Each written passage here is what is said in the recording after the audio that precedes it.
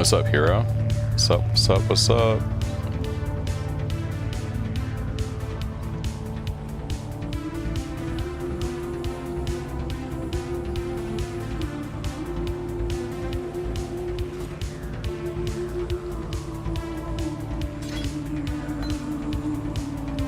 Yo, I'm finally back. What is up, guys?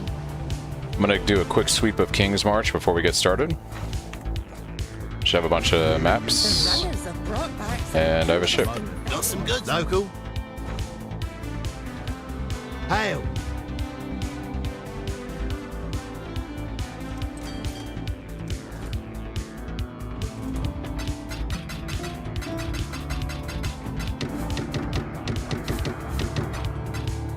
I think I saw one. Oh, block attack damage. What a perfect way to start the day with a block tattoo, guys. I'd love to see it. Perfect way to start the day. Go ahead and slap that guy right on there. 4 block tattoos already. Not bad.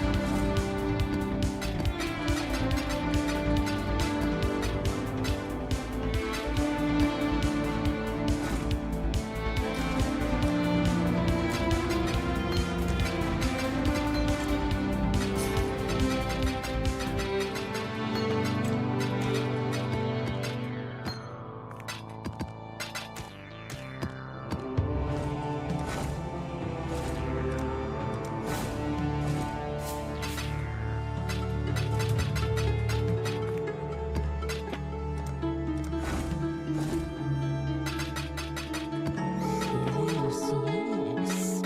The perfect excuse to see Danik.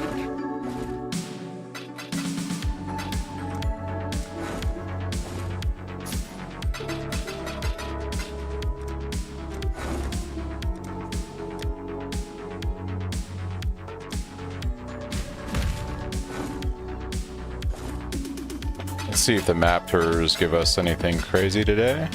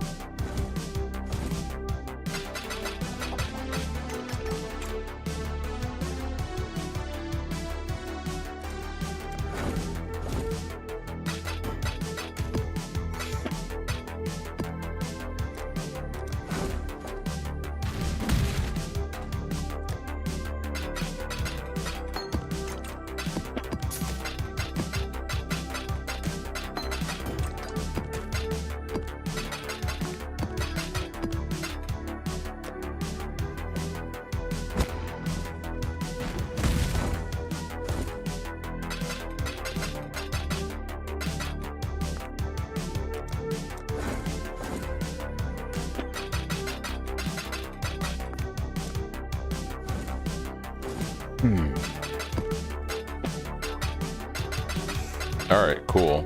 Map device done. Let's go ahead and restock these guys.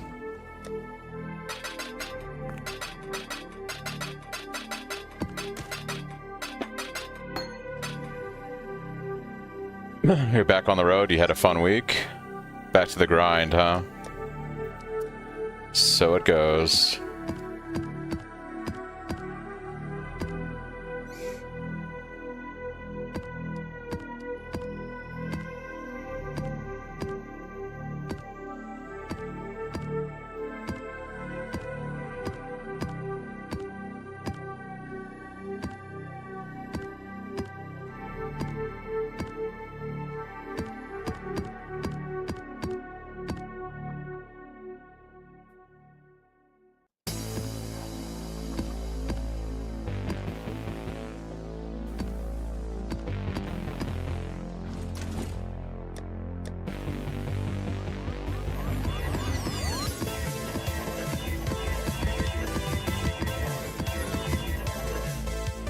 Come on, Hyla, think it through.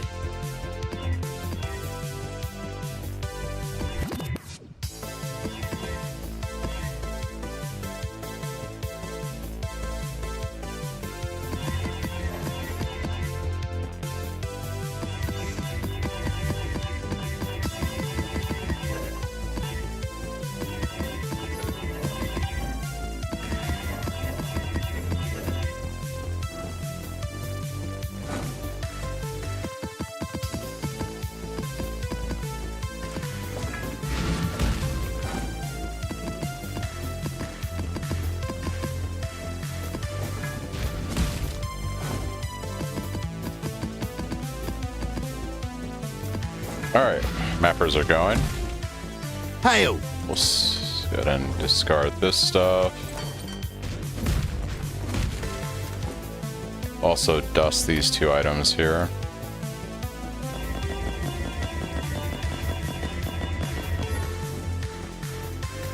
Hail! Things are Okay, looking up. King's March is good.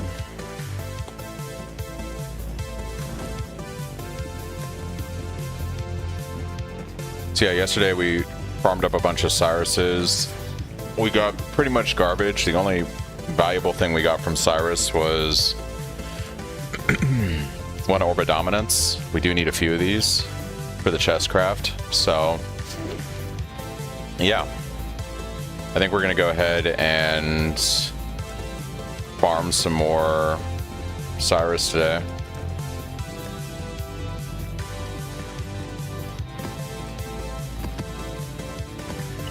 How many conch maps left? We could, since gold is plentiful, do some Kirak Long day. rolls. Anything you need.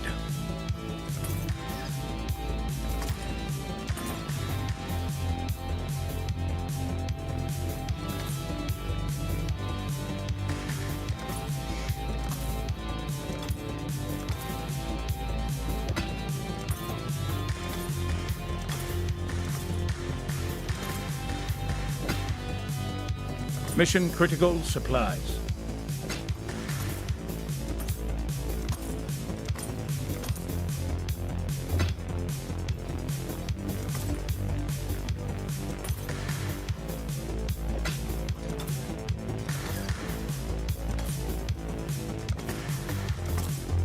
Mission critical supplies.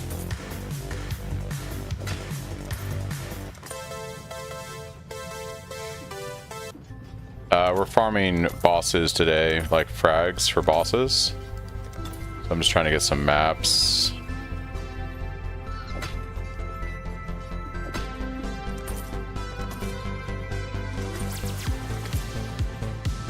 One. Pace yourself. One conch map so far.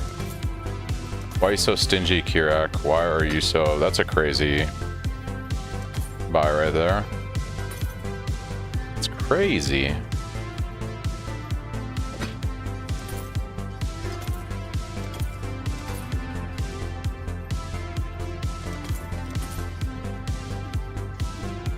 Alright. Stay vigilant. Mostly Shaper Hello. Guardian maps, unfortunately. Go with courage. I do need to farm a bunch of Uber Elder for Void Shockwave. Maybe I just do a bunch of those and in the process hopefully get some more Cyrus maps. Maybe we do that today.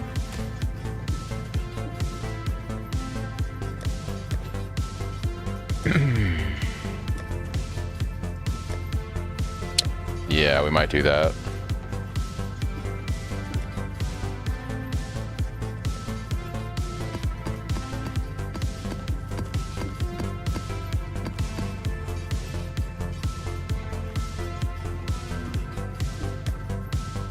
Maybe 3 Uber Elders.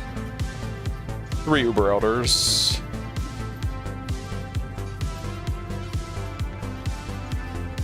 Yeah, it would be nice to get, no doubt about that.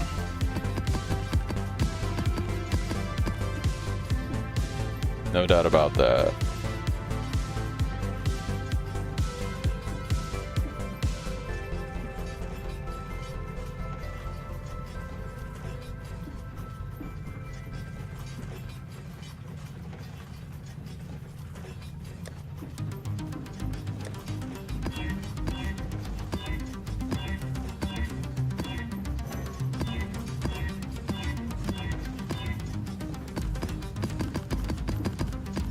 Alright, so I'm currently farming Essence and Harvest.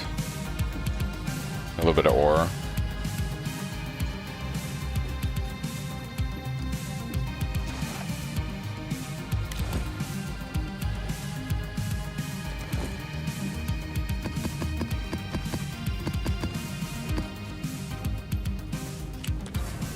Let's go ahead and knock it out. One of my Got much time to play the refused league? redemption. Gotcha, gotcha. He did not see value in a new life. That's standard life. New life surrounds him.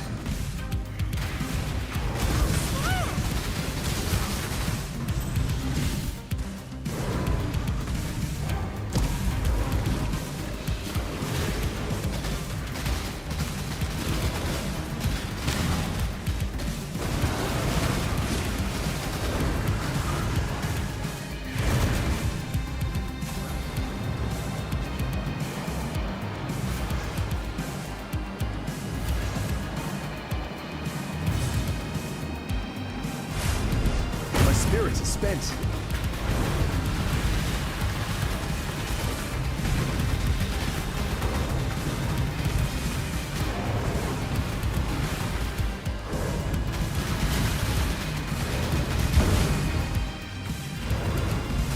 My death was quick.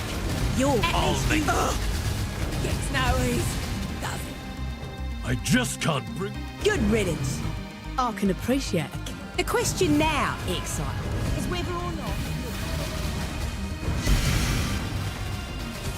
You're traveling 2 months for work? It's crazy, dude. That's crazy. I'm gonna grab bow orbs for essences.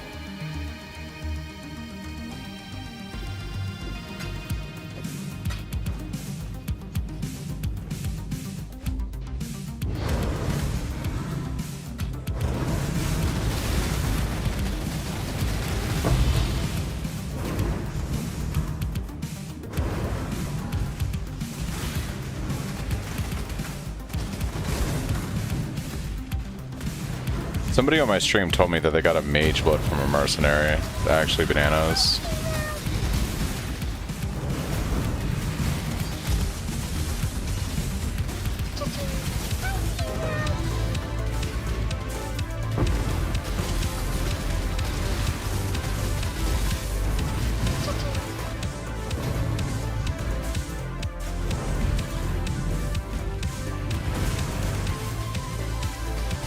A true servant of God can never be defeated. I shall die 1,000 times. a truce.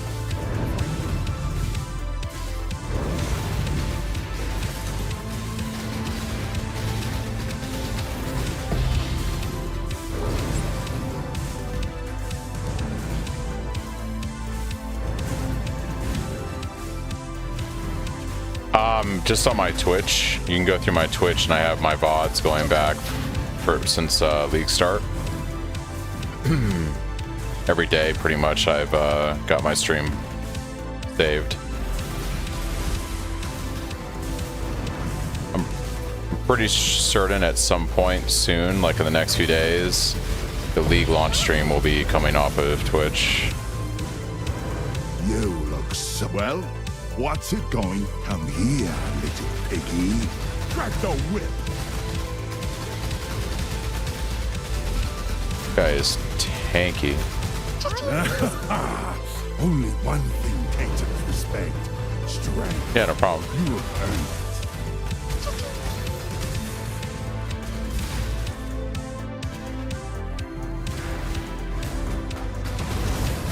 Time to up the stakes. Life is celebrable. This is the key to a crucible that stretches the sanity of the mind.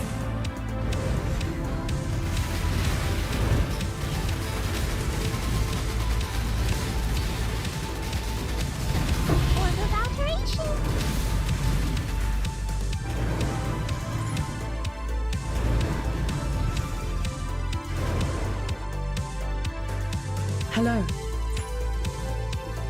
Fairy Valve?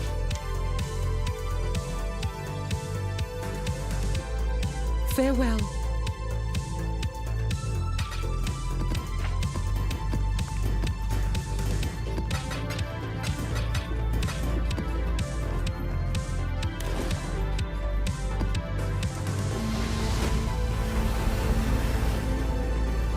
One of my captors refused redemption.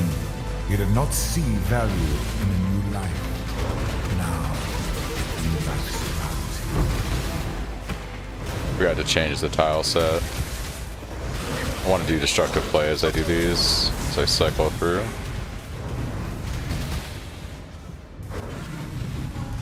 This way. Not the fruit.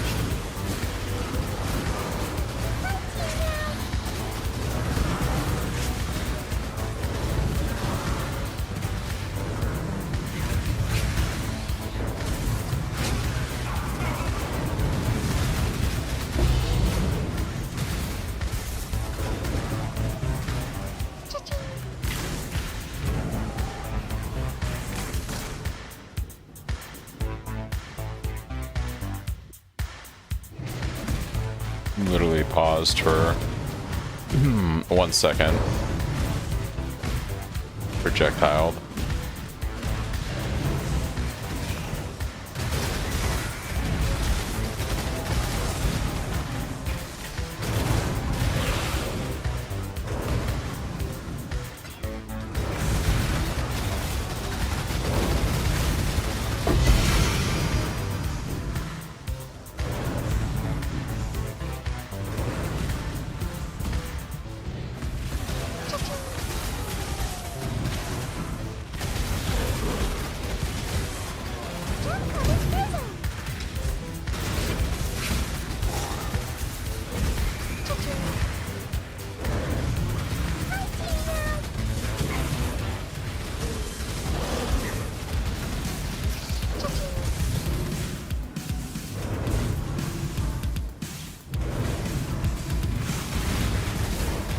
Spicy.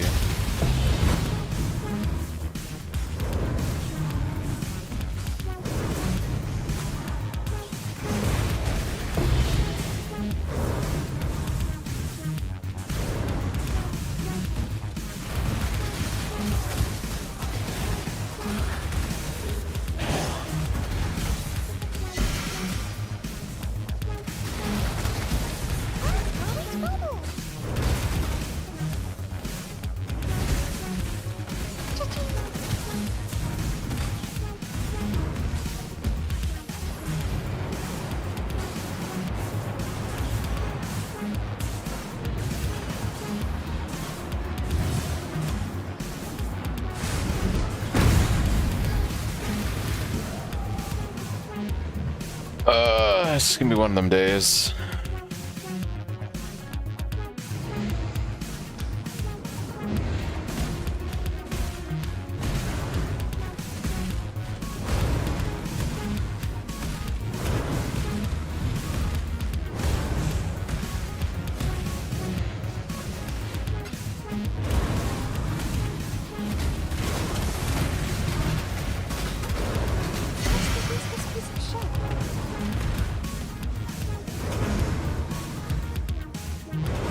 Yeah, that's why I'm getting hit so hard. My resistances are at 40% right now because of LA weakness. Probably should exclude that on my maps. All the explicit modifiers right now. Like, why is these guys hitting me so hard? That is why.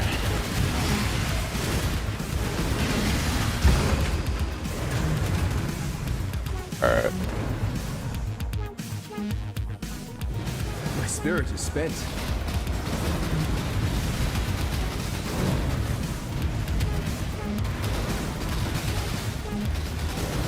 This is the key to a crucible that stretches the sanity of the mind.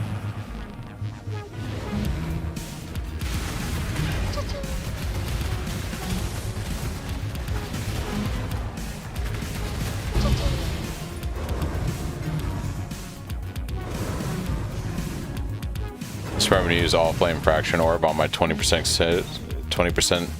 26% base, 179 fizz damage staff. Hit the T1 fizz. Nice, dude. Fuck yeah. Glad you had better luck than I did. That was soul crushing yesterday when I missed that. I knew it was going to miss in my head. I was like, there's no way, dude. It'd be too good. Too good for the SSF.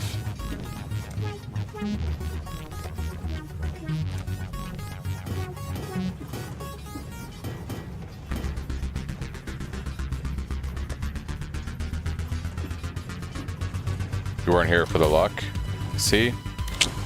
That's what it was. That's what it was.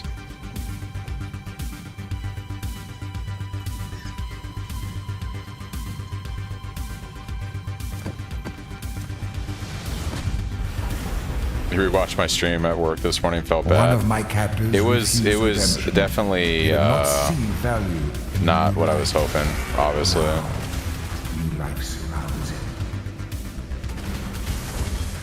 Because I may not see another fracturing orb for like another week, you know. And I've already got a plan for crafting a staff that's better than what I have. It just doesn't involve fracturing a base. We're pretty much gonna still, like, we're gonna run Contempt Essences with all flame, actually hit a better Fizz hybrid, hopefully. And then after that, we'll do the Veil to Chaos again for hopefully Fizz Impale on Veil. If I get another Fraction Orb to drop, I'll spend alts on trying to get a base ready, but yeah.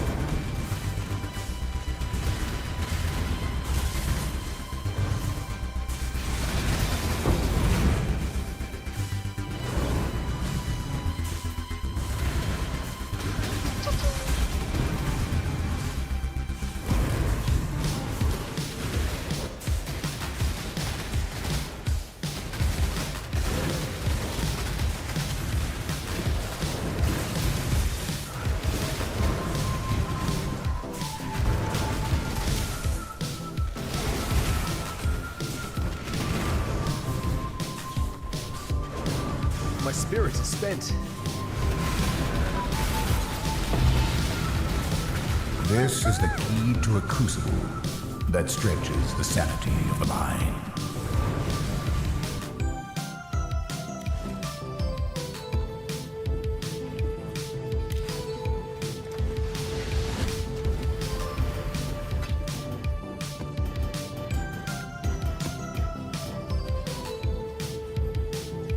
One of my captors felt no emotion.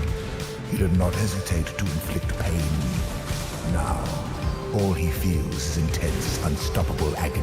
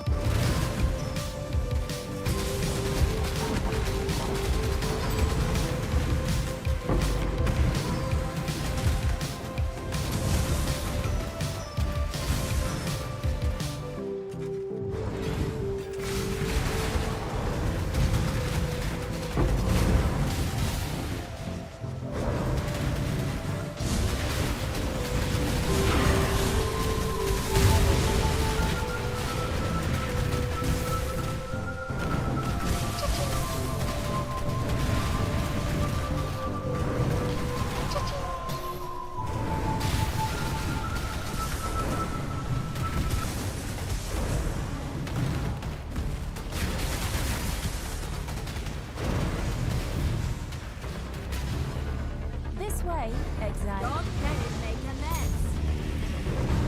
This ain't RNG, fastest you've gotten that powerful. Yeah.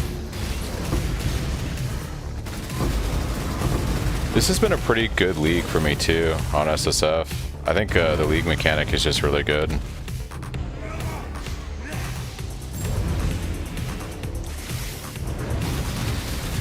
The gold in particular, being able to use gold to roll Kirak and fund King's March easily and stuff has been pretty good.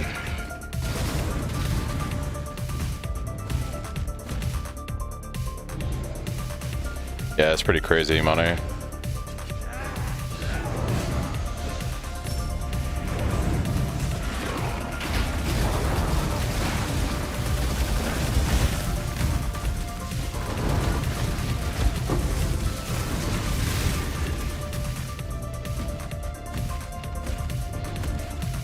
Gee, pretty crazy money. My spirit is spent.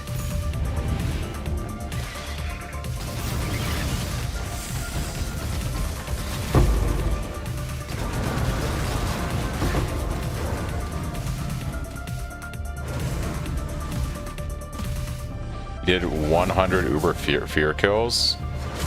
The fuck? That's crazy.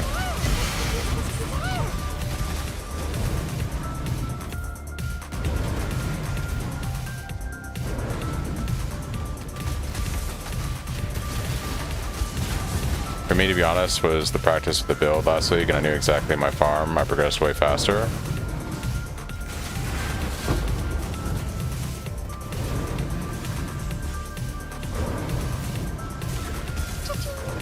Glad to see people here hyped. I get the sense that on trade there's a lot of doom and gloom about the league right now, which, I don't know, man. Ground loot, I guess, isn't amazing, but I don't understand, like, I feel like people are acting like Pee-wee 1 is trash or something, and I'm like, I don't know, man. Like,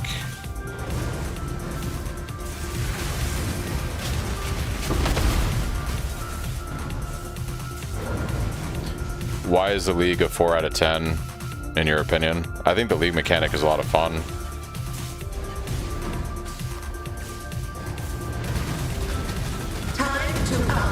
stakes. Struggle or strangle. Farms don't scale. Gotcha. This is the key to a crucible that stretches the sanity of the mind.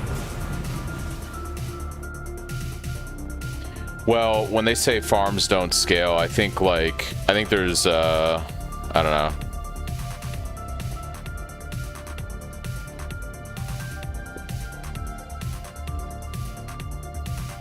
Is it that you just can't scale different types of content and it's not rewarding? Is that what it is?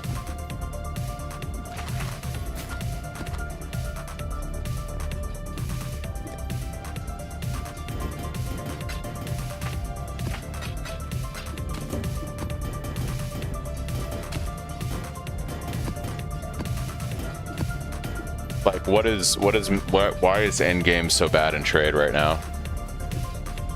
Is it that you just can't scale farms? Like if you go and farm expedition, you don't make any money off of it? Because it seems like you guys are making money on trade, so.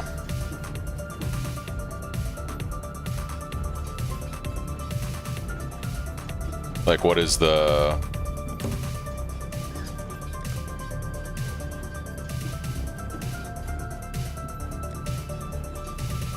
What is the disconnect there?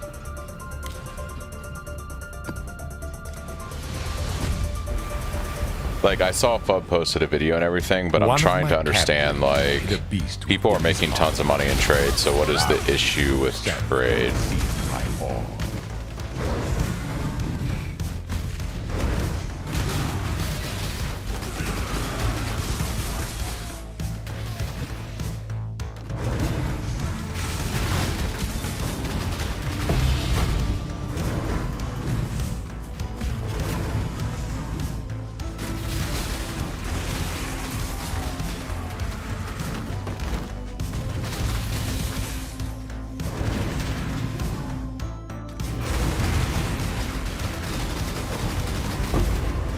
Like, I'm trying to understand, like, I'm trying to wrap my head around it. Like, if I go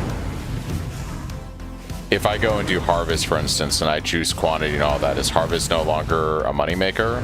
Like, if you're a guy who likes to farm harvest, for instance, like, is that no longer viable? Are people not buying juice for crafting? Does juice not drop anymore? Like, what is the... I feel like there's so many different mechanics to play on trade to make money. Are they just not making money? Like, what is... There's no way to juice the harvest. But what do you mean there's no way to juice the harvest? I thought you can scale quant and do all that shit. Like, is that not a thing anymore? Like, what changed? But I guess what I'm trying to ask is, what did they change in the game from 3.28 to 3.29 that you suddenly can't juice harvests? That's end game for some people, Baze. It may not be your end game, but that is end game. We have to take a step back and get out of the echo chamber of the 100 players or the 1,000 players. Let's be more generous. We got to take a step back and get out of the echo chamber of the 1,500 players that play the game the way you do, Baze. Because if you think you play if you think you're the standard for trade, you're not. The average player is not making 300 divines a day in trade. They're not doing the kind of shit that you do. The average player doesn't even make it to a level 100 character, or even puts like 300 divines into a build. So what I'm trying to ask is this an echo chamber of just like the elite few thousand players that actually do that stuff versus the masses that play a league? Like, right, I'm just saying, explain to me what changed between Mirage and this league on trade that, you know, I mean,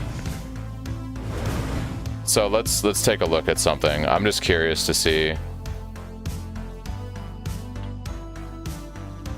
I feel like I'm not saying your concerns aren't true, Baze. I'm saying that your concerns are, I think, representative of a elite faction of players that play the game the way the majority don't. Once again, if you think the average PoE player is playing the league the way you do, and by average I mean probably like 100,000 players.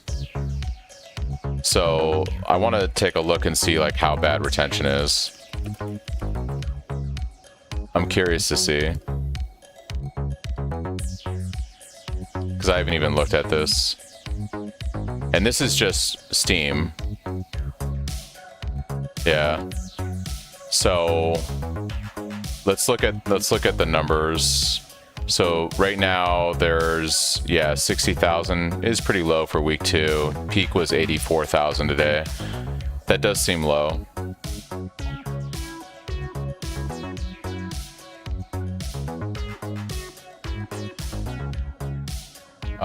PoE database has graphs that will show what player retention.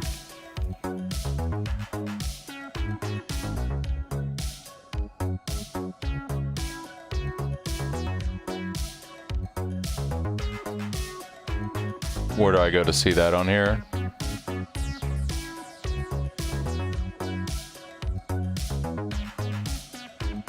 Go to leagues. Let me try to find leagues.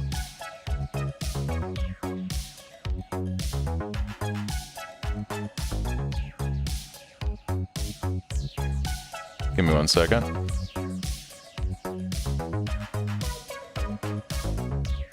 Chat got all comboobled. There we go. My friend list was all offline day 4. I mean, my friend list is fine. I don't have a lot of friends though in PoE, but like my regular guild members are online. I don't know, man. Once again, how much of it is an echo chamber and how much of it is indie? Like, I'm not saying there isn't a problem, but the fact that you're like, I think I'm going to say this respectfully, maybe the FUB gun players have an issue with the league because they're not able to juice like they did with Mirage in 3.28, but the average player is not a FUB gun player in the sense that they don't play at that level. They probably watch FUB gun, they probably follow his strats, but like I don't think when we talk about the average player, if you really truly believe an average player is making hundreds of divines a day in PoE, that is not this game. It's never been this game. But the numbers do look small, so I'm curious. Like, here we go. All right, so.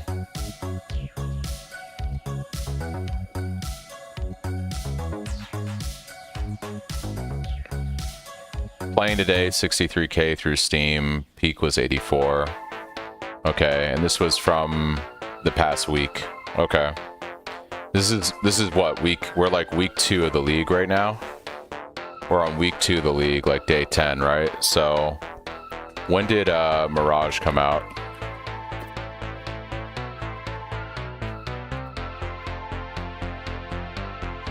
So March 6th. Okay. So Mirage came out on March 6th. So day 10 would have been like around March 16th. So we'll say from like the 10th to the 16th of March, we'll look at the player numbers. Let's see what that looks like from March 10th to March 16th. So March 10th to March 16th. Is it gonna let me edit this? Or is it gonna be cringe? Okay. To March 16th.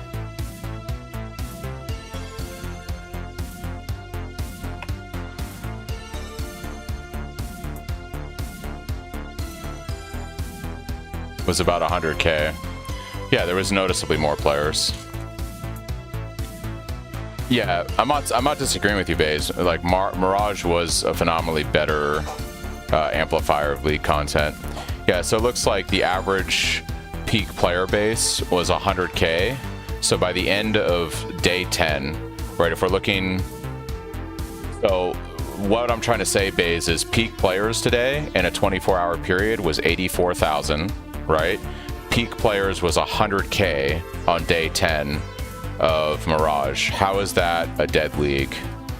I'm just trying to understand. Like, you're making it sound like there's only 20,000 people playing through Steam today. The peak in the last day was 84K. The peak was slightly over 100K in Mirage.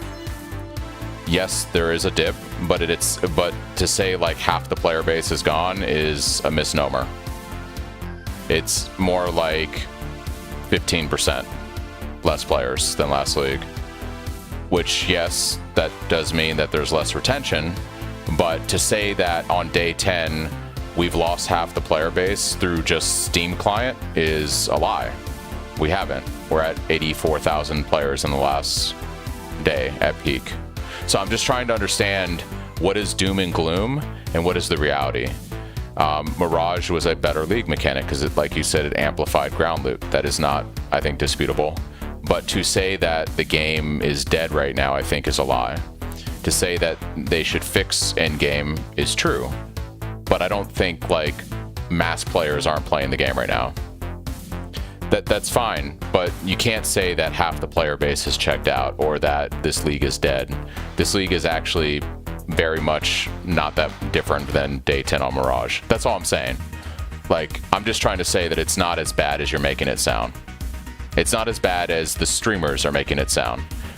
I just don't, I don't see how 85,000 players on day 10 is a failure of a league. Yeah, I'm just saying, like, yes, I feel like a 15-ish% drop in player base on week 2 versus the prior league is a signal that there are things that need to be addressed, like the end game being too stale, and there's things that they should fix in that regard. But you can't make a statement and say that the league is dead. That's all I'm saying. The league is not dead. We can doom and gloom it. Fubgun can put a video out. Like, I don't give a fuck how big a streamer is. You can say whatever you want. The league is not dead. It's just not dead. It may be dead for you, but it's not dead. Those are two different things, is all I'm saying. And so this is why this is not the worst the end game has ever been, Baze. You're 100% wrong. I'm sorry, I will fight you on that one. Before they buffed currency, which they did last league, do you not remember how bad currency drops were?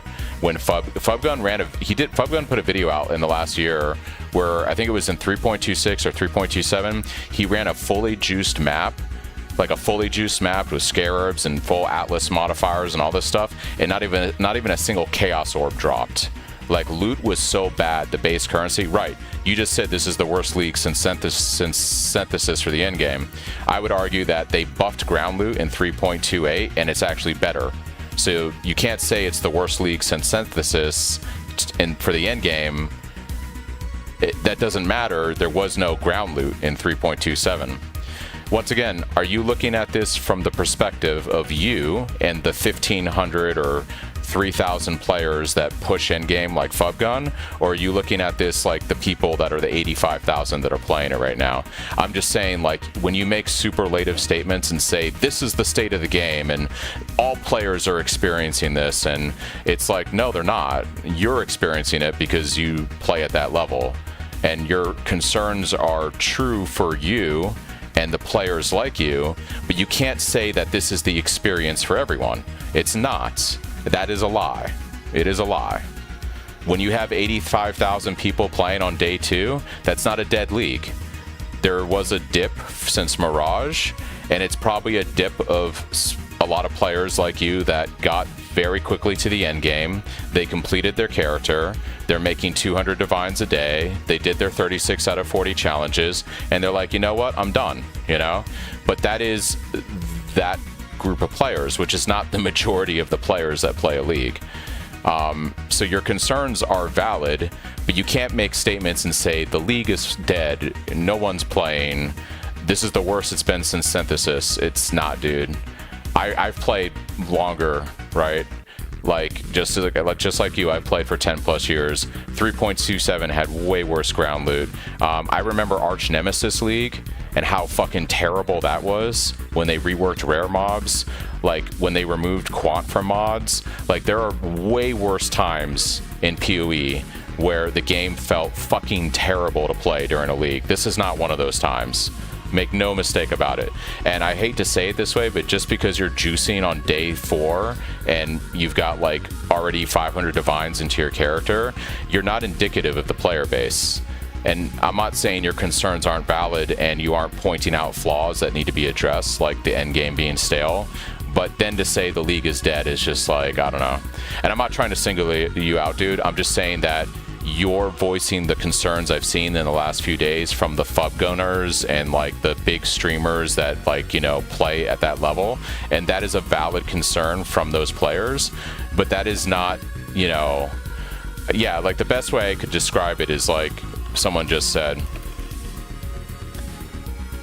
this is where you play, Baze. You play on the edge of the bell curve right here. This is where FUB Gun and you and like a subset of players play, where they push the end game, right? And your concerns, once again, they are valid. You're not what you're saying isn't true in the sense that the end game is stale. But you are representing the viewpoint of a minority group of players. The majority of players are here. They don't play at that level. They will never make 300 divines in a day. They will never put 600 divines into a build. They won't even get past level 96.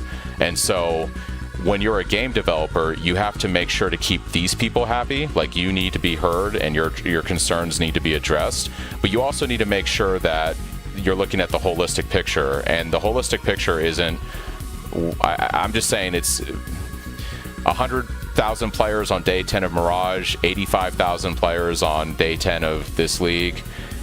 Yes, there was a dip, but it's not like to say the league is dead is a misnomer. That's all I'm saying. That's all I'm saying. I'm not trying to shit on you, dude. I'm just saying, like, to say the league is dead when the numbers don't back that up is, and you even said look at the numbers, and I'm like, okay, I was expecting to see peak players of, when you say the league is dead on day 10, I'm expecting to see peak players on the Steam client sitting at like 40,000, right? That is a league is dead, not 85. That's like, okay, yes, it took a hit, but it's, and that's just the Steam client, that's not the standalone client. So I don't know, I'm not trying to be a dick here. I'm just saying that I don't think the league is dead. The league is probably dead for people that push really hard and want to make a lot of money and juice.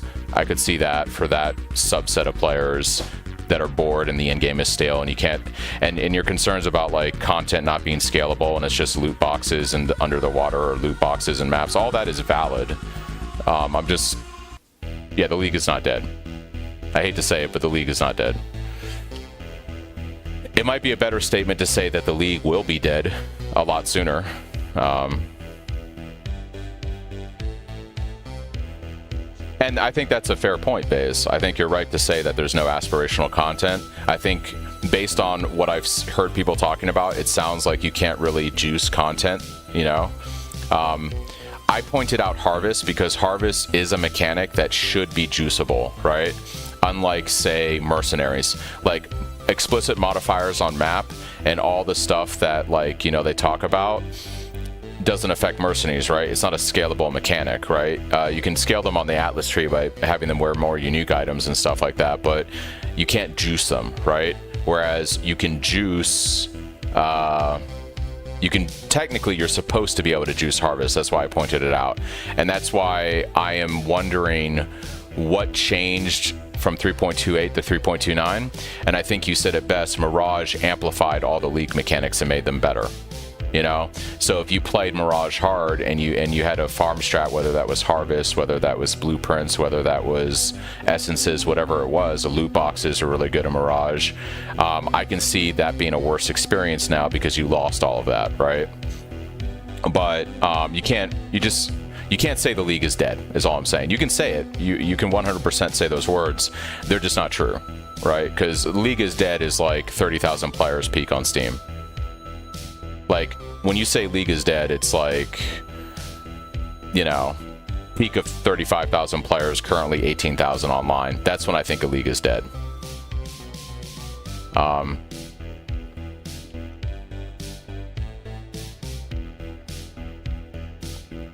Maybe. Like I said, a better statement would have been to say the league will be dead soon. I think that might have been a better thing to say, just in the sense that, you know, but yeah.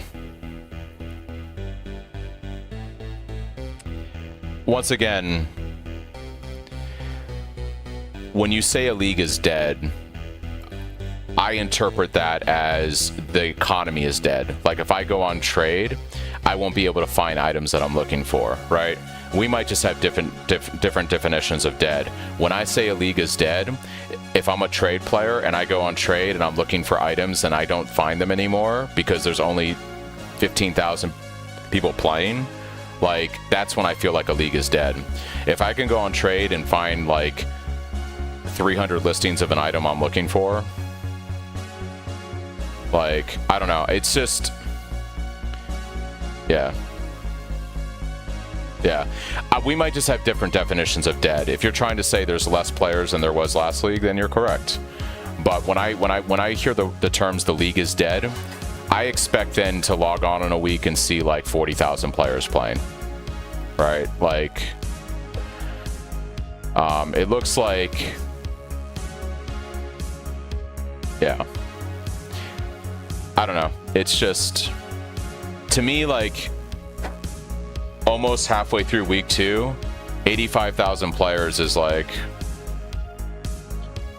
right, but Baze, you'd have to go find that time period in Mirage and tell me that there was 20 Void Shockwaves at level 4, right? So you'd have to go find that economy data and show me, okay, in that same time window on day 8 or whatever it was, there was 20 level 4 Void Shockwaves listed on trade.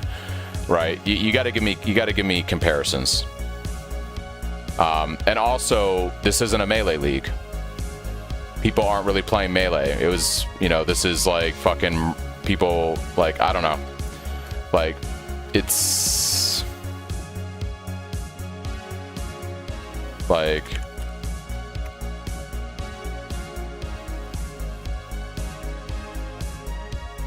I'm looking right now at the top ascendancies for All Flames, like regular All Flame League, and I see Elementalist, Occultist, Luminary, Chieftain, Necromancer. You don't even get to Slayer until number 6. After Slayer, you've got Hierophant, Assassin.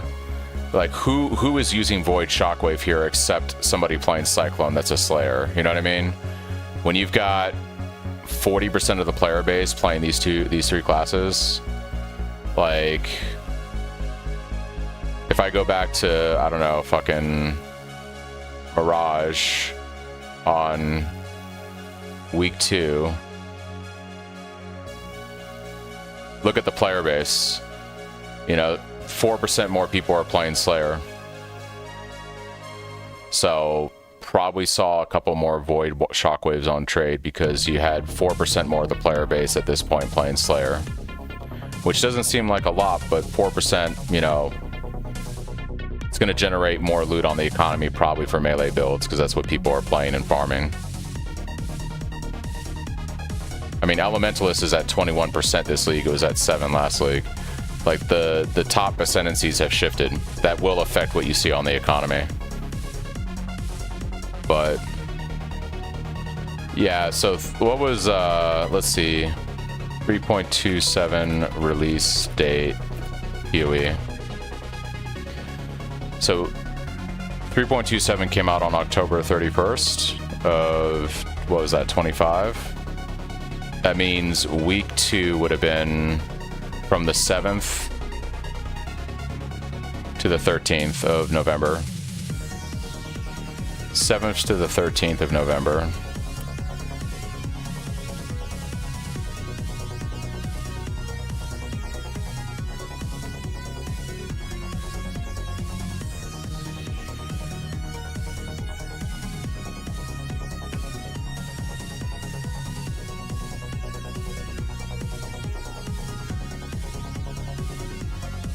So when we look at this time frame, you had a little over 100k players.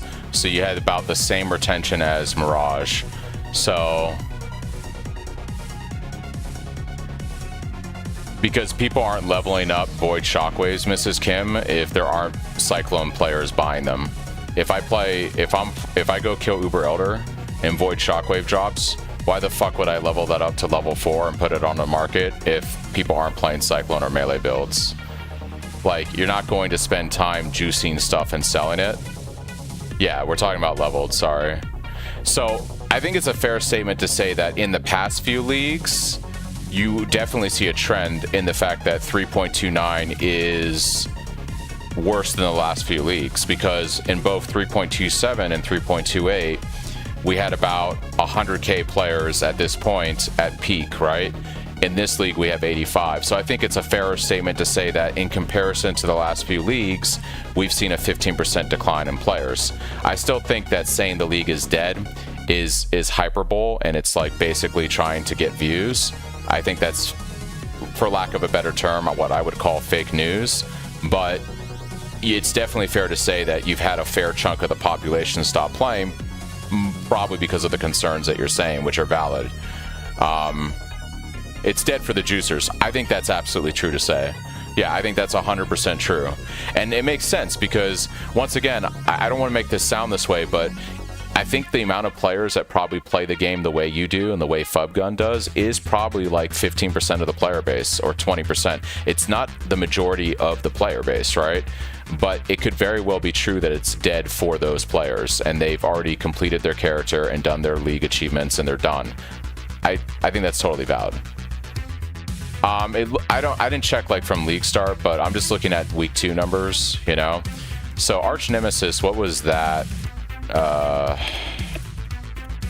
Let's look at this. So Arch Nemesis League came out in February of 2022. Jesus, that was a long time ago. All right, so I'm gonna say like from the 11th, February 11th to like February 18th of 22 would have been that. So let's look at and see if this goes back that far. Let's look at February 11th, okay, to February of 18th of 22. You had a little under 100k players. You had about, it looks like, it's hard to see on this graph right here, but it looks like in Arch Nemesis you had under 100k. So you had about the same amount of players probably that you have now. So you could say that this league has the same retention of Arch Nemesis basically, which was not a great league.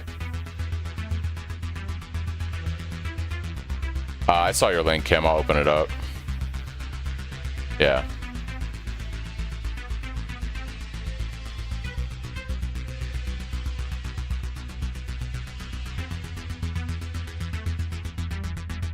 So, are these days down here? Yeah, these are days of the league, right? So Settlers, hugely popular. So it looks like the blue here is All Flame. It's kind of hard to see. It looks like it's kind of hard to see where. I guess we're only on day 10, so it's like right here. So it looks like it's doing better than Ancestor, which it should because nobody played back then, and Necropolis. But it's doing worse than, what's the orange? It's doing worse than Affliction. Yeah. So it's definitely not a hugely popular league. I'm not disagreeing with you, but once again, like, look at the player base around day 10 here, and yeah, it's not Settlers and it's not Mercenaries. It's not one of the better leagues. I can definitely see that, but I don't know. Like, I just think when you say league is dead, that's kind of like, what is your aspirational gonna be? Like, to be Settlers or to be Mercenaries? Like, I think you're gonna have outlier leagues that have like really good like thematic design. It looks like the majority of the leagues are either outliers like these three right here, or they're kind of baseline right here. I don't know. Like, when you say league is dead, I'm expecting to see like player base down here on day 10, you know? The question is, like, by day 18, are we gonna see All Flame all the way beneath these others down here? Maybe. But I don't know, man. I'm just saying that, like, I don't know. I think saying the word, like, I think saying the phrase "the league is dead" is just kind of inflammatory, and it's like trying to just get a response out of people. I don't think it's an accurate statement. Yeah.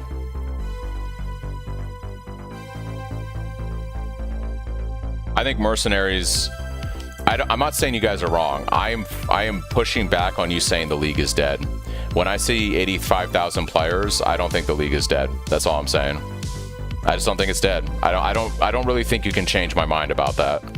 If there was only 40,000 peak players a day on the Steam client, I would be like, yeah, okay, the league is quite literally dead. I think a better statement to say is the retention is the worst. Like you like, I think you said, Kim, the retention's the worst. I can back that. I think you could say like the league may be dead in a week or two. I could see that for trade, like if the numbers keep dipping really low. But I'm just saying that, you know, yeah.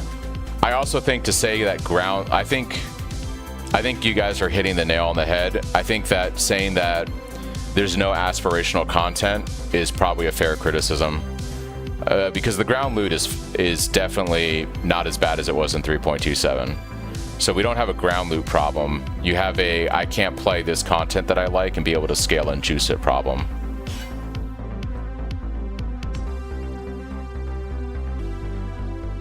But I think this problem is truly a trade problem, which, you know, they have to solve. But I hate to make it sound this way. You know, it doesn't really affect me because I'm in this bubble playing SSF, and I think Ziz has that same experience because he plays, you know, his small SSF league with, you know, Steel or whatever. But I think when you play SSF, like, your goals are so like gated by the base content that like none of that like trade doesn't really matter. Yeah. But I don't know, man. Like, I don't know how they fix it. It will be pretty sad if trade is dead in like a week or two because the numbers really do start to plummet. But I don't know.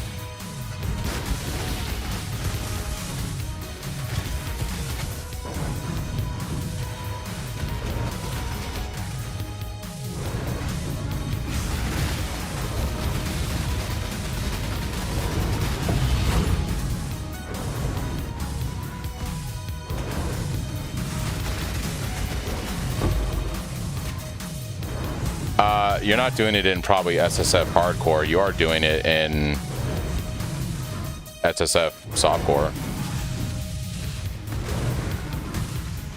I think that's a misnomer, Baze. You're not getting 5C worth of loot. Yeah. Yeah, you're not getting 5C worth of loot. I thought that shit was also, like, bullshit. Yeah. If I run an 8 modded map right now, I'm getting more than 5 chaos worth of stuff. Now, I may not be able to juice the content that I want to do on the map and make, like, you know, 5 divines a map or whatever, but that's a different story. My spirit is spent. I think once again, there is a subset of players. There is a subset of players, like the juicers, for lack of a better word, that play that FUB gun life, and they're probably having a bad time right now, and you see that in the numbers. But I would say the average player is probably having a perfectly fine time playing the game. I hate to say it that way, but I think that I would not be surprised to see if we still have 65k plus players by the end of week 3. I wouldn't be surprised if that's the case.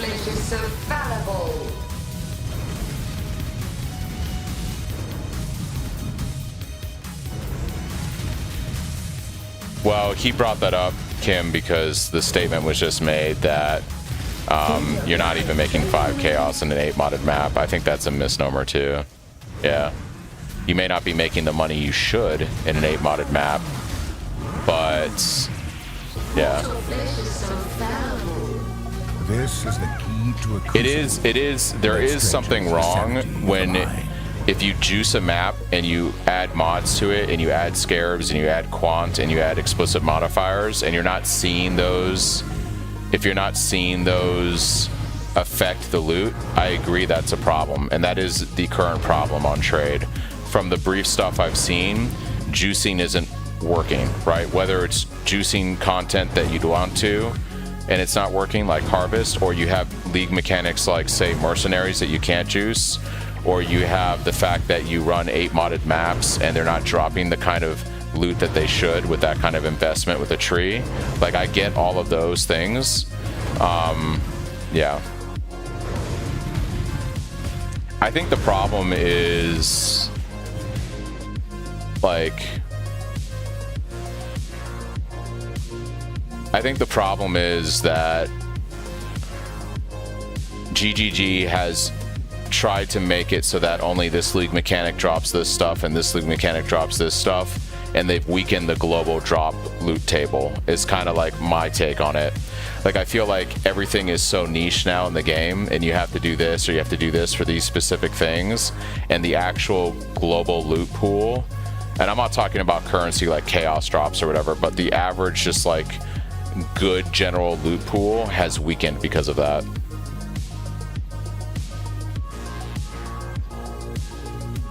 Yeah.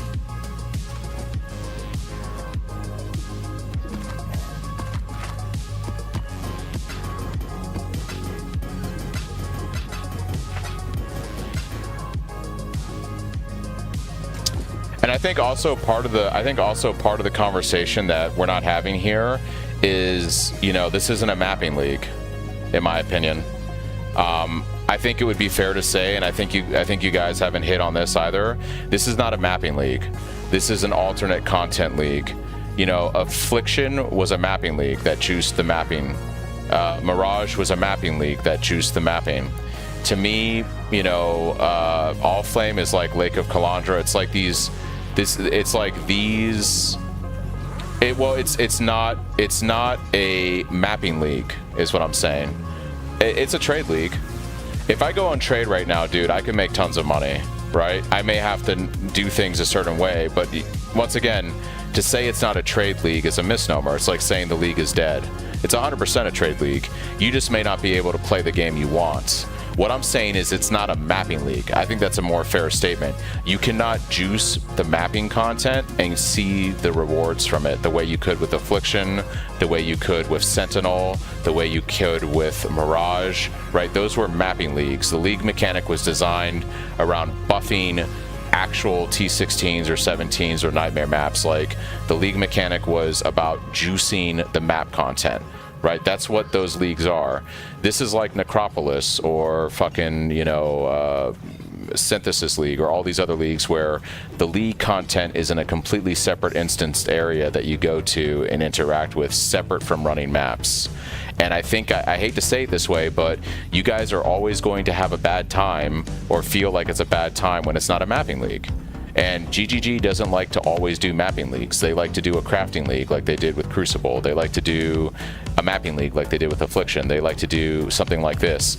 Not every league they do is going to be a mapping league. And so for the juicers that just want to run fucking 16.5s and Nightmare maps, you're going to have a bad time when the league is not a juicer league. Like, this is not a juicer league, is I think the best way to put it.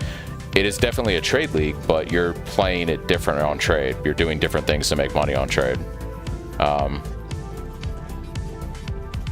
But I think you guys aren't hitting on the fact that this isn't a mapping league, you know? So I think what it is you guys want mapping leagues, right? You want like Affliction, you want Sentinel, you want Affliction, Sentinel, you want Mirage, you want stuff that is going to juice the mapping content, right? That's what you guys want, which is fair. That's enjoyable. Don't get me wrong. I'm just saying that if you look at how GGG pushes out league content, not every league is a mapping league, you know?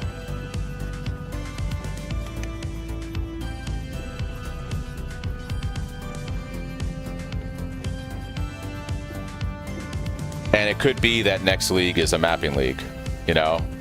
They address the problem by creating a league mechanic that just buffs everything you do in maps. You know, like Sentinel, you run around, you have a little robot, and it just zaps everything, and everything drops better loot, you know? Like, that might be something like what they do for next league.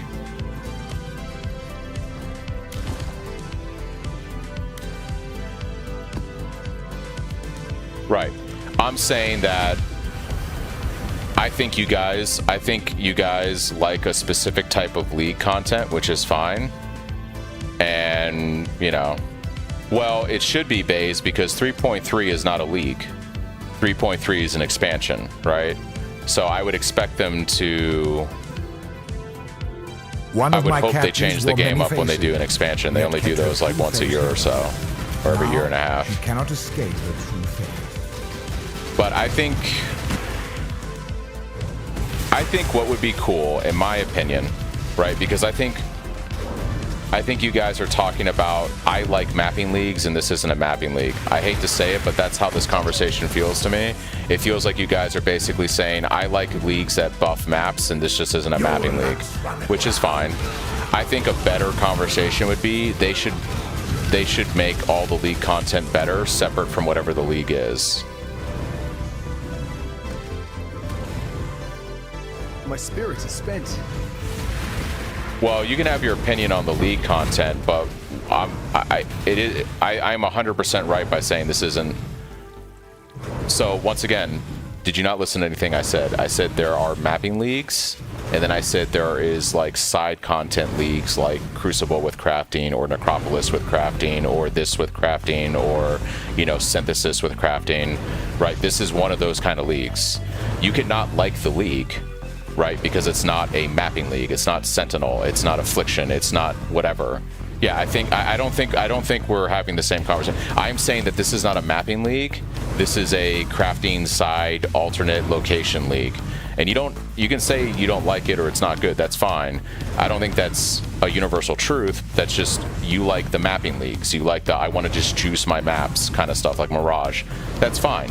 I'm just saying GGG doesn't do that every league. I'm saying that there are going to be leagues that you don't like because it's not a mapping juice league. Okay, well, we can agree to disagree, but I don't think All Flame is a bad league, and I think the league mechanic for crafting is really good. I don't know, like, I guess we just have different views on that.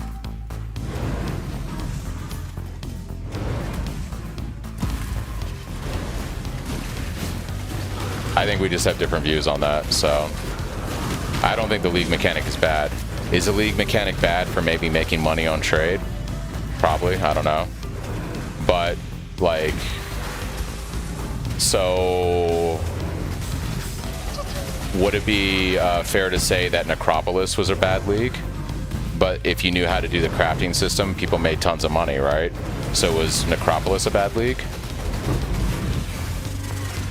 Not many people enjoyed Necropolis. A lot of my friends didn't play it. But if you knew how to use that convoluted crafting system, you made a ton of money. Thanks, Hero, for the subs, by the way. So, was Necropolis bad?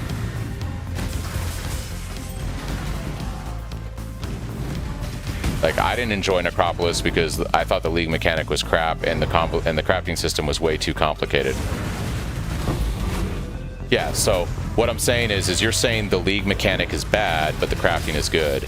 Well, the crafting was good in Necropolis. People made a ton of money crafting in Necropolis, but a lot of people didn't like the, yeah. Once again, do you not see the argument that I'm trying to frame for you guys? Crafting leagues, side content leagues, outside of map leagues, which is what this is, versus Affliction. I don't understand what the disconnect is here. Like, I think I'm talking to a group of people that like mapping leagues. They like Affliction, they like Sentinel, they like Mirage, they like stuff that makes... And obviously there's nothing wrong with that. That is... Those leagues are very fun. I'm just saying that GGG does not do mapping leagues every league. Right, if you think every league is going to be, I run into a map and I talk to a tree and the tree grows like 15 roots that just make everything better in the map, that's not what they do every league. Like, they don't like to do that every league. They like to do weird shit and experiment with stuff, and sometimes it's not popular, you know?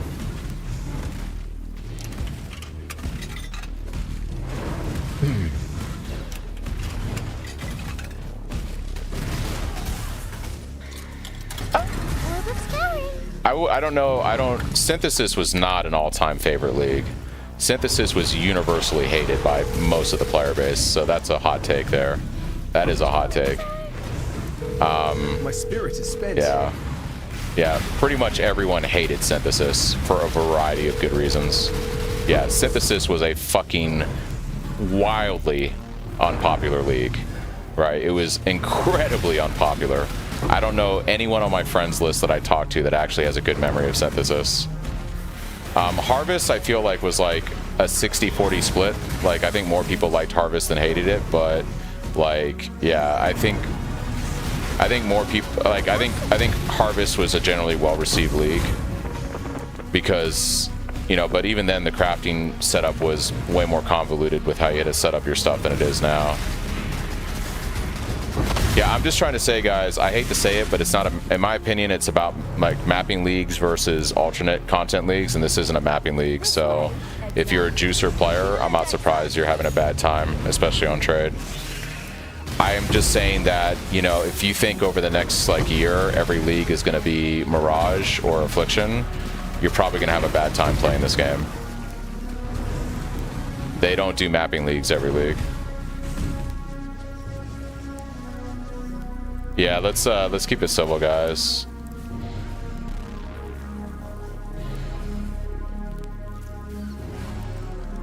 Let's tone it down a bit, guys.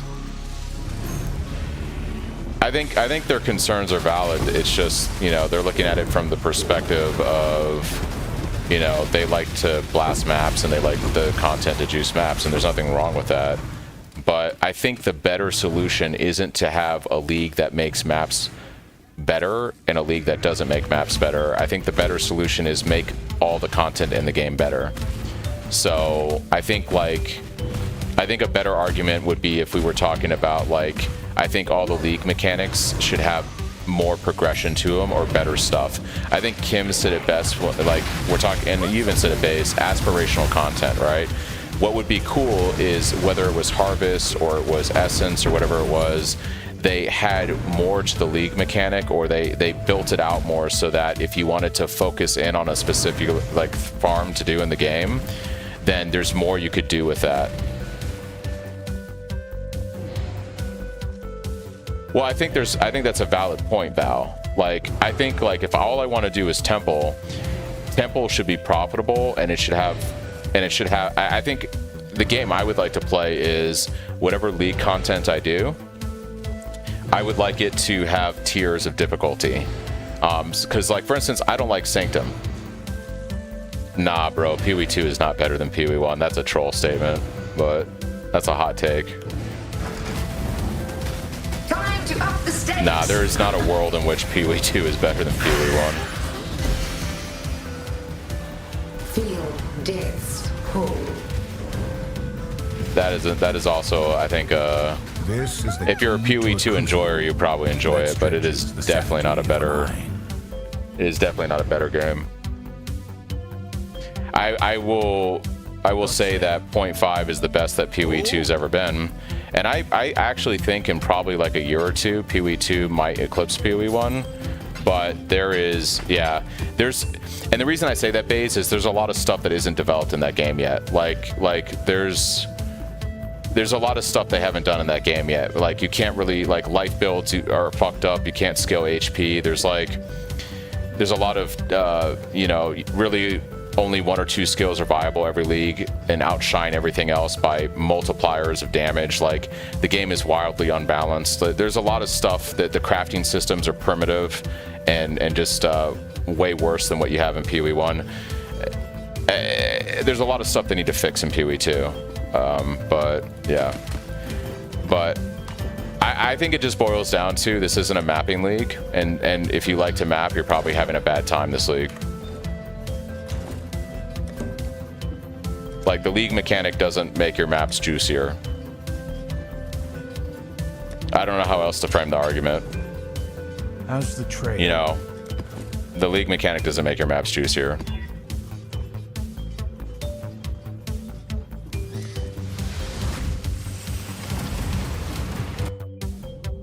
So, I mean, I can probably pull it up. I can probably pull it up on YouTube. I am almost 100% certain Fubgun made a video in 3.27 talking about how bad the game was. And a large portion of it had to do with ground loot, and ground loot was terrible in 3.27. But I believe Fubgun's take on it was ground loot is awful. You can't get anything from ground loot. And I think a large part of his frustration also came from it wasn't a mapper league, right? It was mercenaries, or what was 3.27? It wasn't mercenaries. Was it mercenaries? I can't even remember. What was 3.27?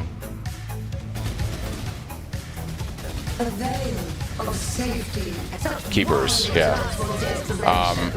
Well, 3.27 had, like, 3.27 was the worst like ground loot's been in the game in probably years. So it's interesting to me that you didn't have a problem in 3.27 when the ground loot was like actually terrible. Like, you're complaining about running 8 modded maps now and not getting currency, bro. You couldn't even see a single chaos orb drop in an 8 modded map in 3.27. Like, you couldn't even get a single chaos orb to drop. Like, it was bad. It was really bad. I think they did it before then, Val. It was just One of my they changed it captors like felt a few no leagues before, I believe, Did not and it was just a compounding effect that got worse and worse to where they had to basically buff ground loot in 3.28. T17 maps, once again, like you bring that up, we had T17 maps. How many people do you think were? How many people? But the ground loot is better. It's way better. How many people do you think actually play T17 maps in this game, or were playing T17 maps? Do you really think it was 30% of the player base was doing T17 maps in 3.27? Like, of the mass people that played the game? Once again, you're taking this right. So I'm saying that you guys are juicer players that like mapper leagues. And I understand your frustration because it isn't a mapping league, but when you say the league is dead, it's not dead. And when you say that, like, there's nothing to do, I think there's a lot of players that have something to do right now. What you're saying is the league is dead for me and I have nothing to do. That's the statement that you should be making. The league is dead for me and I have nothing to do. But you're an extreme minority of the player base.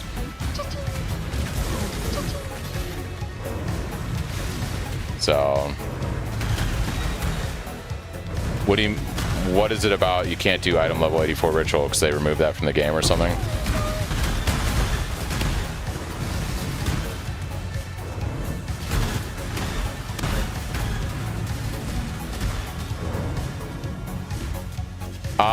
That's fine, but do you think GGG designs this game around people playing for 4 months? Like, once again, I think your priorities as a gamer, you have to remember, like, I'm not saying that this is right or wrong. Right. Does GGG, do they design the game for you? Like, let me put it to you this way.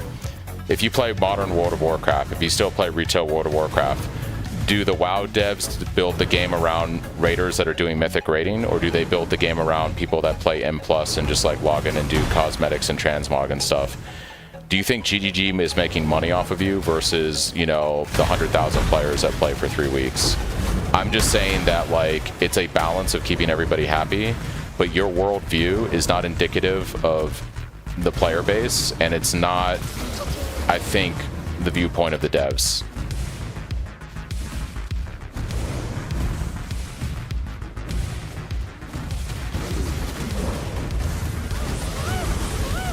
They've always had something for the 1%. I don't know. I feel like, I'm going to say this respectfully, dude. I feel like the people that are making money in this league right now are making tons of money and they still have stuff for the 1%. But I think if you're saying there's no aspirational content, yeah, I could see that. But once again, like, what do you mean by aspirational content? Because people that were farming T17s and making money were doing that like the first week of the league. So here's my question for you. Aspirational content, T17s, right? Aspirational content, T17s. The people that were really playing this game, they were doing T17s on week 1. So how is that aspirational content? If you have to make a character strong enough to do that, like the really good players that like play this game and make money, they were already in T17s on week 1. So how is that aspirational content for a 4-month player?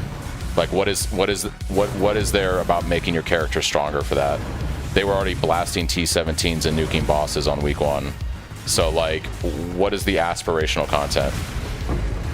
That's fine. You're saying aspirational content.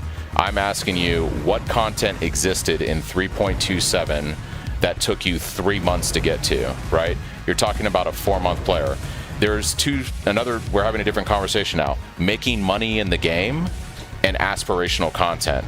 There are people that are making 200 divines a day right now on trade. They just might not be doing the content that you find interesting. But to say that you can't make money in trade is bullshit. You're absolutely wrong. So if you're talking about aspirational content and benchmarks for characters, what content existed in 3.27 that took somebody 2+ months to prep a character for? Explain that to me. Because you guys are throwing around the term aspirational content. I can't think of a single thing that existed before 3.29 that a skillful player was not able to complete within the first week, and that a majority of decent players couldn't complete within the first 2 weeks.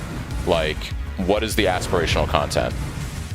What is this, like, crazy shit that people were building up to? I don't understand that argument either, because the people that like to farm that stuff, they just go and follow whatever the meta build is that's super OP. In this case, in 3.28, it would have been BV minion, right, with minion pact.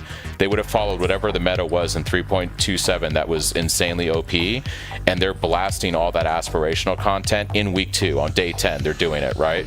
Like, my friends on trade right now are doing all that shit. So right. Chris, what is that content? What is the aspirational content in the game that people weren't blasting by week 2 in prior leagues? I can't think of anything. If you're playing trade, right, you're just going to follow whatever the meta build is that's super powerful, and you're going to blast that content if you're that type of player with that mindset, right? Ben doesn't play, yeah, and people were doing that on week 1, Chris. Like, people were doing that week 1. How is that aspirational content? If you say aspirational, like, I want to play my off-meta build that does, like, no damage and get it up to a level to do that, okay, sure. But the people that actually farm that stuff and make money, they just play whatever the meta build is, and they just trivialize it in the first week or 2. So how is that this, like, benchmark that takes 3 months for somebody to work up to? It's not. All I'm saying is, it's not aspirational content. You said 1,000+ delve. There's always 1,000+ delve characters week 1 of the league. Like, it's because it requires 1,000 divines of investment into a character? It doesn't. There is always meta builds every single league. There are meta builds every single league that are doing all that content that Chris just said on week 1 for far less than 1,000 divines. I am asking you to tell me content that skillful players, like, and if your argument is, oh, I want to play fucking, I don't know, rolling magma off meta Z DPS build and get up to like 2,000 delve, okay, that's an aspirational benchmark for somebody who is hell-bent on playing something that doesn't scale in the end game, right? But like, people that, like, follow meta builds and stuff and have game knowledge and have played for a while, they're doing all that stuff in week 1 too. So I'm trying to ask, what is this aspirational benchmark content that's so fucking difficult that you're spending all this time? Yeah. Do you think, Chris, that people are playing Cyclone to do Titanic Blight? Do you think that's what you're trying to do? I'm talking about the tryhards that play trade meta. Nobody is doing that, right? It's aspirational because you created the challenge for yourself and made it aspirational against the content that existed at the time. You could very easily find difficult content in this game, and you could play a shittier build and make an aspirational benchmark. I'm just saying this is kind of a bullshit argument coming from you guys. It's not aspirational. It's not aspirational if I can play some OP meta build and blast it on week 1 or 2. Aspirational content legit would be something that even the best build in the game would take a long time to work up to, and you would have to be relatively skillful for this to be like a truly aspirational aspect of the game. right? I'm just saying, just because you want to play Cyclone and it's difficult for us because our build doesn't scale to 1 billion DPS, doesn't make it aspirational content objectively. It is a aspirational benchmark you created for yourself, playing a skill that doesn't scale as well as everything else in the game. That is something you created for yourself. That is not a balance of the game, right? That's all I'm saying. And you can do Cyclone 100%. How can you not do... Right. Once again, you, Baze, are creating a benchmark for yourself. What is comparable to that? Go play a ZDPS build and do 100% Delhi Nightmare map and see how that goes for you right now. Find a skill that... Do the math and find a skill that has the relative damage that Cyclone would have had to a T17 to, you know, a Nightmare map now on 100% Delhi, and go play that, and there's your aspirational content. They're not arguing that, Chris. They're saying that there's aspirational content in the game that exists for everybody, despite the build, right? You guys are creating situations in which I want to play Cyclone, or I want to play this random off-meta thing that doesn't do as much damage, and it's aspirational content because I deem it's aspirational because I'm playing the build I want to play, and it does 1/5 the damage of the meta builds, and it's all a bullshit argument. It's a bullshit argument, and you guys have no water on it. I'm sorry. Like, give me an example of a content that existed in the game that was hard for everybody to include the meta builds and took, like you said, for a 2 or 4 month player. Yeah, I'm just saying, like, I just get annoyed at this, like, overblown shit that people are saying. It's like, stop it. If you want hard content in the game, go play a shittier build, you know? But if your argument is that they should have T17s again, or they should have better juicing for maps, those are all valid arguments. Yeah.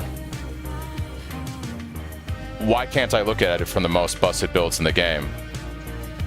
Does Fubgun, like, do the people that do this stuff, like, look at it for most of the builds? Once again, I don't understand your argument. How many people do you think were doing T17s in 3.27? Like, really, on a regular basis? How many people do you think actually pursued T17s? Do you really think it was 30% of the player base? Do you really think 30% of the player base was doing T17s every day? So, of the people that actually did T17s, how many were playing whatever meme build, and how many were playing meta builds, right? So then let's take the juicers, all right? Let's take the juicers that are doing T17s. How many of those people are actually doing the meta builds versus Cyclone or some off-meta shit?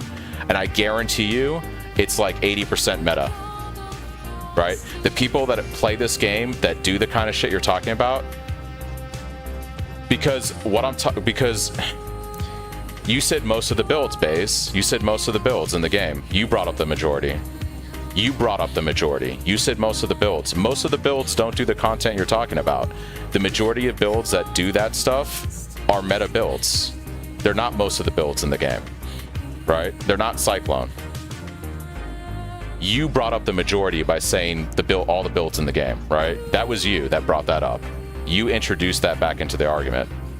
I am talking about, of the people that actually regularly did T17s, those people played meta builds that were OP. They weren't playing some meme shit. They weren't playing, like, you know, whatever. They played meta builds that blasted those maps. Okay, let's go. It would have been Ice Nova of Frostbolts when that was popular. It would have been Volcanic Snaking of Fissure. It would have been whatever. They're not playing random stuff. That's fine. Baze, you can play any skill in the game right now and do anything. Connor is playing Heavy Strike and doing 100% Delhi Nightmare maps. You can play any skill in the game if you invest enough into it. That is not the argument you made. You said the majority of builds, which includes all the shit builds, right? I'm saying that's not the case. The people that do the hard content aren't playing a majority of builds. They are playing meta builds. That is what the player base does, right? Players don't do the least efficient thing. They don't do the off the path thing, right? Gamers always do the efficient thing. Just because you do something does not mean that's what everyone is doing, right? Of the people that did T17s, of the people that did whatever the content was, I guarantee you the majority of them played the meta builds, which is never Cyclone, it's never freezing pulse totems, it's never some bullshit, it's whatever Ben does, it's whatever Captain Lance does, it's whatever Fub Gun does, it's the meta.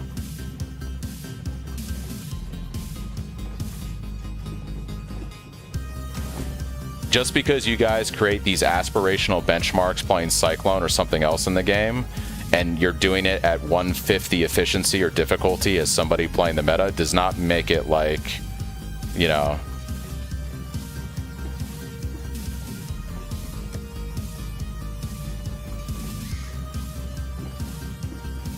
I think that's probably the best argument you've made, Baze. If you're saying that there isn't some challenging thing like T17s, but I don't know, man. Even that I kind of think is disingenuous, because I was doing T17s on SSF week 1 in prior leagues playing Cyclone, so I don't... Yeah. I don't know.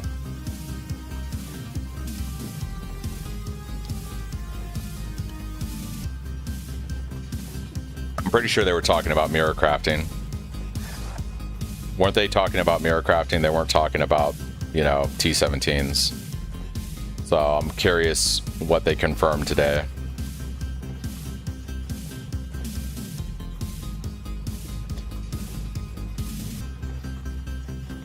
If you can find me the timestamp from the interview where they said that there is no hard aspirational content for the 1% of players to do right now, I'll watch it on stream and we can look at that.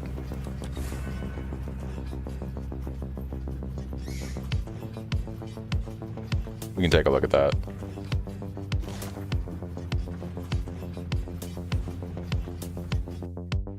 Yeah, like I said, if you want to find the timestamp, because I didn't watch the interview, I'm not going to scroll through it, but if you know where that happened roughly and give me the timestamp, I'll go watch it. But,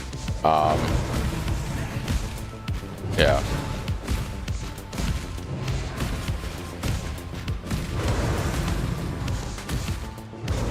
But I'm fairly certain, I'd be curious if, like, I want, like, yeah, if you can bring that up, we'll take a look at it.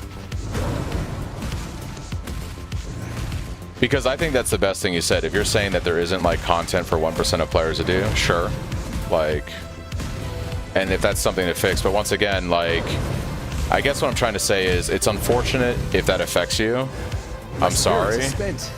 But if you're making an argument for the 1%, it'd be great if they make you happy, but I don't know what to say, man. I don't think, like, when you say, once again, this all goes back to your original statement was saying the league is dead. The league isn't dead, dude.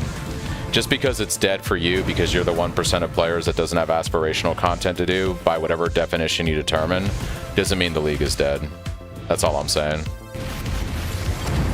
Grasp your mortality tightly.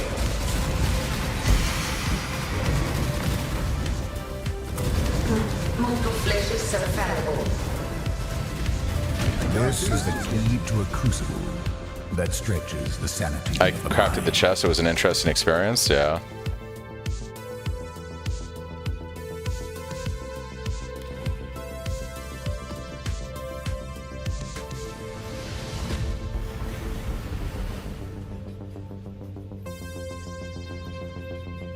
One of my captives hid a beast within his heart. Approach, challengers. True self can be seen by all.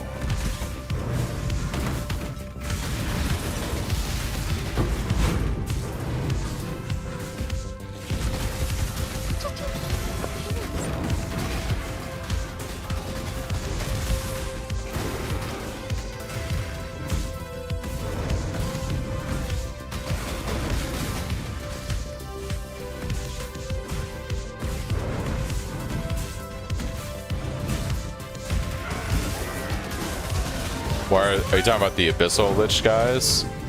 The one that's really annoying is Olamon. Like, Amamanu I find pretty easy to do, in my opinion. But Olamon is like... terrifying. His little chaos orbs that he spins around and does are brutal.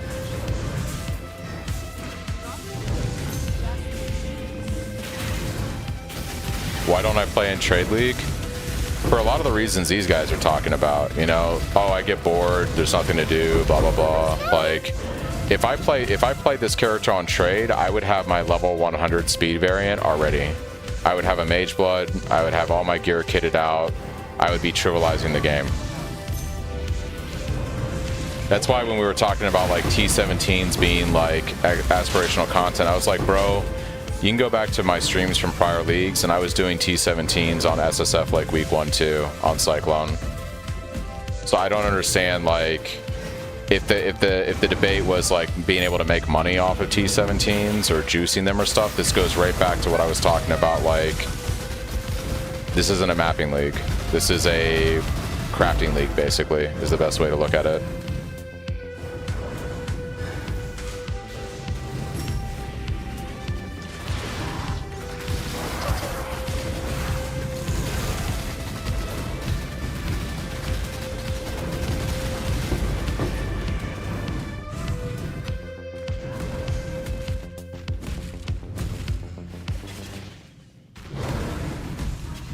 And I don't really think T17s were aspirational content. To me, they were just like, whatever.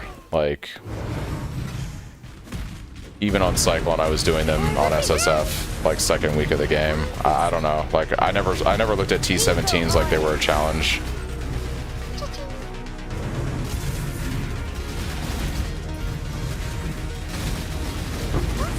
They were like a valid DPS check. But like, if you knew what you were doing, they were very easy to get into and start like doing.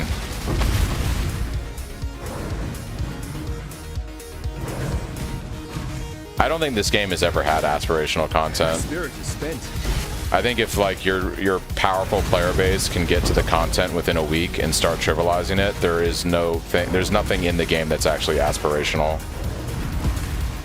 But I think we just have different definitions. I think everything is extremes with some of you guys. Like, the league is dead when there's almost 100,000 people playing today. Right, but is it, when we say aspirational, Chris, like, here's an aspiration. I play college football. I'm the 2% of the people that play college football that get into the NFL. And then of the people that get into the NFL, I am the 1% that wins a Super Bowl. That's aspirational content, right? When such a small portion of players actually get to the peak of winning, say, the Super Bowl, right? From all the kids that play high school football to the few dudes that actually win the Super Bowl, that's aspirational content. If you've got all your juicers fucking blasting T17s week 1 and week 2 back in 3.27, how is that aspirational content? I'm not talking about regular T17s, Chris. There were people blasting 8-modded Delirious T17s week 2. And not just like 5 people, a lot of people. It was never aspirational content. It was never. Just because it was for you on Cyclone doing 1/5 the damage that the meta builds does not make it aspirational. I'm sorry. You gotta take your worldview out of it. There are so few, like, people that do that stuff are playing a skill like Cyclone that tops off at 250 million damage. That's not what they do. A lot of people, but still far less than 1% of players. You think there was? You think only 1% of players were in T17s by week 2 at 3.27?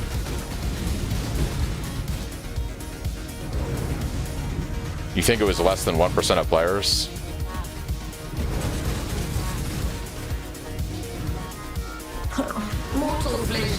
This is the key to a crucible that stretches the sanity of the mind.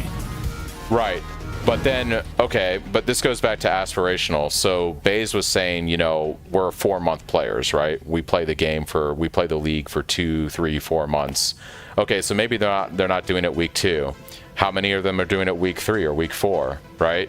And at a certain point, if most builds, like if it's like, I can't see a world in which the people that want to do that stuff aren't fully online and doing it within the first like 3 to 4 weeks, right? So I think to turn it around on you, there are far few players that are actually interested in doing that. If people really wanted to do 100% delirium maps, right, Kim, how many people actually wanted to do 100% delirious T17 maps? I guarantee you everyone that wanted to do it was probably doing it by week 3 or 4 of the league, right? So maybe it was this arbitrary benchmark that pushed your character out a week or maybe a week and a half. But the people that actually wanted to do that, actually wanted to do it, were definitely doing it by the end of the first month. 100%. Like, I think the interest in doing these things is so much lower than what you guys are striving it to. Like, Fubgun has, what, 10,000 people watching his stream? You think all 10,000 of them are doing the shit he does, or they just like to watch it at work? Yeah. Yeah. What I'm saying is, I think the people that like to watch people do this stuff and the people that actually do it are way less than what you think, is what I'm saying. I think there's far few people that are actually like, gee, I want to go do 100% delirious T17. I think that thought crosses like the mind of so few players that back when that was a thing.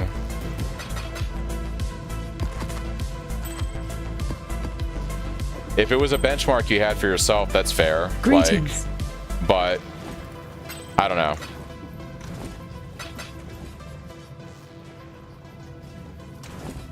I would argue you could do the same thing right now. Like, you could go to Lily and say, hey, look, here's a challenge. I want to play... I don't know. Let's pick a skill here. Vigilant Strike. I want to play Vigilant Strike and go do 100% Delirious Nightmare map. How easy do you think that's going to be versus playing Winter Orb? If we want to create arbitrary benchmarks for ourselves, there are skills you can play in this game that have very low effective added damage and multiplier and all that stuff. Go play that and create an arbitrary baseline for yourself. Like, I feel at a certain point, it's just like... 41 minutes in on the, you said?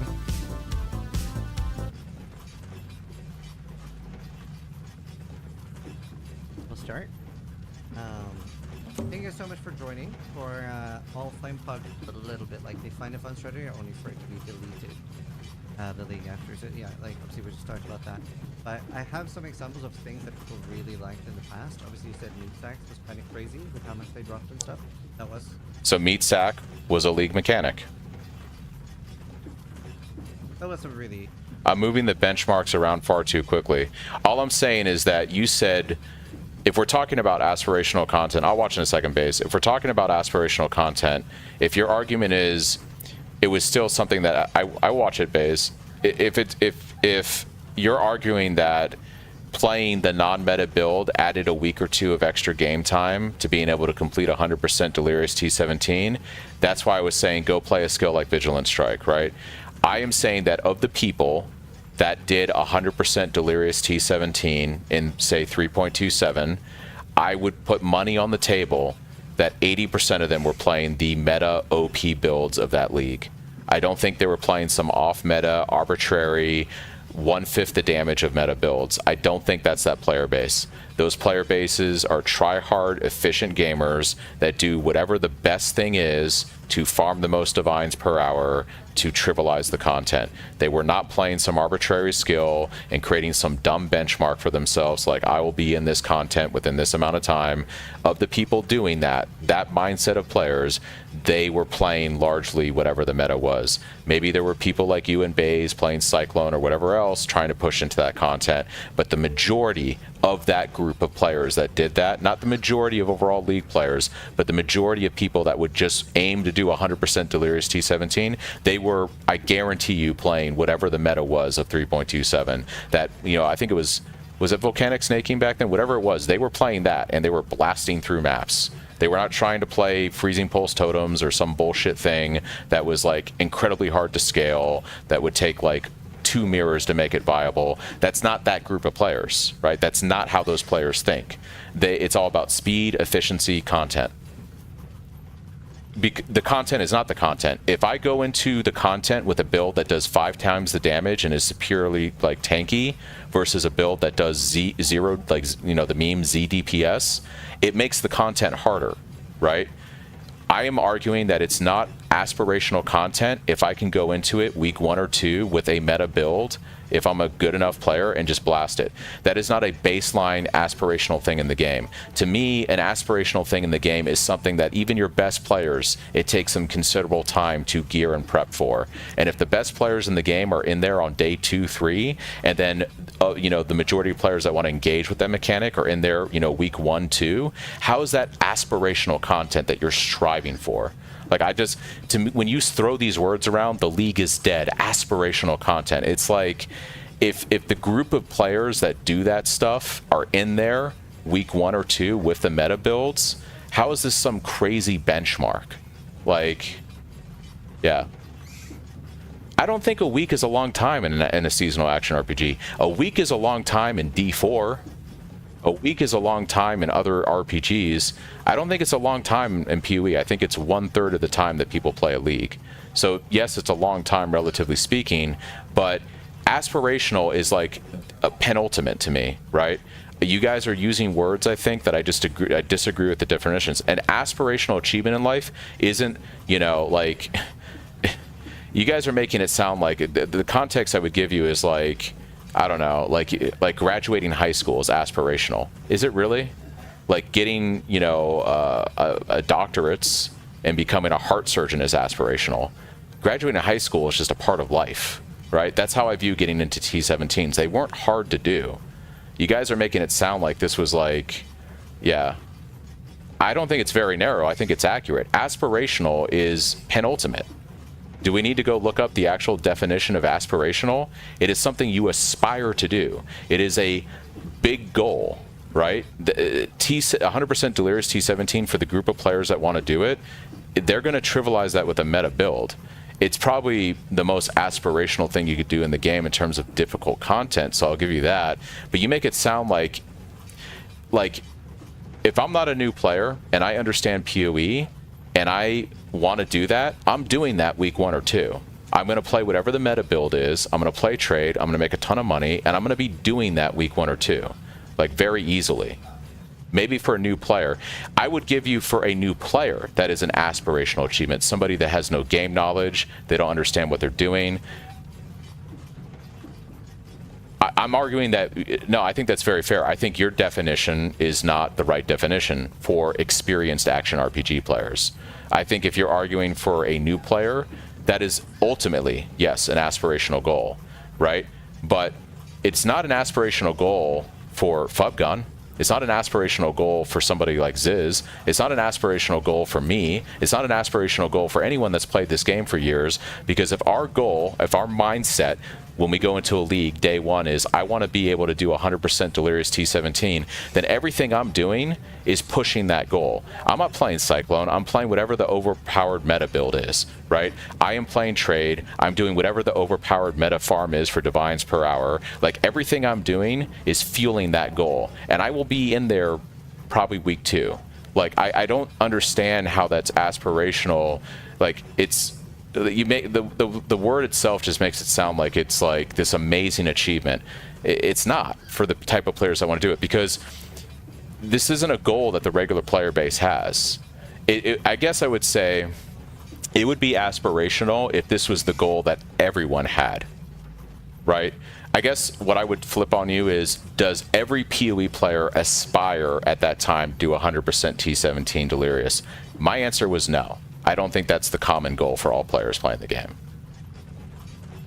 But it does, because when you say the league is dead and there's almost 100,000 people playing, or you say there's no aspirational content, it's like, my question to you is, does every player playing the game aspire at, in 3.27, did every player playing the game aspire to do 100% Delirium T7, right? Or did everyone have their own goals? And of the people that aspired to do it, how many were in there week 1, week 2? How many were playing meta builds? Like, just because something is aspirational for you, for the character you're playing and stuff like that, yeah. They walked back, the league is dead an hour ago, and you're still going off. So the devs literally said the league is dead? Liked one, even though I totally see the whole too many uniques. But obviously, Affliction Juicing, I want to bring up, and I think what people particularly liked about that was that it really worked at multiple levels. So, like, weaker characters could start even all the way at tier 1 maps or move up to tier 8 maps. A lot of people were doing that on hardcore.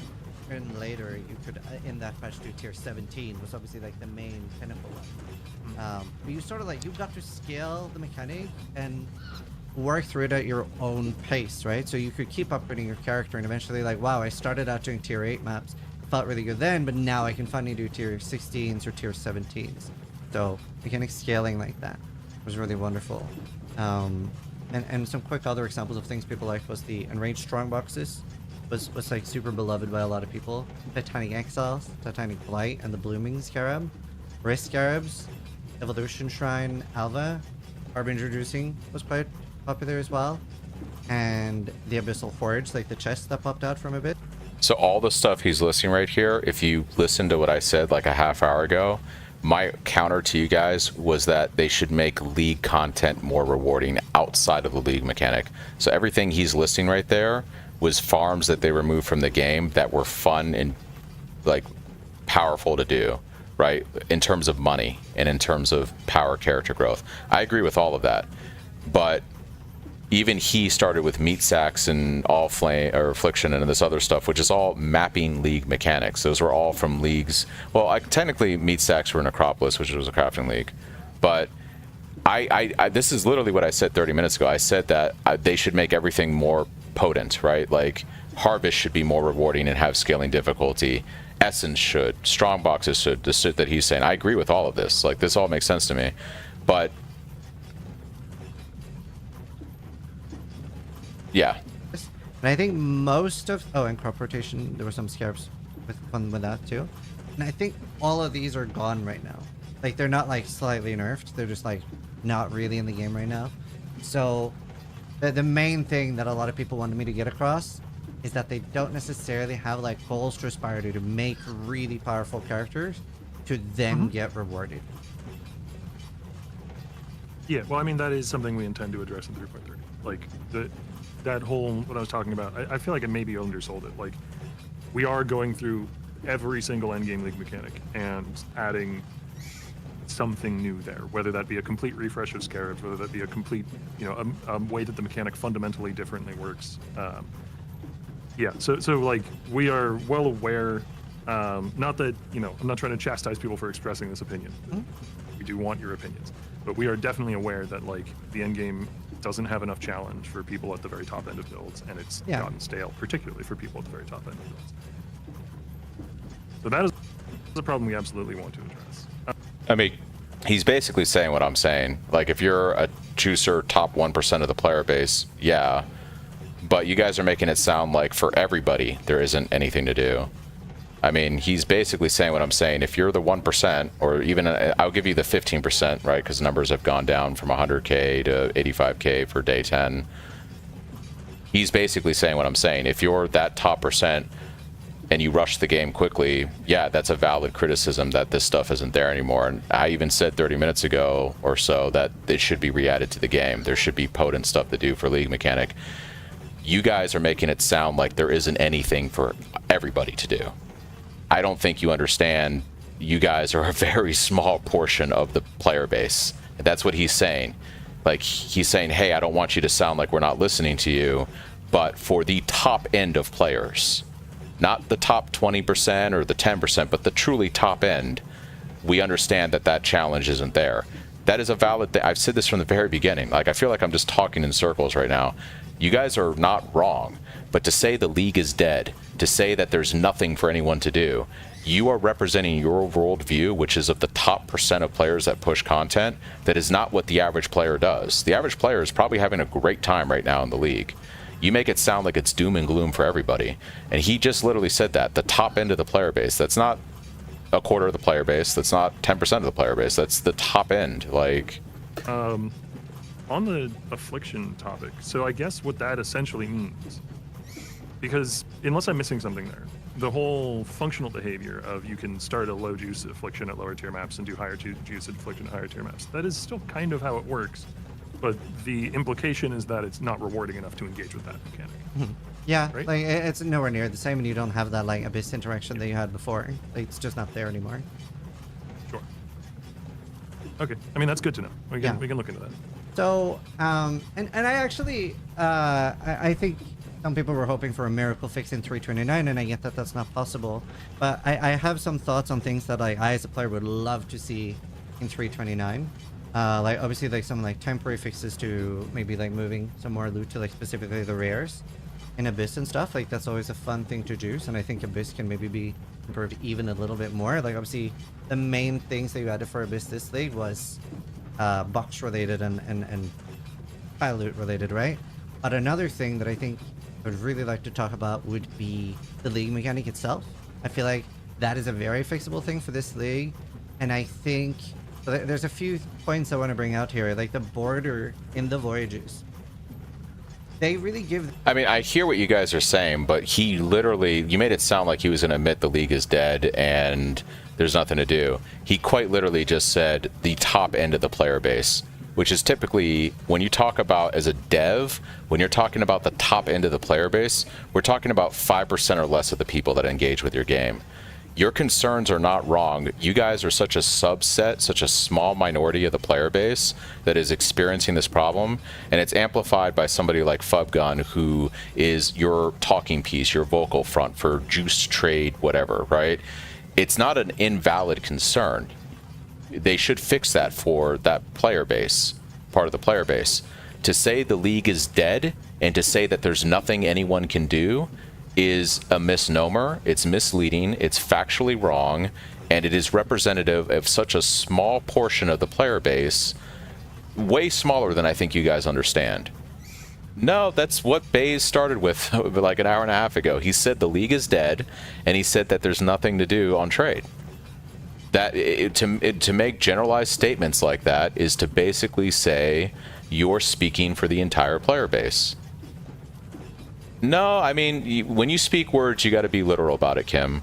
Right? You can't say the league is dead and then walk it back when I show that there's 85,000 peak players when 3 months ago we had around 100K or a little bit more.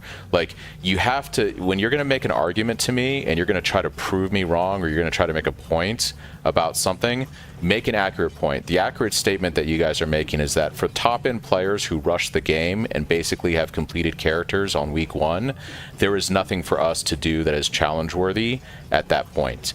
That is the right statement to say. Hey, I've sunk, like Baze has already said it, I've sunk hundreds of divines into my build. I'm already like giga powerful. Like that. Oh, you think you're saying that he's not trying to have a real conversation? Fair. I think he is. I think he's just, you know, being a little over the top. But what I'm trying to say is, the accurate statement to say is, if I'm a guy or a gal that has blasted this game for a week and my character is largely done, right? I am fully kitted out. I have like 1,000 divines invested in my character, which is these type of players, right? The Captain Lance that has like a mirror in his gear right now, right? It is an accurate statement to say that for us, this portion of the player base, the top end, the less than 5%, there is nothing currently challenging to do. That is a fair statement to make. And they should do all the things that Ziz said, and I even said, which is make the content more rewarding. But it's very clear that Octavian does not think that's a case for the majority of players. You know?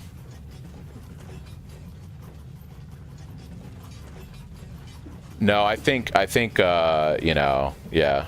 I think they're being a little bit more serious, Kim, than what you're saying. I don't think there's ever been aspirational content for the people like Fubgun, because for those guys, it's about making divines per hour, right? It's not about like, this isn't PoE 2 where it's like this like Dead Souls, Dark Souls type game where we've got this really challenging content. PoE 1 doesn't have aspirational content. Those type of players just want to make insane divines per hour, and then they like juiced farms that provide them with that. This whole thing goes back to, there isn't juiced challenging content to do, but whether it's challenging or not, the same group of people are doing it week 2 regardless. Go back and watch fucking videos of Fubgun that he posted from like 3.27 or 3.25 or whatever. He is doing the hardest farming strats on week 2. He's not working up to it by week 5 or something. If you're that type of player, you're playing the meta build that blasts hard and you're doing it week 2. There is no waiting till week 4. You've already sunk 1,000 divines into your character by week 2, right? this is the top end of the player base, as Octavian said. The top end, not the top 20%, not 1/3 of the player base. We're talking about the people that, as of now on day 10, have about a mirror of currency in their gear, and now they feel like they have nothing to do, right? Which is a valid concern for that people. It would be like saying, if, you know, I'm not railing about the definition. Do you want me to rewind you and show you where Octavian said the top end of the player base? What do you think the top end of the player base is? 20%? That's not the top end of the player base. A good, accurate representation of this would be like if Blizzard put out a mythic raid at the beginning of a season, and that, like, you know, fucking Ben's friends, you know, like Exile and stuff over in Mythic or whatever, we're done with the raid in 5 days or 10 days, right? Like in 10 days, they've killed all the bosses, they've completed Mythic, and the season's effectively over. You know, instead, it takes them several weeks. There's the world race, all this other stuff. What you guys are describing is a symptom for the top player base. It's not a symptom that people are experiencing in the game right now. I'm sorry, it's not. It's a symptom for the top end of the player base. That's coming from the dev. The top end of the player base is not 20% of your players. Sorry, that's not what devs mean when they say the top end. They're usually talking about 5% or less. You know, the people that push, try hard, 15 hours a day, hundreds of divines in their gear, blasting. The feeling that you can like find something completely broken, and I actually think there is with like the Divine Orb one. I don't even know if there's a Fracturing Orb one that exists, but like the Divine Orb one where you get like 60 divines. That's super exciting. Very, very rare. Even if you're re-rolling often, very, very rare. And a lot of the other ones feel like they maybe could be more exciting, where trying to find a good way to really like frame this. But when you're stacking up and saving up a lot of the charts, it almost feels like you're able to construct like an illegal voyage, right? Where I can stack, let's say, 40 lanterns or loads of insane pack size, insane quantity, insane rarity. Like, I feel like this is something like in other aspects of the game with the Rogue Exiles, it almost feels like I get to do something illegal. Now the problem is, or another quick example, finding at the very start of the voyage something converted to Divine Orbs, or even early on finding 3 or 4 converted to Divine Orbs. I feel like I get to do these illegal things, but the illegal part doesn't happen. And that's been really frustrating. Like, I maybe find 4 altars, like convert transmutes to chaos, chaos to divines, and I'm like, this is so cool, this is gonna be sick. And I didn't get a single Divine Orb. So as to me as a player, it genuinely feels like it doesn't work. So I almost feel like I'm only chasing that one mod with rare monsters drop Divine Orbs, and that one is genuinely cool. But with the way the league is structured, I feel like it's structured to set us up for these sick, unforgettable moments. But it just feels like it straight up feels like it doesn't work. So like the lanterns, like we've had streamers stack up like 30 plus lanterns. But it's not like, it's not crazy. Like, that is a lot of work to stack those up, but it doesn't really... I think this is a valid criticism, and this goes back to what you were saying, Baze, about the league mechanic not being good, only the crafting. I think that was a valid point, too. Like, you guys aren't wrong about a lot of this stuff. I just think the generalized statements were kind of either bait or just like, you know, you're frustrated and overstating what the actual reality is.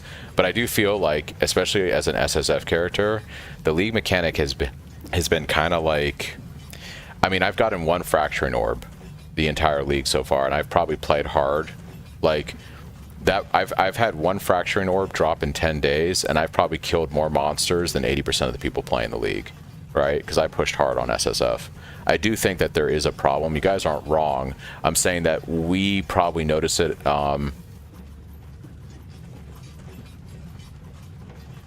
No, they're not, Baze. They're not.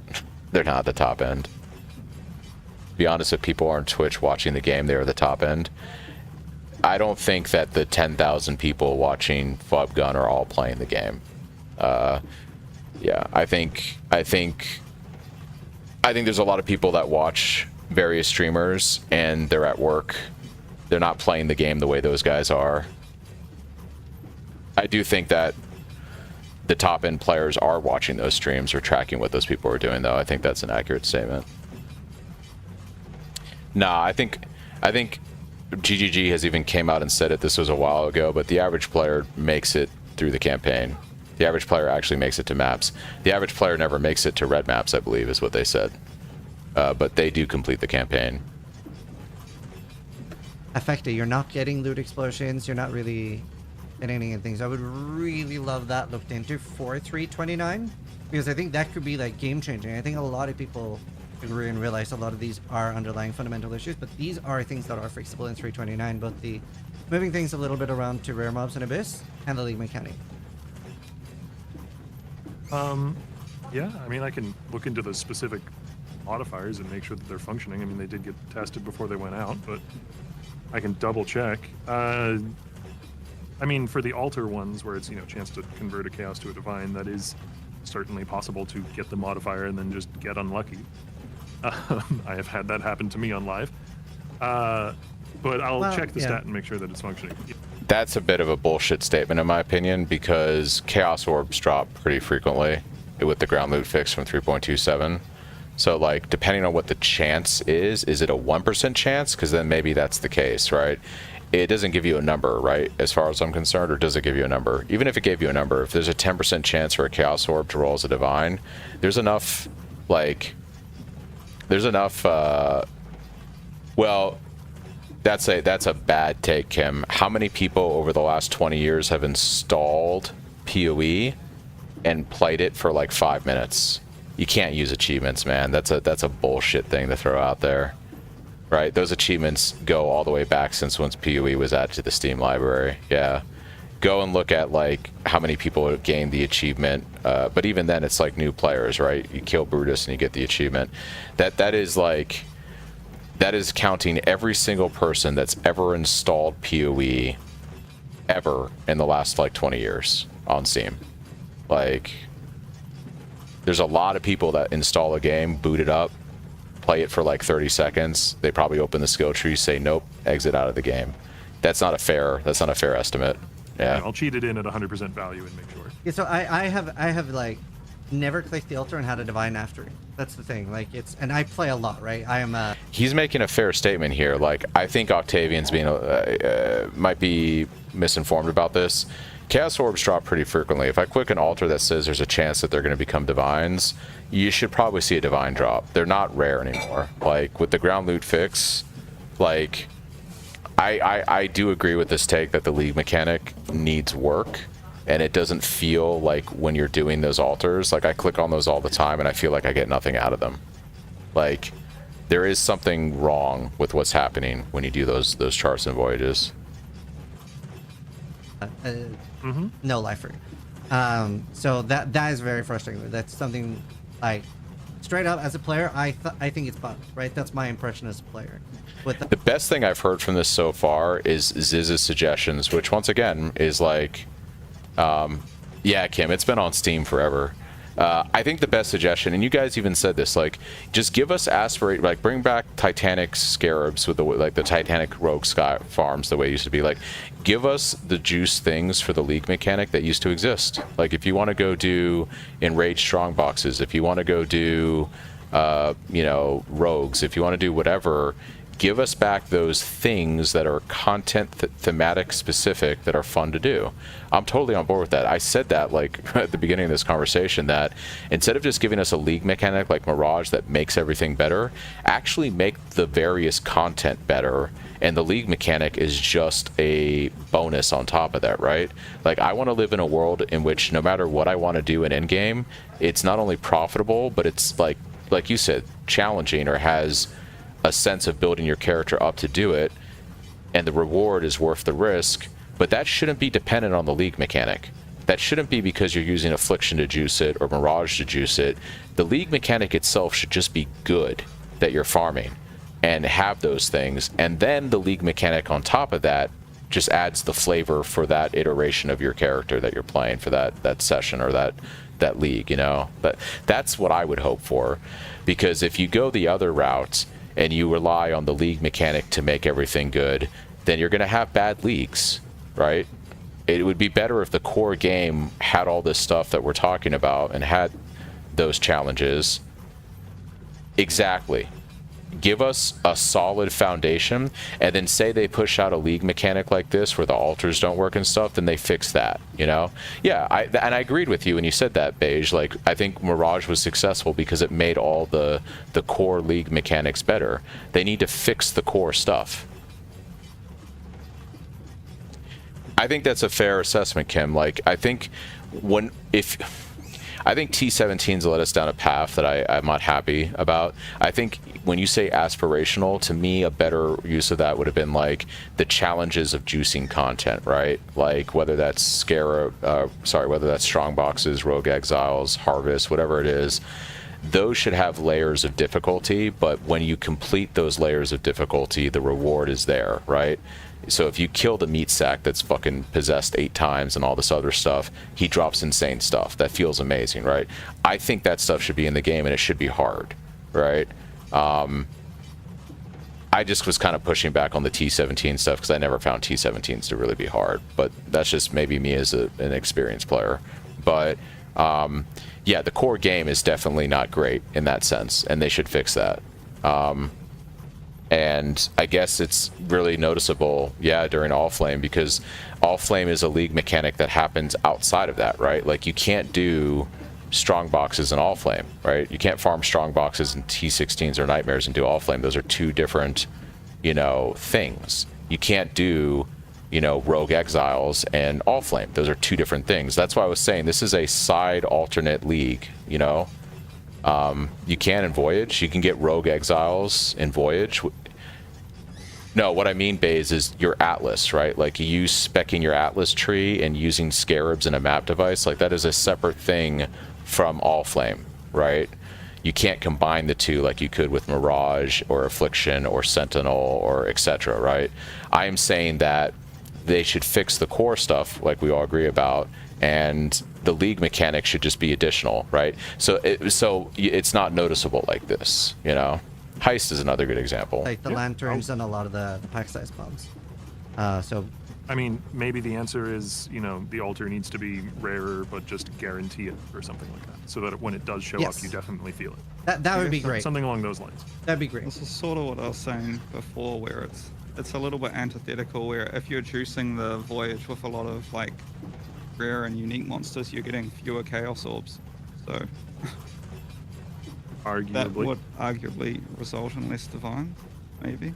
But well, that's the thing. Like, I don't really feel like rolling them. Whether I'm rolling them with like 150 quant and actually rolling them, it doesn't feel very impactful at all, right? It's just it almost feels like nearly all the loot are from the boxes.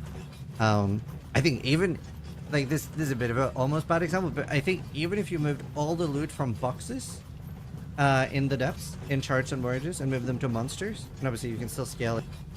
I see what you guys are talking about. Don't get me wrong. I don't want to make it sound like I'm shitting on everything you're saying. I just think I was getting hung up on the superlatives of like League is dead and you know, there's nothing for people to do. I think that's just frustration or bait or overblown statements. But yeah, I could see like if you're on the top end of the player base, and you know, I can see the problem here for sure in a trade environment. Like, I think you guys are right about all this.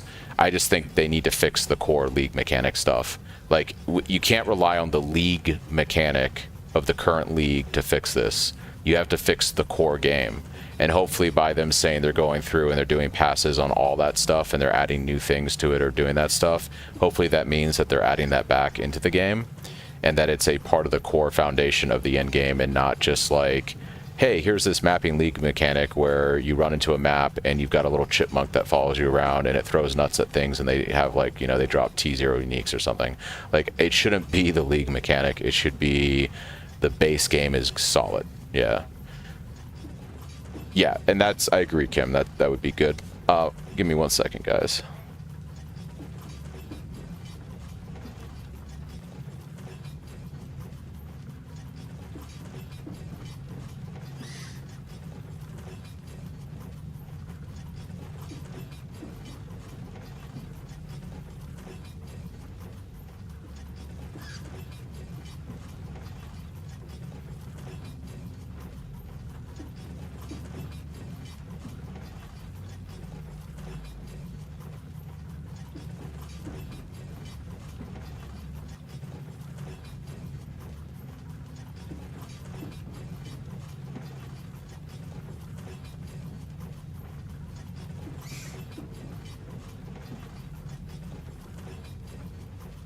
I will say this statement though, which I think you guys could agree with. If they don't fix this and like by Friday, like do the things Ziz is talking about and like buff all flame, like actually make the altars do stuff. Like if they don't fix something by Friday, I think a lot of people are going to check out for sure. I think a lot of people are going to be done in the next week. They gotta, if they want to save this league and add longevity to it, they got to do something, for sure.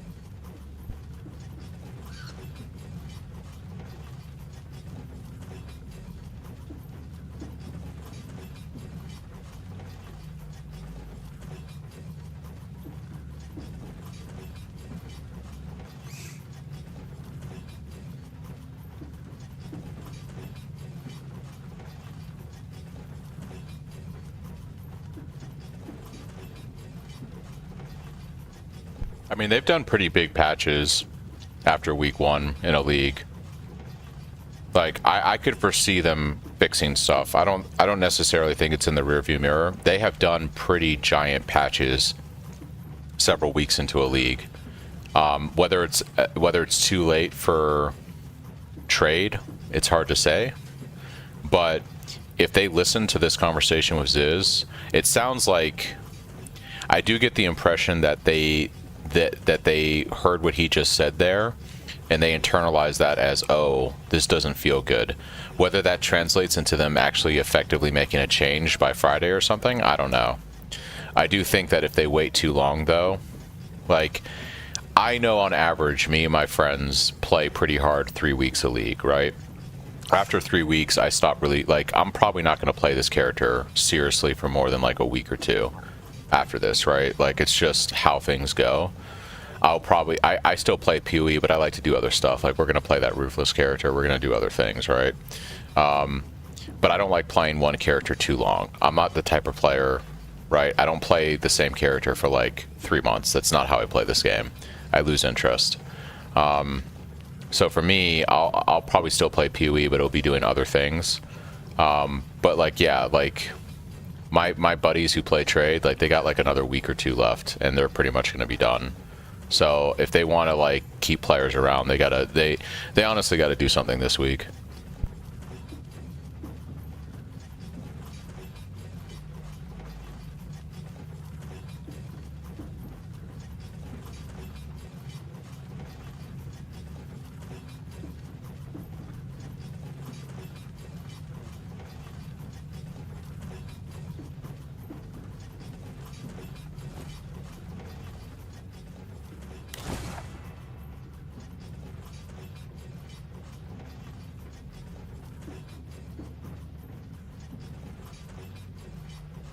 You think I'm gonna migrate my stuff, Baze? What's up, Matt? I actually kind of want to play that Ruthless character, if I'm being honest. Like, transfer all? Oh, you think, what do you mean transfer all? Like from the capsule? Yeah. The issue I'm having, do you guys have this issue when you try to move items, when you open the stash up next to it, it doesn't actually sort it into the right tabs? Do you guys have that problem too?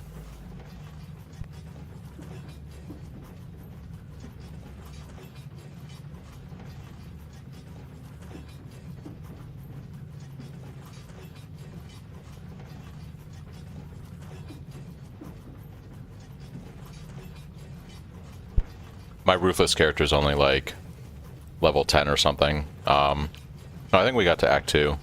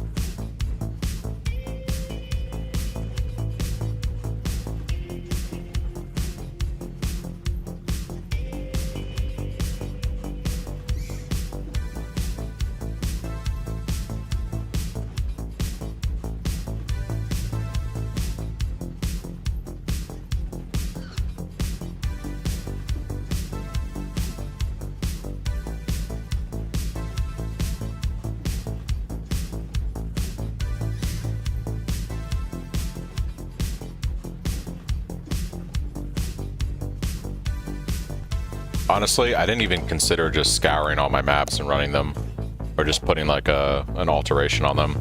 Like, if it's that bad right now to even run mods on maps because you're getting no return, why am I even running mods on my maps right now? Even an SSF.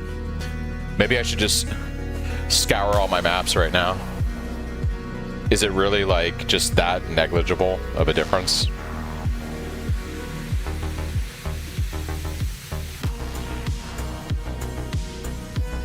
Like, if I run this map with this quantity and rarity, is it better off just having nothing on there at this point?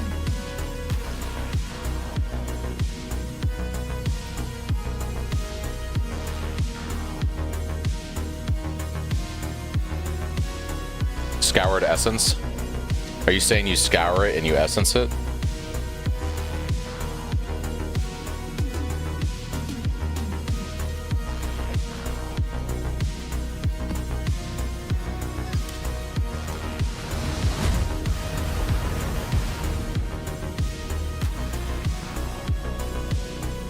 One of my captives wore many faces, yet kept her true face hidden.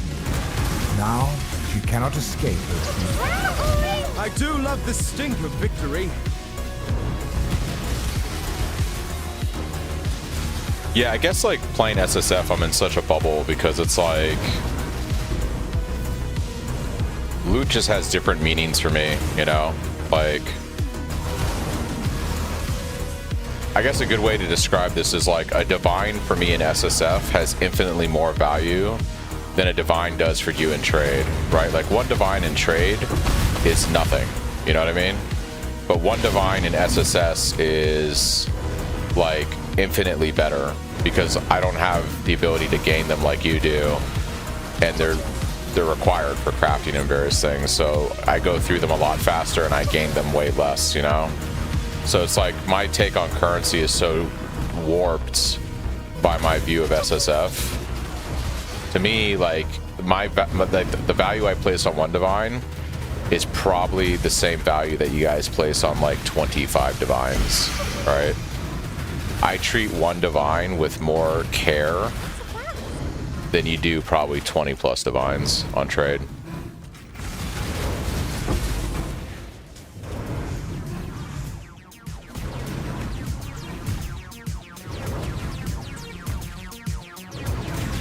What did they do to Ritual that fucked it up? You mentioned like you can't do item level 84 anymore. What changed with that? Like, what did they do to mess up Ritual?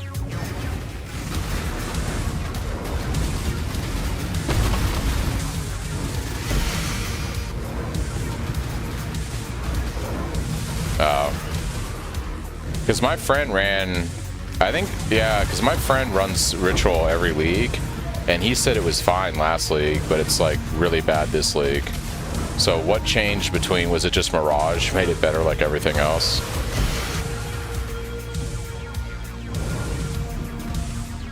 Synth items? Yeah. This way, My spirit is spent.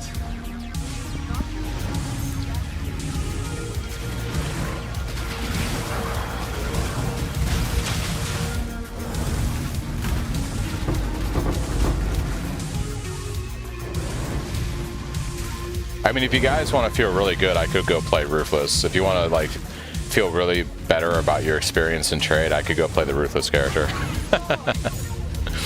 I mean, if you want to see some true suffering, and it will give you make you guys feel a little better about the trade experience.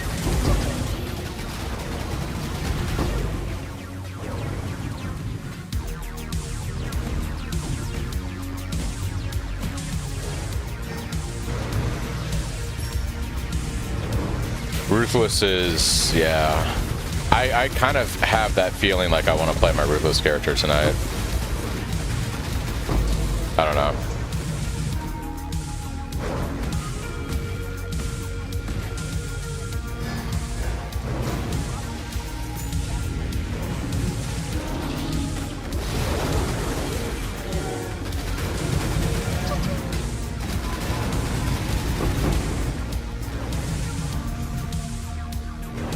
It is pretty, yeah.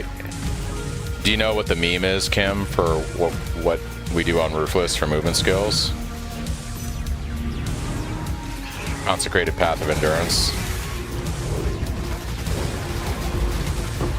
That is your movement skill in Ruthless.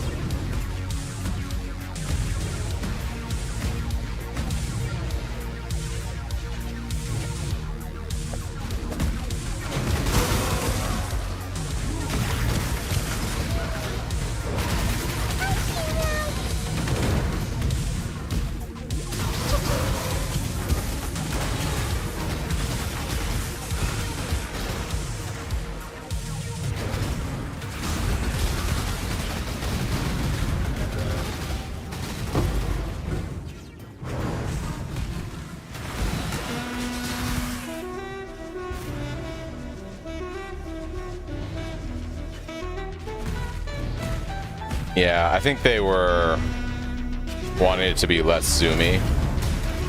You gotta remember, a lot of, for you PoE 2 players out there, a lot of the concepts of PoE 2 came from Ruthless, right? Like not having movement skills in PoE 2, besides a fucking dash roll. Hello.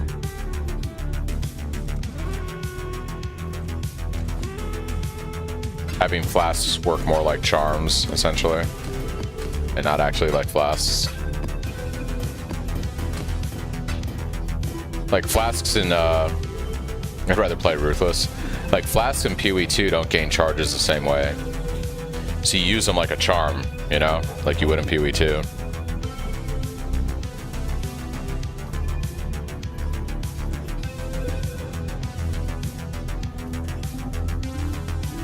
Yeah, but don't you like to capture the B space? Don't you like to actually capture it? Do you think you can do Cyclone and Ruthless? I 100% could do Cyclone and Ruthless. I'd have to play a different build like I'm planning and farm the support gems, and then I would be able to transition into it. It's only like about a 10% DPS loss with the Ascendancy nerfs. It's actually very viable. The hard part's getting all the support gems and everything together.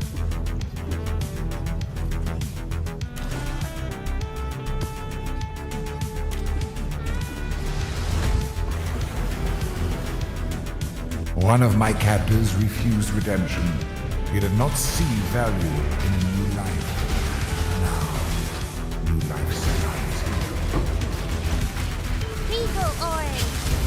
Where it's going? Yeah, I'm gonna be leveling one up periodically.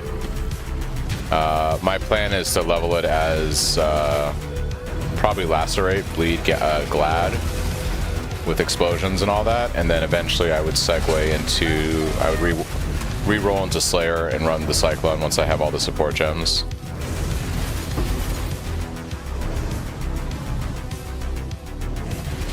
Yeah, good luck with the standard economy though. Holy shit, dude. You think the economy is bad on the League? Kind of make Thanos.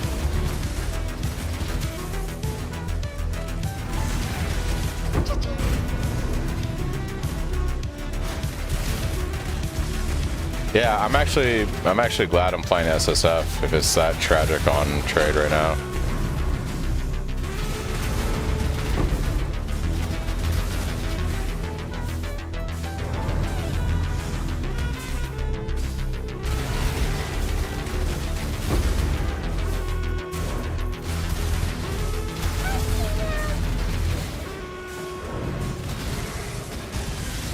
Where it's going?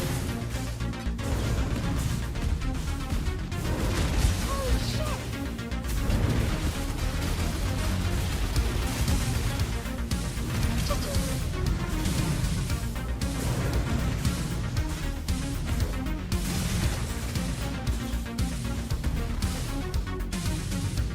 My spirit is spent. Time to up the stakes. This is the key to a crucible that stretches the sanity of the mind.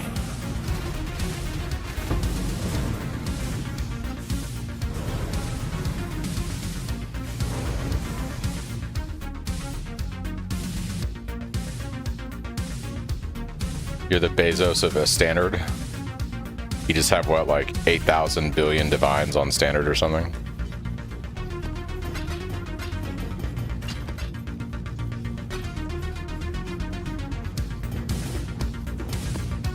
That is pretty stupid, Chris. Hey.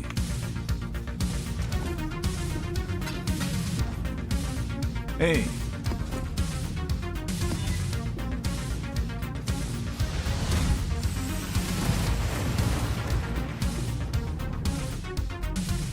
I've heard Delve has been really good this league, yeah.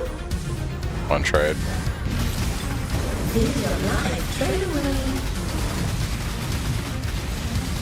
Handle this! Time to up the stakes! Life is so brutal.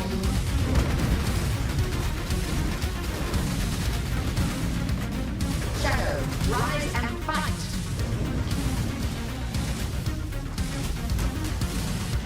None resist my entropy, such wildly delightful inspiration. Repeat my challenge. Gather more competitive.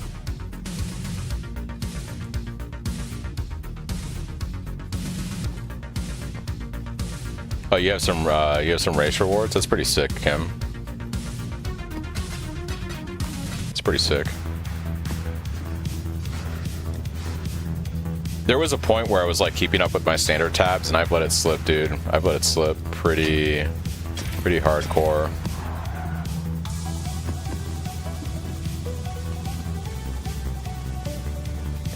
You clean everything up the moment the league ends? Yeah.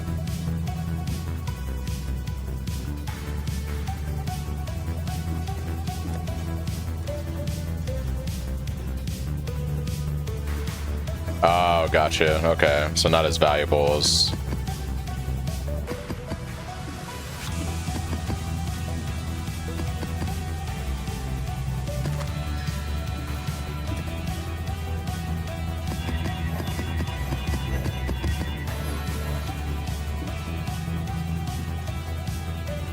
Two modded belts.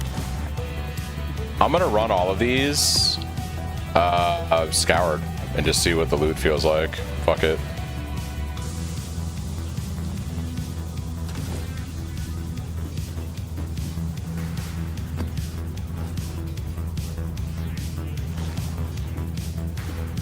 How much is a massive acceleration selling for? 5 billion.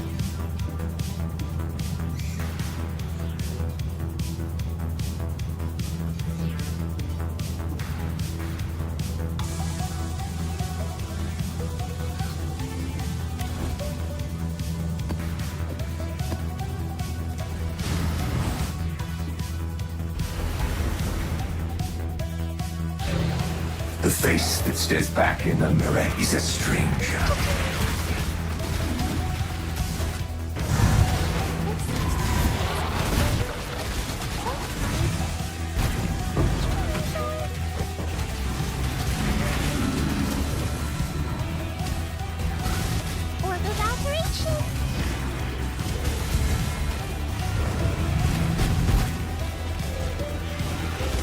Did they confirm that they're bringing belts back to the core game in the interview? Bring the beast to my side. Better sell those belts, boys. Better sell those belts. Make that money on standard.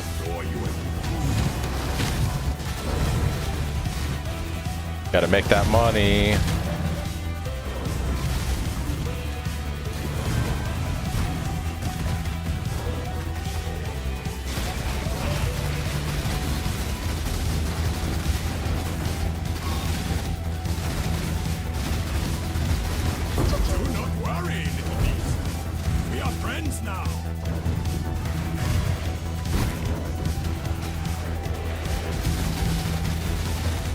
Are they not coming back in the expansion? Expansion should be in about, what, 3.5 months? End of the year, basically.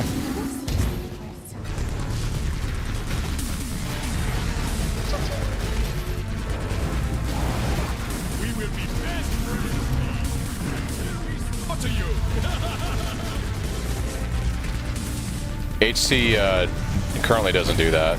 If you die in hardcore, you go to regular league. This character was a hardcore SSF character for All Flame. Now it's a SSF character for All Flame. They made that change like a while ago, a couple leagues ago. Best friends, beast, until we slaughter Or the vibration.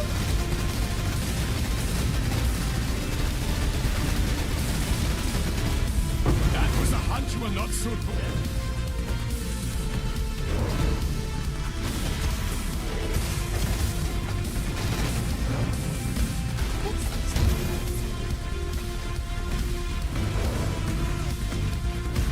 $150 mirrors? Fucking wild. Better sell them. Better sell them now, dude. They lose value.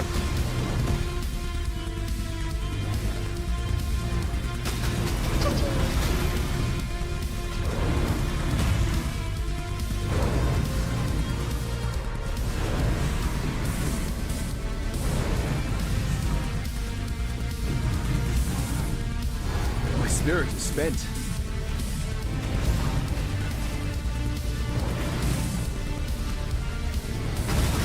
This is a much different economy on standard, that's for sure. Of the infinite.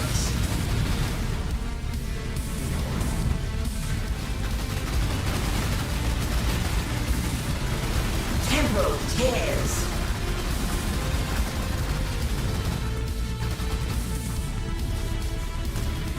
Time to up the stakes. Grip of the infinite.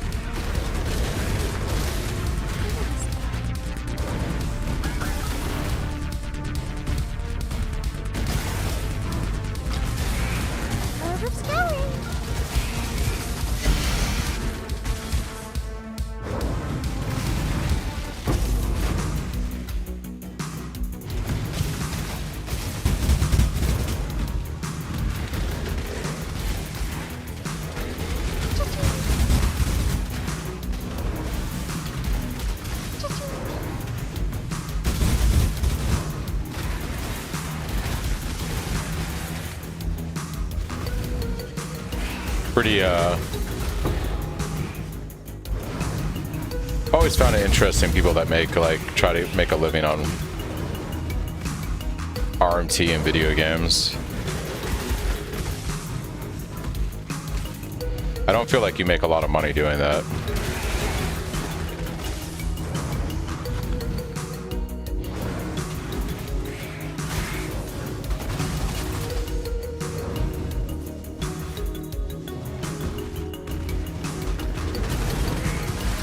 You think the average person, what do you consider to be a lot of money? I'm talking about like the average person trying to live off of like RMT and video games. What do you think their like salary is every year? Millions? No, that's not the average person doing RMT, bro. Stop it. I'm not talking about the people that run the websites that people go to and stuff. I'm talking about like the third world country person they get to farm the stuff. The sweatshop guy. I'm not talking about the guy who owns like the websites. I didn't say that's what I said. I said the average person doing RMT, right? Who is like trying to make a living by farming currency for one of those people. That can't be a great way to make money. Sure, where you're from originally, what's the average salary where you're from? Storm and hunt.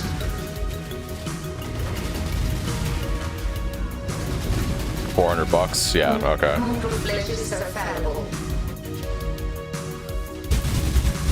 Yeah, I don't think people make as much money as you guys think. I think you guys are thinking of like the people that run the websites and that kind of shit. I'm talking about the poor motherfucker in Brazil that is farming that shit out as a job. Right, we're talking about two different types of people. You're talking about the 3 to 5 people that own the site, and I'm talking about the like 500 guys they have working for them in third world countries.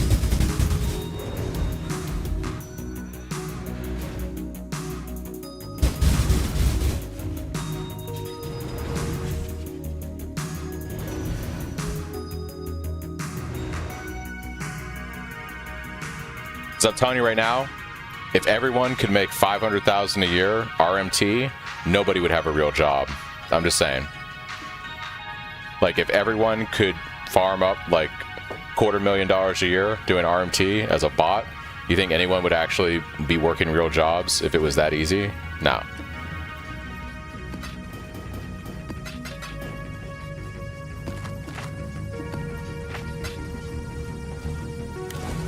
It's not a lot of money, Baze. I'm not saying it's a skill. I'm saying that for what you're doing, like 3,000 a month, you can go do other stuff in this world and develop a real skill set that makes far more money than 3,000 a month. It's like poverty level. I think the average salary for a working adult in the States is like 67K right now.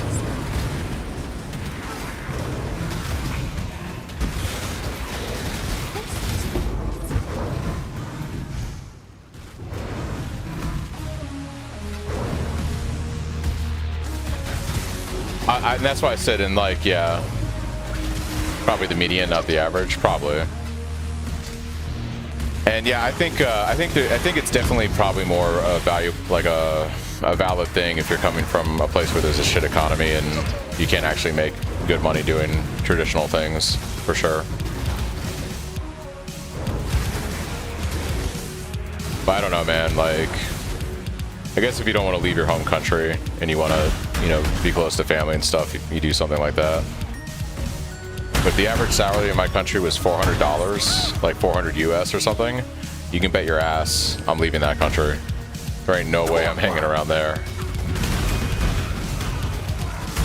You can bet your ass I am leaving. I am not beholden to a place where the salary is $400 a year for the average person. It is time to explore my options elsewhere.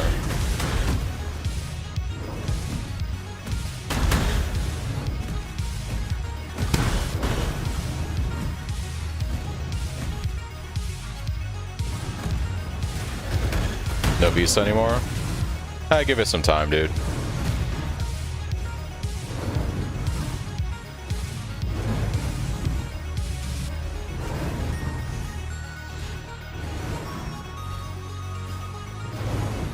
Hey, I said, Kim, yeah, I agree. Like, if it's your best option, go. You always do whatever the best option is, for sure. I'm not trying to downplay that. I'm just saying, like, once you can get that ticket, though. Give yourself to the void.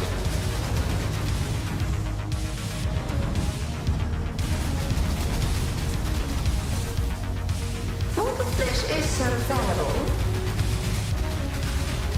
I guess it all comes down to like what your strategy is. Like, I know a guy, and obviously this is not for everyone. I'm not trying to say that this is they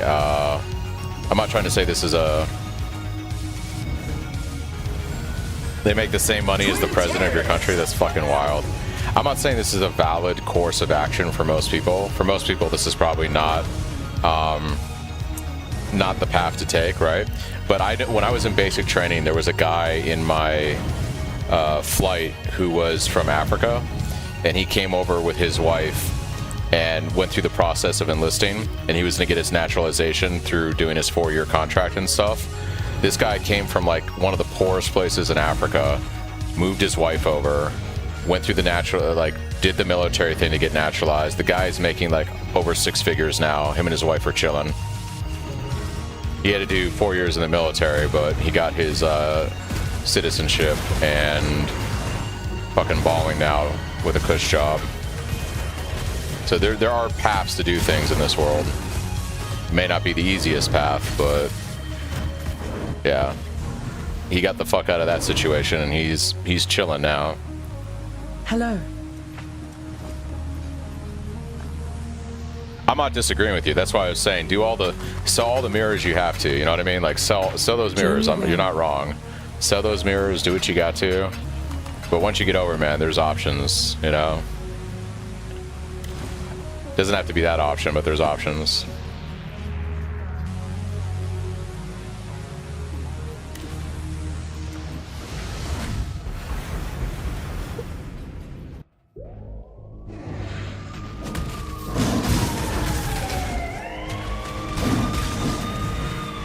I live like a god over there. You live like a god over there.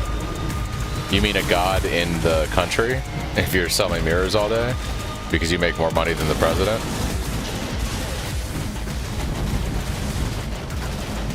I guess that's fair, yeah.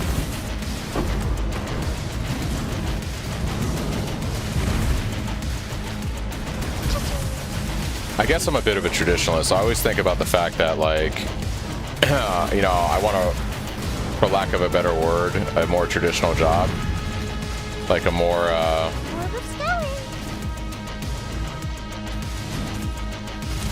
I want like a more traditional job, pump my IRA, my retirement funds, and know that when I hit my 60s, I for sure can retire and just not have to worry about shit, versus selling money in a video game where that game might be gone in 5 or 10 years, or essentially just always working for money until I die.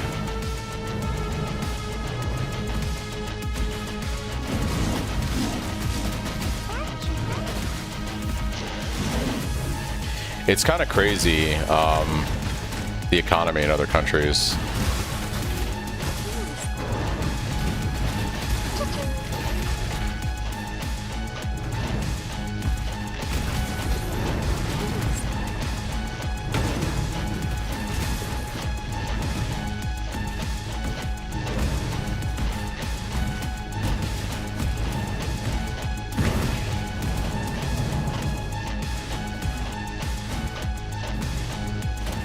At level 85 cluster jewels drop. Probably nightmare maps. I feel like those can drop in T16s actually. They're only 85. Only simulacrum? It's good to know.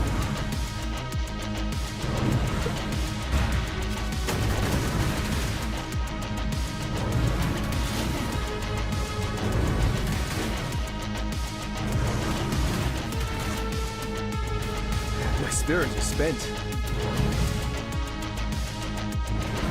I forget, I can do these on any tile set because I don't get the boss Maven Witness, only the Conqueror. Let's just be doing like Mesa or something. Many reasons: knowledge, know-how, integrity, self-respect. Yeah. Life is so brittle. Time to up the stakes.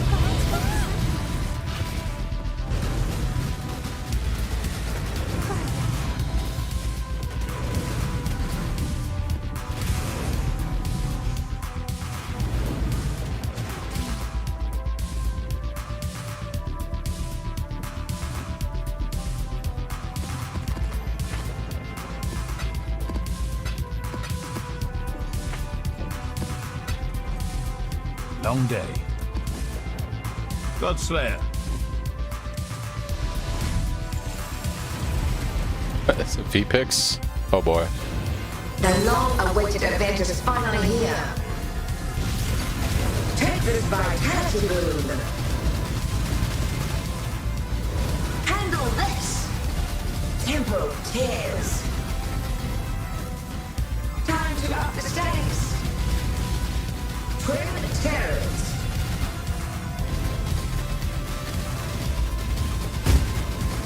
Take this bite and dazzling display of survival.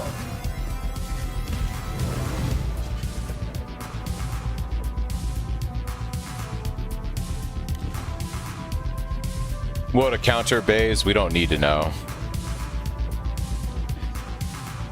Yeah. It's one of those things where we should know, and it's probably not a bad thing to know, but we don't need to know. Our country's larger than continental Europe in the EU. We got plenty of stuff going over here to keep us busy. What are your actual flasks, by the way? I'm currently using Rumi's, Bottled Faith, Replica Witchfire, a Silver Flask, and Life Flask.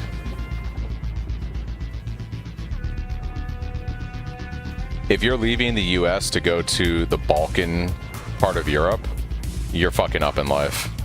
Yeah. You may not be happy with the current state of things federally in this country, but there's plenty of places you can live in the US for whatever your affiliation is. If your get out of jail card in your mind is to go to fucking Eastern Europe, you're fucking up.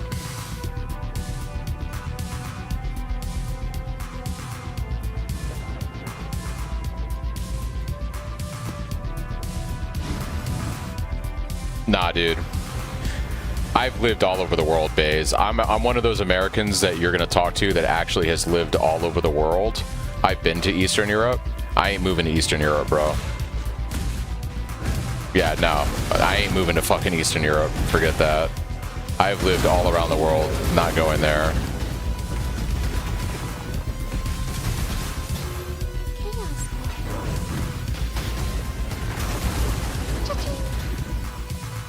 I have traveled and seen more places than double the states. Like, yeah, I'm good. Not interested in Eastern Europe. Fucking not for me.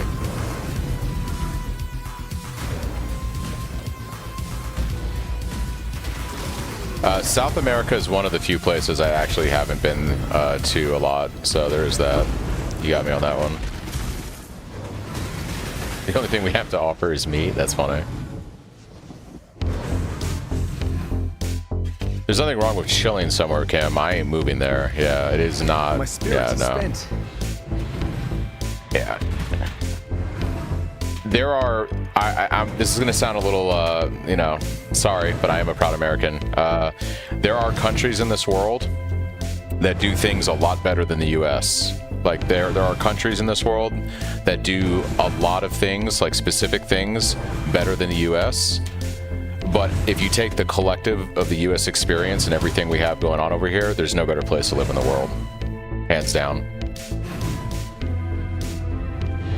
And you may be upset at who the president is right now, whatever, etc., but this is the place to be in the world. If you can get in here and get something going on, there is no better place in the world to be. No better place. There's a lot of countries that do specific things better than we do. I don't deny that. I've seen them firsthand. But this is the fucking place you want to be, 100%. If you're trying to make moves in life, if you're trying to do stuff, like, this is the place to be. Life is so brutal.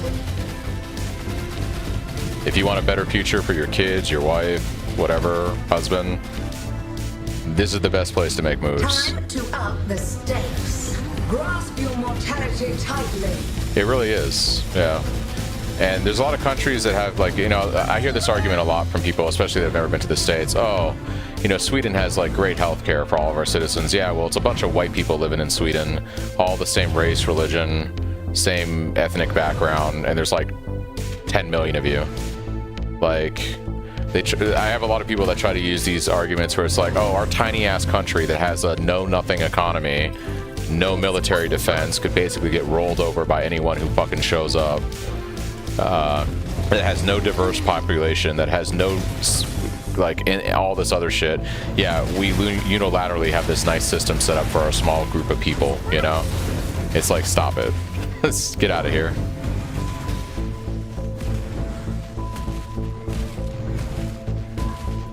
Well, it's just a matter of facts. Like, all the best tech companies are in the U.S. All the best entertainment companies are in the U.S. All the best hospitals in the world are in the U.S. All the best universities are in the U.S. All the best social mobility that you can have in comparison to most places in the world is in the U.S. It's just a universal truth. Sorry. And there's a lot of countries that do one thing or another thing better than what we have going on in the States, but you know, for the most part, that's a small-ass country that's got like 10 million people in it with an economy the size of a fucking swimming pool. And they don't have to worry about 50 different state economies, 50 different state governments, all these different political affiliations, different races, different religions, etc. They don't have to worry about jumbling that entire pot of people together and somehow getting it to function the way it does.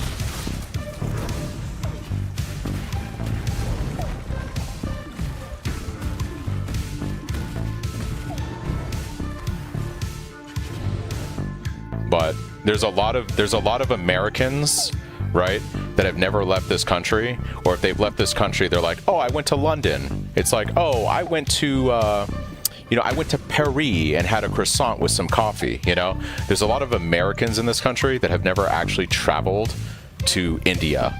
They've never been to some, like, they've never been to, like, anywhere in Africa. They've never been to Pakistan or Southeast Asia and a lot of these shithole countries, like, that have no economies, that are destitute.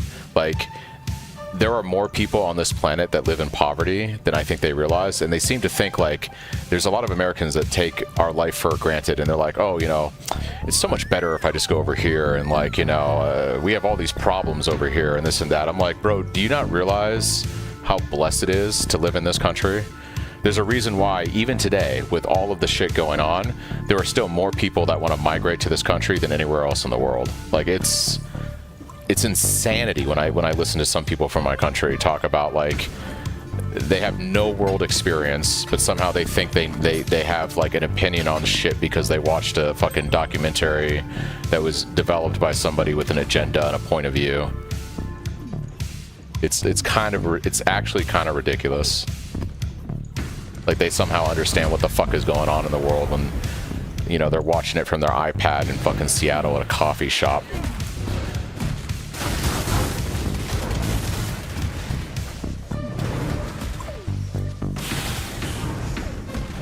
Look, Exile, a fresh tan. Meet me back at the device.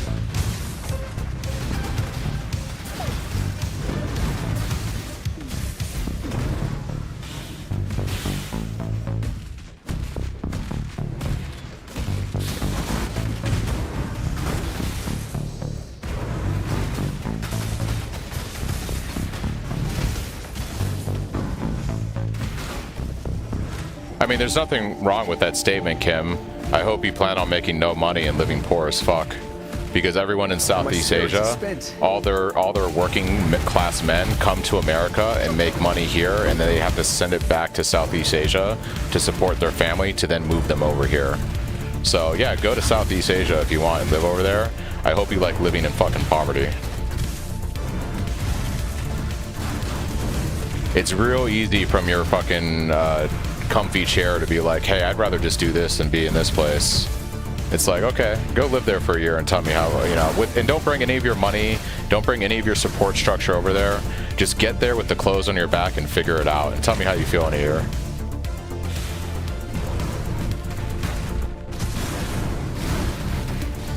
Yeah, there's a reason why everyone in Southeast Asia, like all their working class men, come to the States and they work to simply make money to move their family over here. What's up, Ol?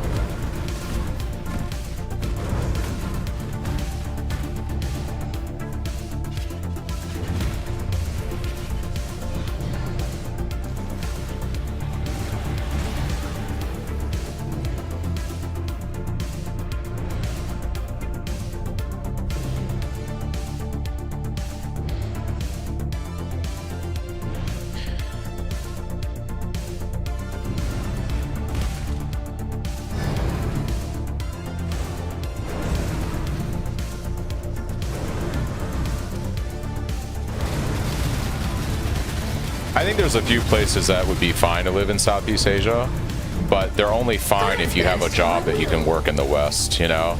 So you better have like some kind of remote job where you're still working for one of these evil capitalistic countries that you despise in the West or whatever, you know? Like, you're not going to these places and working in the local economy and having a good time. So you're going there to exploit the local population and the fact that they're poor, and bring your resources and wealth over there and your remote job, and then live affluently off the fact that they're fucking poor as fuck and don't have the opportunities we have, and taking advantage of their broken ass society. That's what a lot of Westerners do. I know a lot of guys that have gone to Thailand and they live there in like some, what would be like the equivalent of like a $7,000 apartment in New York, penthouse place or something. more like probably 15K for like 1,000 a month basically, and they work their comfy ass IT job remote, and they basically take advantage of the local population and the shit economy and just rub the US dollar in their face. Greetings. And to me, that's a pretty scummy fucking thing to do. But if you want to exploit the opportunities you've had as a Westerner to then take that money and go exploit the local populations of poor countries, all the power to you. Best thing to do is make millions in the USA and go there. And you damn near own the city, of course, bro, just like I do in Pee-wee. I mean, a lot of people do it in the West, you know? They're like a lot of people are like, oh, I hate the West, we're so evil, we're so fucking racist, when like meanwhile the entire world is racist and they think it's just a problem in the States or something. And then they're like, you know, oh yeah, you know, I was born in this society where I had all this social mobility and upward, you know, I went to college and I have this relatively nice salary and all this stuff, and then I'll go move to this third world country place and work my remote job and live like a fucking king, but you know, I'll continue to rail against the West and how evil we are while I still work my remote job and make all my money and then exploit the local population and live like a fucking king. You know, it's crazy talk, man. I can't win in the USA because too many big fish, but in my small pond I'm a sharky.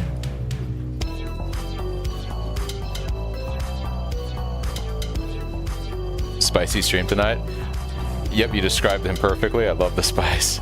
I'm just being honest, guys. Like, there's a lot of people in the States that say shit, and it's like, do you listen to what you're saying? Like, it's like the people that are like, oh, I hate America, and they're American. It's like, well, leave. You don't have to be here. But then they're not going to leave. They're not going to leave.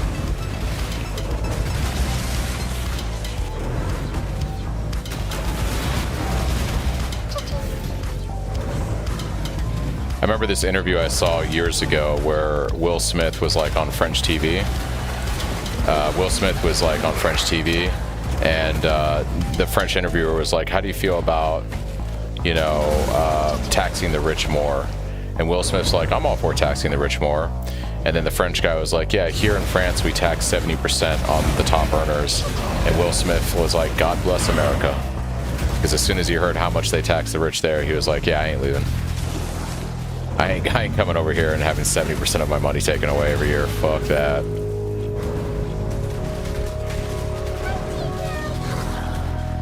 That's because a lot of people in the US, like I said, have never left the US, and they think like, you know, somehow we're the most evil country in the world, or like, you know, we're the root of all the problems and this and that. They've never even seen how the rest of the world operates, you know, from their fucking suburban house in upper middle class America, you know, where they're getting dropped off at their nice fucking decked out high school after their mom got them Starbucks on the way there. It's like, get the fuck out of here, dude. Like, stop.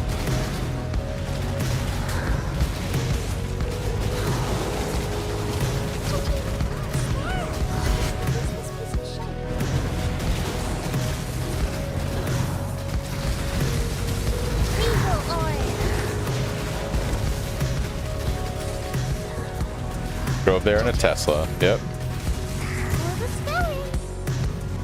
Or it's like the people that bought a Tesla and then they got upset when Elon went a little crazy, and then they're like, oh, you know, they put the stickers on their car. I bought this before Elon went crazy, and I'm like, just sell the Tesla. If you're upset at Elon, you're upset at Tesla, instead of just like trying to morally equivalate, just actually get rid of the car if you're trying to make a stance. But it's like, no, I'll drive the Tesla because I like it, but then I'll be, you know, oh, evil, evil, evil, but I'm not giving up the nice thing. It's like, all right, dude. So you want to have morals and standpoints, but you ain't gonna actually do any real sacrifice to back up that shit. Because you know, you understand the sacrifice isn't as good as the alternative.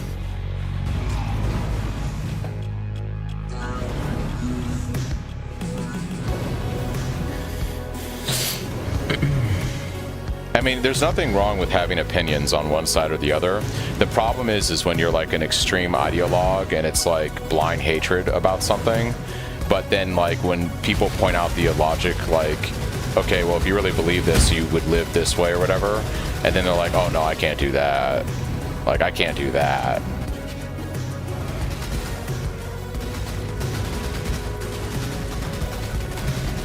He believes in flat Earth too. How can he be a pilot and a flat earther? The people that believe in flat Earth are actually wild, dude.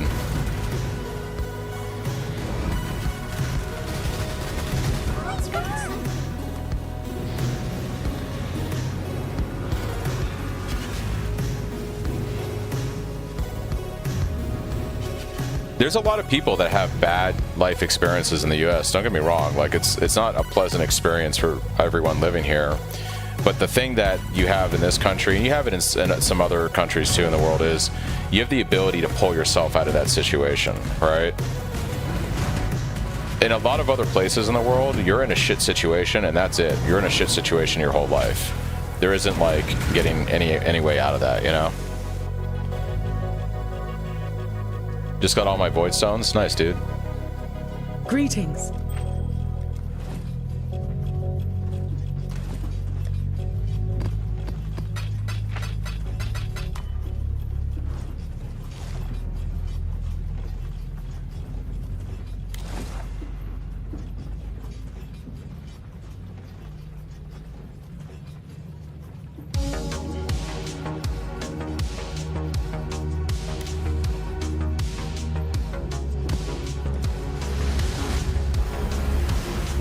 Paid in July for your January salary? That's fucking wild, dude. Didn't even break a sweat.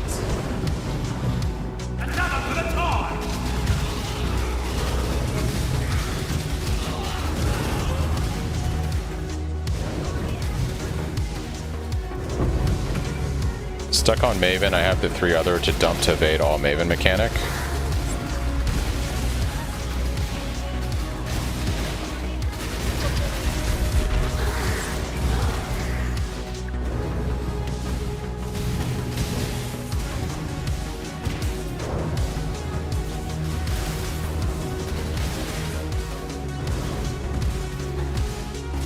Bro, if you paid me, like if I didn't get my pay when I'm supposed to, the first conversation I have when I'm coming into work is, so when am I getting paid?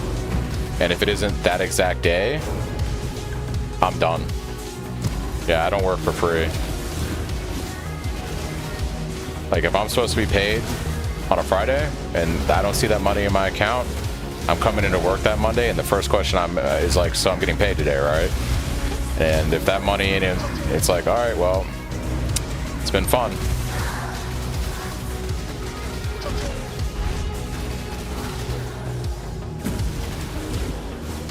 Yeah, I do not work for free. Especially when the arrangement is, I've already done the work. Like, I've already done the work. Like, I did the work. Now you pay me. It's not like you're paying me in advance and then I have to make good on 2 weeks. No, no, no. I gave you my time. Give me my money. You know?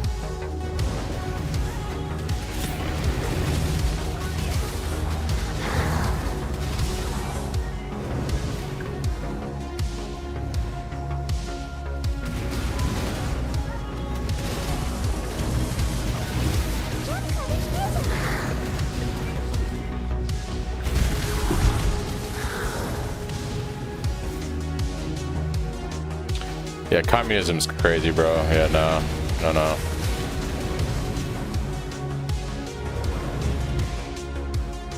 Nope.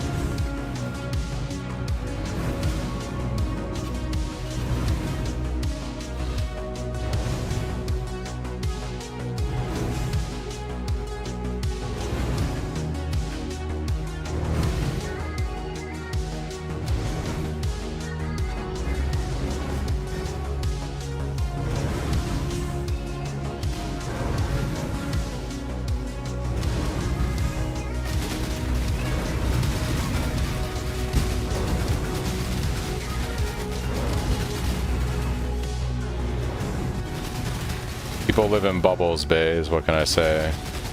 Echo chambers and bubbles.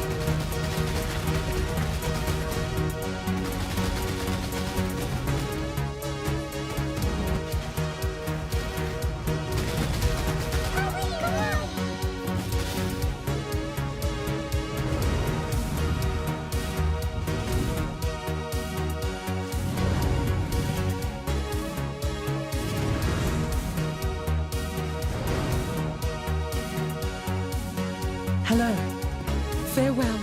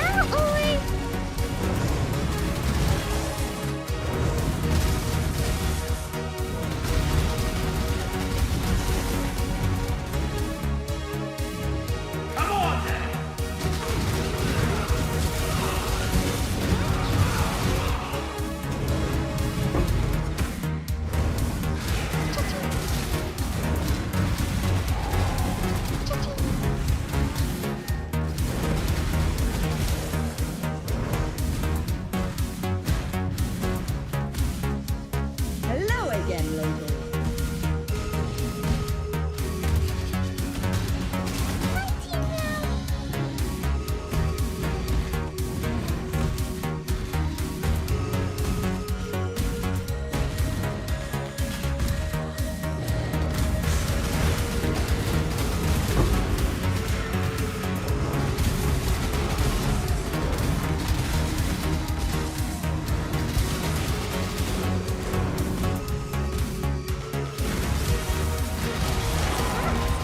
Eagle oil.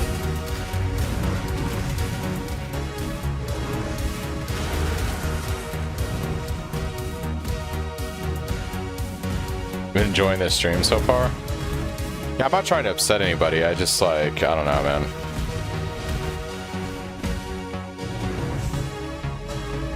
My spirit is spent.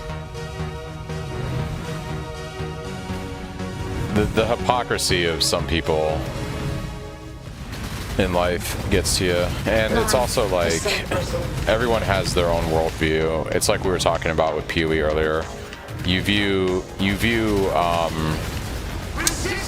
It's hard to take yourself out of a situation and view things objectively and not see it from your personal experience.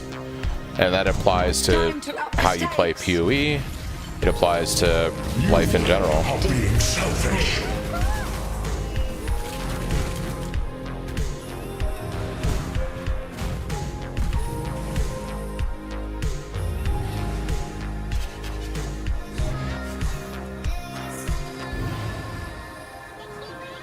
I'm a juicer by nature. I juice everything. I guess so.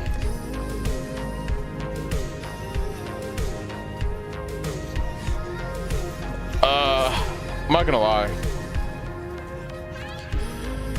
Why don't PoE players simply stop playing the game instead of criticizing it? I don't know, Kim. I guess if you really like something, you're gonna have an opinion on it, right? You're gonna criticize it because we're addicted and we can't quit. Yeah. I mean, if you really like something, right, you're gonna have an opinion on it.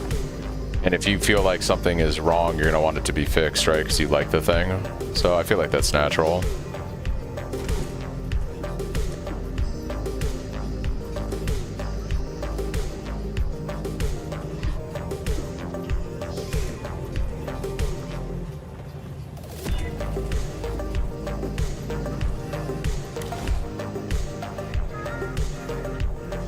I was drawing a comparison. Yeah.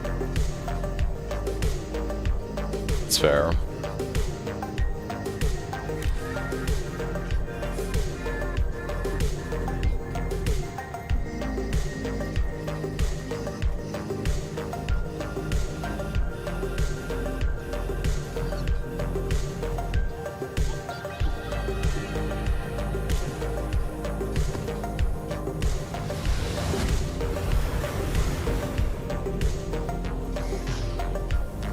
I've never understood the people that log in every day and they're like, they do that. They're like log in every day and they're just like D4 is better. Or whatever it is, you know?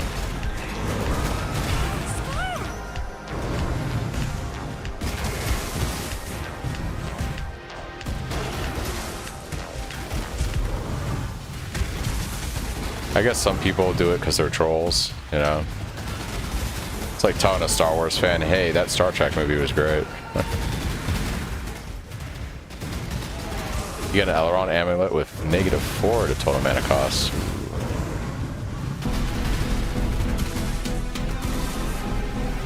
Yeah. Or the alteration.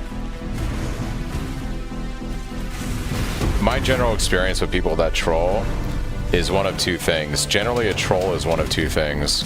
A troll is either somebody who has very low intelligence, right? They're generally like a low IQ individual, or they are a high IQ individual that is so they're such a hateful person because they feel like life has, you know, fucked them, or they feel like, you know, like they're basically got a victim mentality, and so they see it like perfectly fine to rage or attack other people because my life sucks, and instead of fixing the problem, they just, you know, blame it on other extenuating circumstances and don't want to take action in their life, and then take that anger out on other people in malicious ways, such as rage baiting them.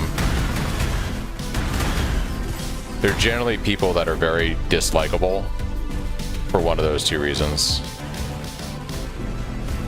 Yeah, it's usually a lot of very unlikable people that, yeah, they're just hateful human beings. They're the kind of people that don't last long in the real world because very quickly you push those people out of any place that has real meaning or worth, you know? So they end up working like jobs that are low wage, low yield, really bad balanced work life. They're, you know, away from customers in a corner somewhere where a manager can hide them.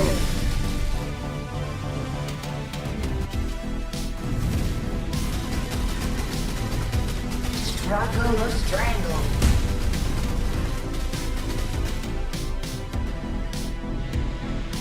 Time to up the stakes. Deep down, you know, loot's in a bad place. Safety and security.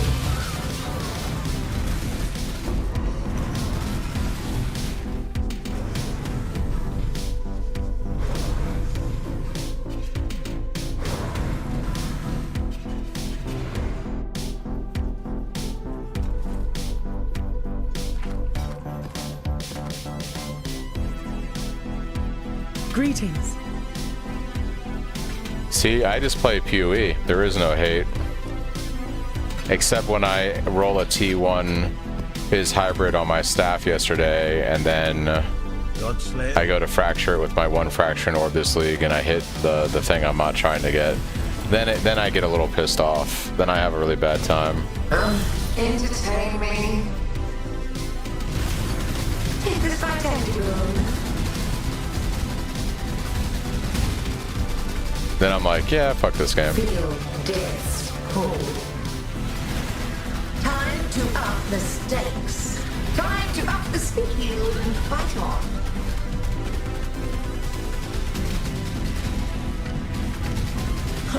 Mortal flesh is so fallible. A beautiful spectacle. I grow bored already. Yeah, I agree, Kim. I think that's why, like, all this talk today didn't really hit me too much, because I like, when I see a 5-gun video and it's like, you know, the game is fucked or something, I'm just like, okay, dude, you're probably not wrong, but at the same time, I don't play the game the same way you do, so it doesn't matter for me. Your points are probably valid, but yeah.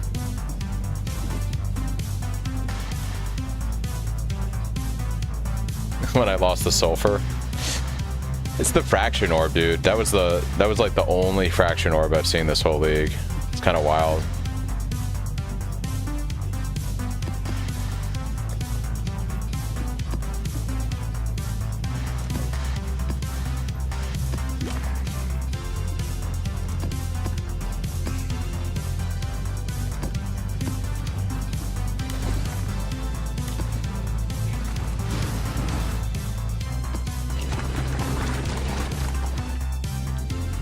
This game on SSF is a tier even in the worst league. What do you mean by that? I think SSF in this game is pretty good. I enjoy playing it as SSF. Oh, S tier.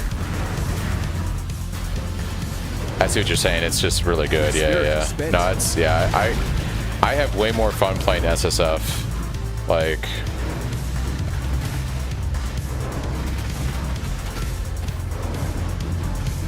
Bro, there's nothing worse than when you like were playing games back in the day and you forgot to save, like when, especially if you didn't have like an autosave feature, and you're like an hour deep from the last save and then you die and then you were like rolled back and you're like, oh fuck, dude. You instantly were just like, I'm so done with this. I gotta do all that over again. Yeah, you're just like, how could I be so stupid? How did I forget to save? Modern gamers, like Gen Alpha, has no idea what that experience is like. Gen Alpha will never know that kind of pain. They'll never know that kind of pain.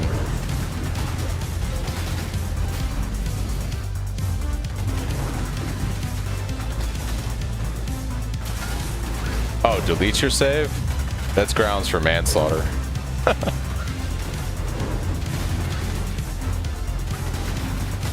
9 years older. Oh yeah, well you gotta kind of eat that, because what are you gonna do?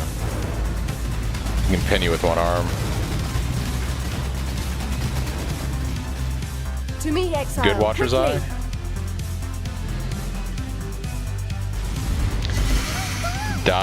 He died in a void map. Oh, I remember that, Matt.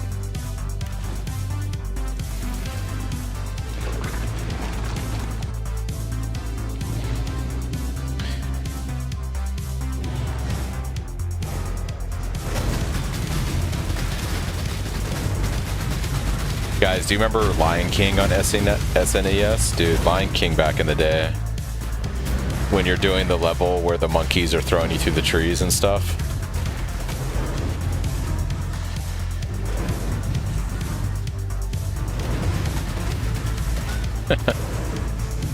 I also remember like the old SNES like Star Wars games, like Return of the Jedi and stuff.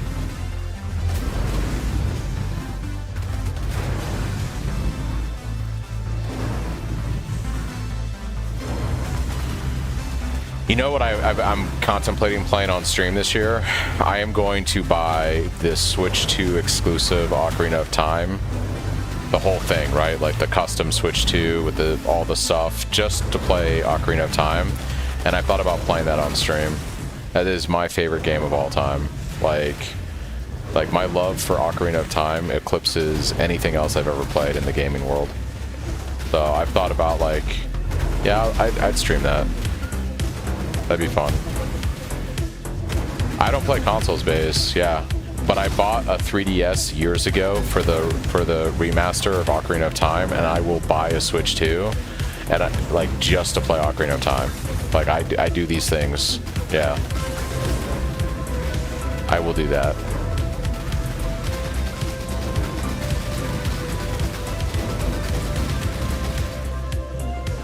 To me, exile, quickly. God of War 2018. Yeah. So that was the elder. Donkey Kong and Frogger. It's on Steam. I have so many games to play on my Steam, like just actual games I've bought that I just haven't played. Pick them up on sales and stuff. It's kind of wild.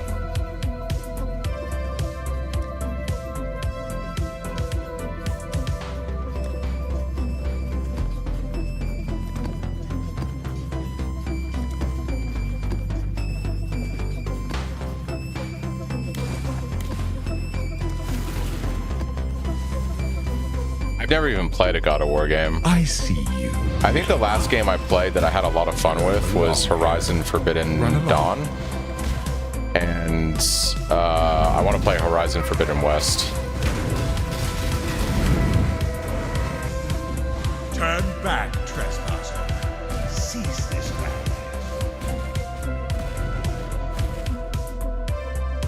God of War shits on Horizon? Does it? I've only ever heard good things about God of War. I've just never played it. You tamper with things you do not understand.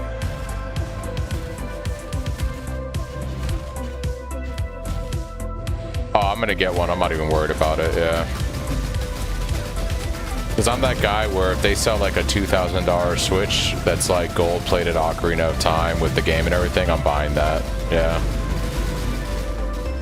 I'm not gonna be one of these guys that just has a Switch 2 and I'm buying the game. Like, I'm gonna go all out and buy the fucking limited edition Triforce, whatever they sell. Your recklessness will not Yeah, I go will be picking up one of those 100%.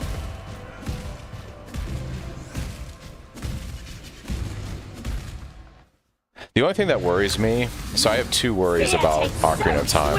The first one is that it's not really a remake, it's just a remaster. My hope is that when they say they're remaking the game, not remastering it, is that it's like a full-fledged remake. Like when you go into Hyrule and you're just exploring that middle zone that connects everything, it's like 8 times larger, but also filled with like tons of shit going on, like tons of interactable events, just all kinds of crazy shit. Like when I go to Gerudo Valley and I see like the Den of Thieves and stuff, I want like scaled cities with hundreds of NPCs and just fucking like all kinds of shops you can go into. Like my expectations are so high and so unrealistic for what I would like them to do. I will probably be disappointed. Because if they just fucking throw a modern engine on there and it's the same fucking game just with modern pixels and stuff, I'm gonna be very upset. This isn't supposed to be a remaster, it's supposed to be a remake. I am expecting more than just updated like skeletons for the models and a fresh coat of paint. I want like some serious fucking work, you know? The expectations are high.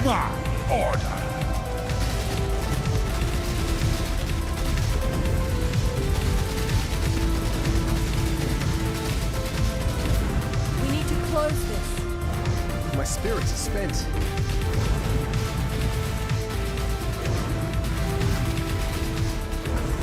They won't dare fuck it up.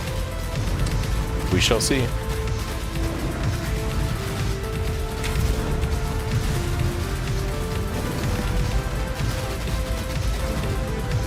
Imperfect. He's recovering. We need to find a way back quickly.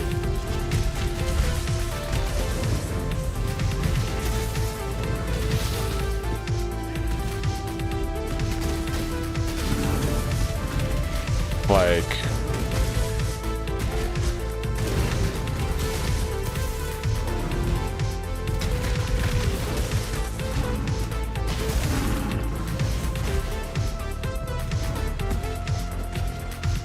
I don't know, man. I feel like Nintendo probably is one of the few.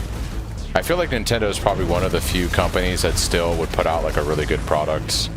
You know, they don't. They do everything in house, right? Their console, their games, their game lines and stuff. Like, I feel like they are one of the few that would actually like put out something decent. I don't have any of the clusters yet. I haven't started working on clusters. Father, it's me. Let me help you. The horror must be stopped. Obstacles destroyed. Stay close.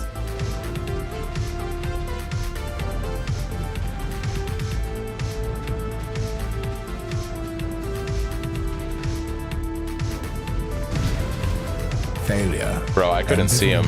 I had no idea where he was. A final abyss of unending darkness.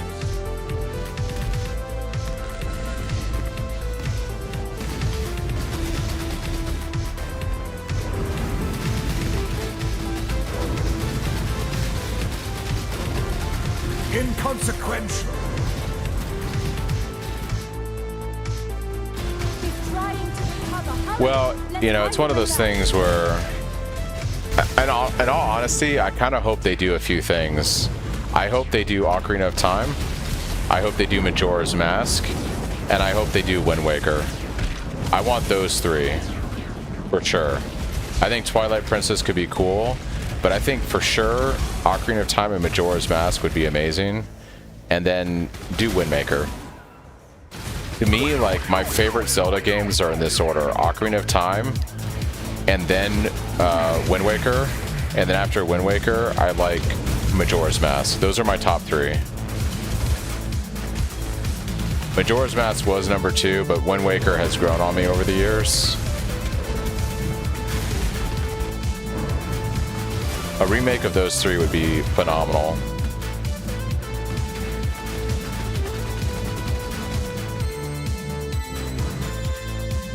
These memories are mine. I cannot lose them. They lie to you, Father. I'm your true memory. To save the future, the past must be sacrificed. Here's some hot takes on Zelda.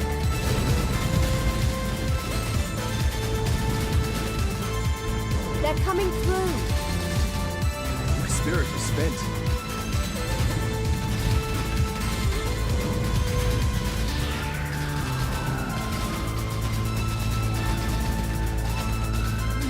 I mean, the only problem with Zelda, like when you rank the games, in my opinion, is Ocarina of Time is so exceptionally better than anything else. Like, Ocarina of Time is like, I don't even know how to describe it. It's just such an exceptionally better game than everything else. Like, everything else after Ocarina of Time is just personal preference, in my opinion. It's that good of a game. It's like if you rank the Star Wars movies, there's Empire Strikes Back and there's everything else. And you can have whatever tier list you want for Star Wars, but it's Empire Strikes Back and then everything else. A Link to the Past is great, but Ocarina of Time is the OG, you know? I mean, I really like A Link to the Past, but Ocarina of Time fucking just destroys A Link to the Past.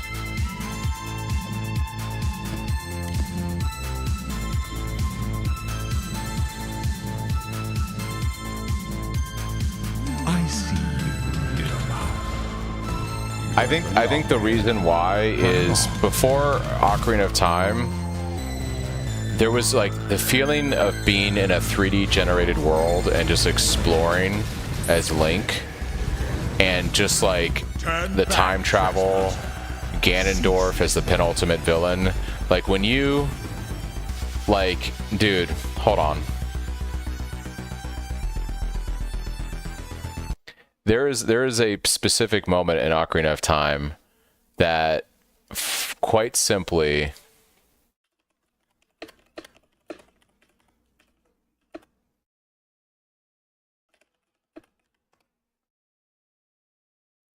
let me see if I can find this.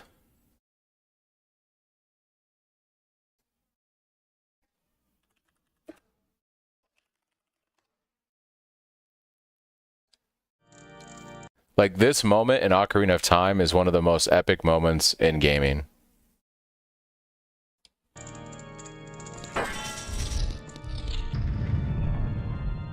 This is one of the most epic moments ever in games.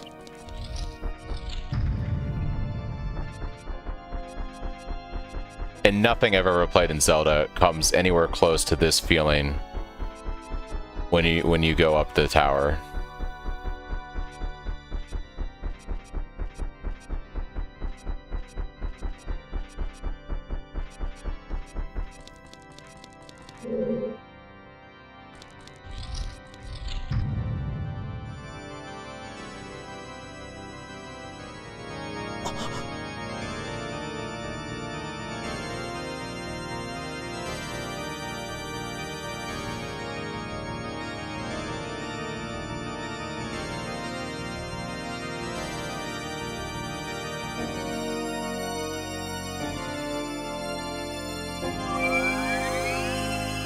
When all three carriers of the Triforce, like this moment when all three are in the room together for the first time for the big boss battle, and all the Triforce pieces come together.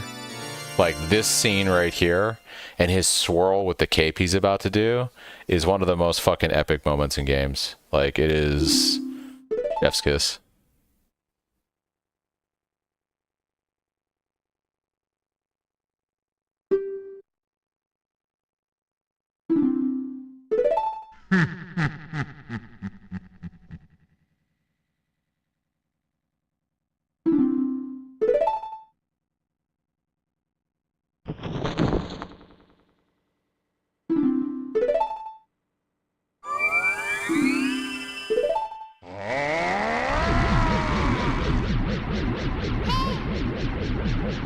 Like this shit is so good.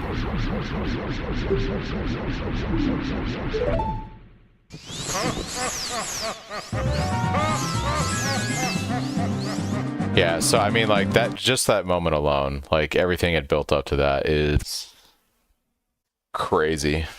It's crazy good.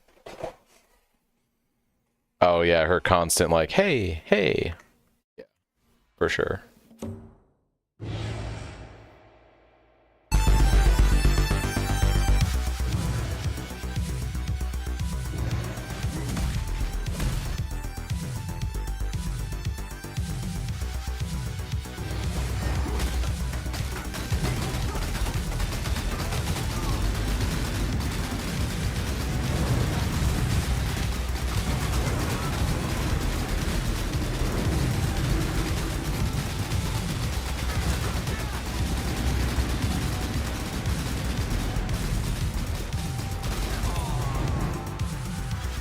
You tamper with things you do not understand.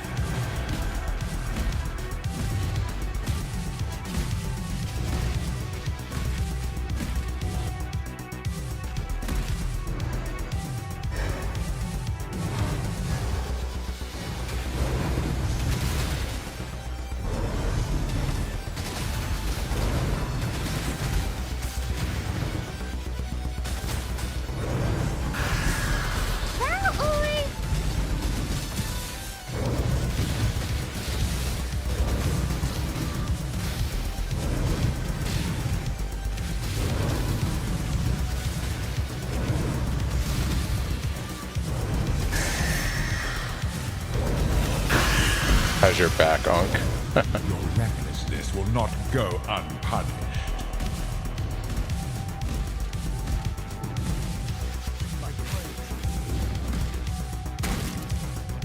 I get the worst fucking possible boss, dude.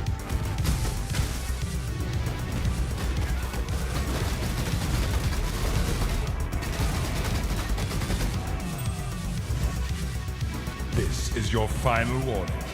Need you force my hand Spirit again, is spent. little mouse. So, you've chosen to side with chaos. This is my I never do Shaper. and you shall obey Well, my you gotta do it if you want Void Shockwave. gaze to the abyss.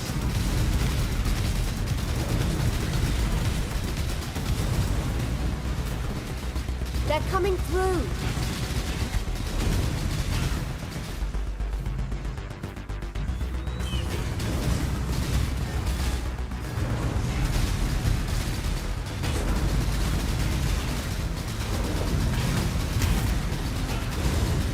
I'm looking forward to what they'll call you kids. I'm fine with Unk. Failure. I stood in that slam. I was reading chat. That's funny. What about the knees, though?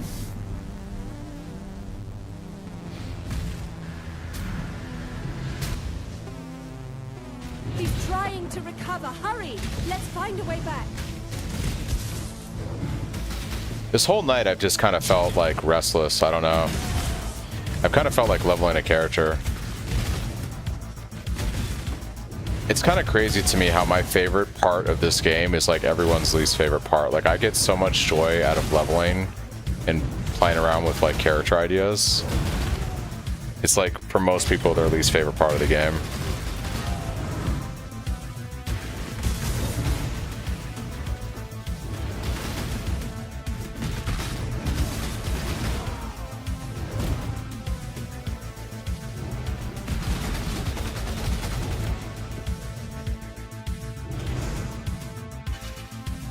Behold the face of your unmaking. Father, It's me. Let me help you. The horror must be stopped. Obstacles destroyed!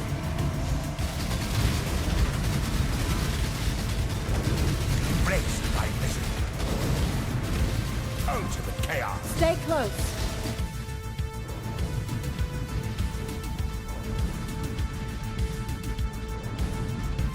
I kind of want to try leveling up another hardcore character, but like randomized, you know? Random skill, random ascendancy. Do a hardcore run. Imperfect. Just to kind of break it up a bit.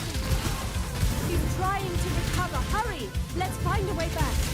You guys think I should try like spend the last 2 hours of stream just doing a random level on hardcore SSF?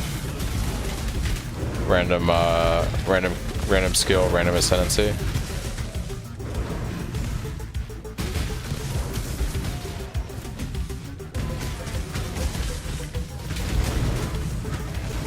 Ugh. I did want to try Winter Orb with the buffs. I still think like Winter Orb Totem could be pretty good. You can start the idea. The PoE randomizer. I'll check out the link in a second, Baze.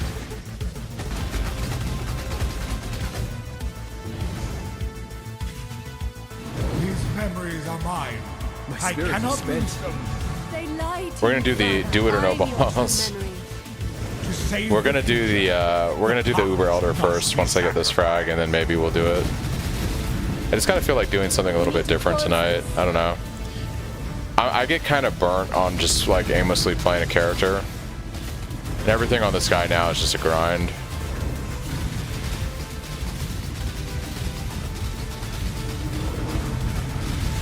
Which is fine, but I have to grind it like in spurts. To me, Exile, quickly.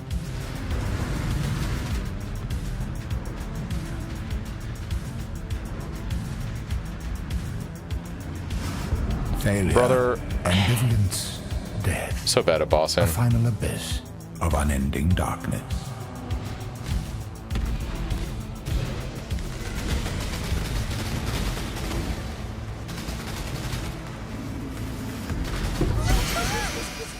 Alright, let's go do Uber Elder. Maybe we get Void Shockwave. Maybe we'll get Void Shockwave.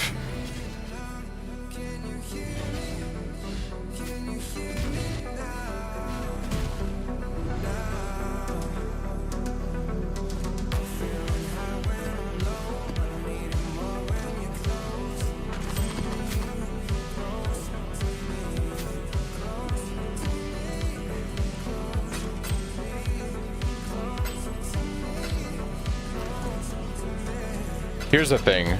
Do I do hardcore SSF Roofless with the PoE randomizer? Like, how fucking terrible do I want it to be? The only problem with that is you only get certain gems in Roofless. You can't just like do whatever the randomizer gives you. But that would be fucking hilarious. That might be too masochistic. A little too masochistic.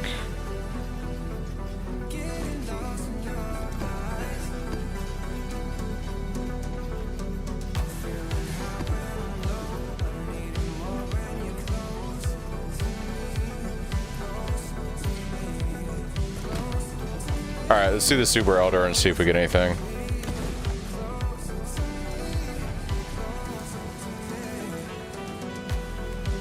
This is my current weapon.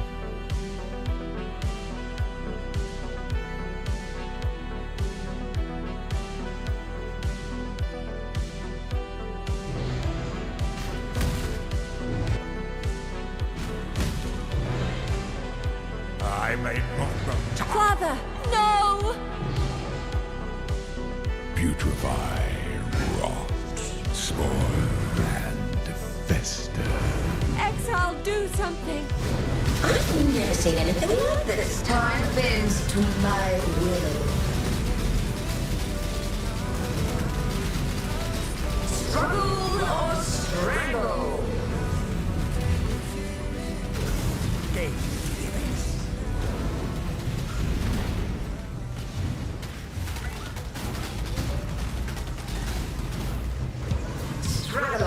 strangled.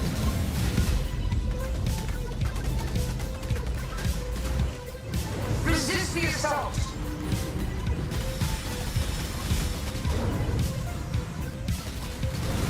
Time bends to my will.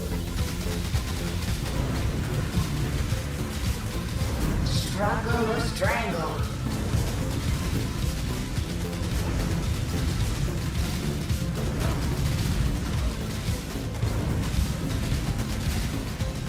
Struggle or strangle.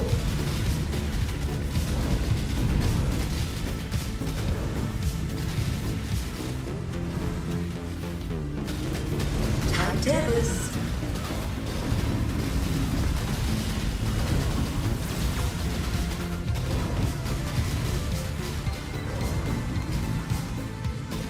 Struggle or strangle.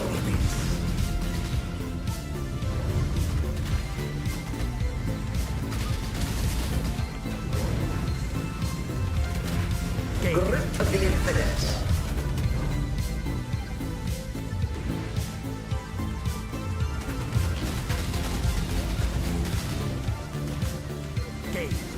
Time bends to my will.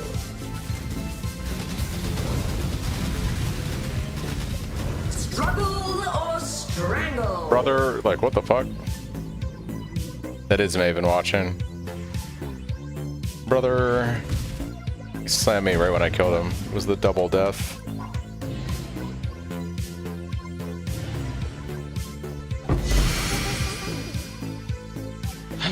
No void shockwave.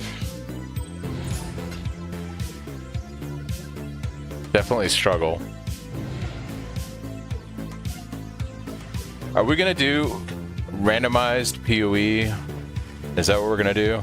At least hardcore SSF?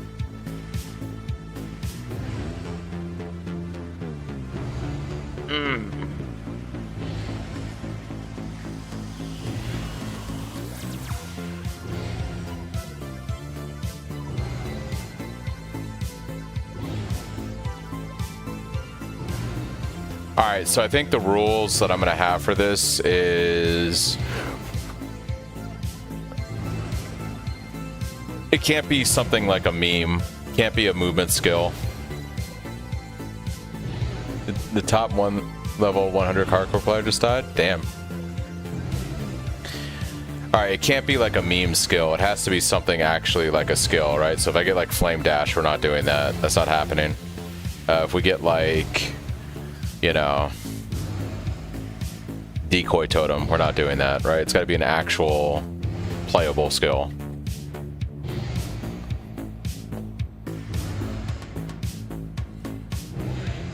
What do you mean roll the number of class?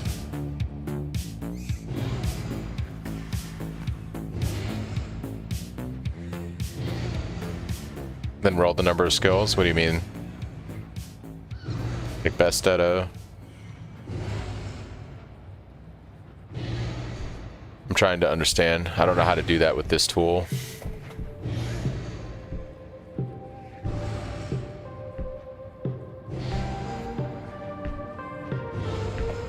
I'm not opposed to doing like a melee skill on a witch or something, but I think not using that tool.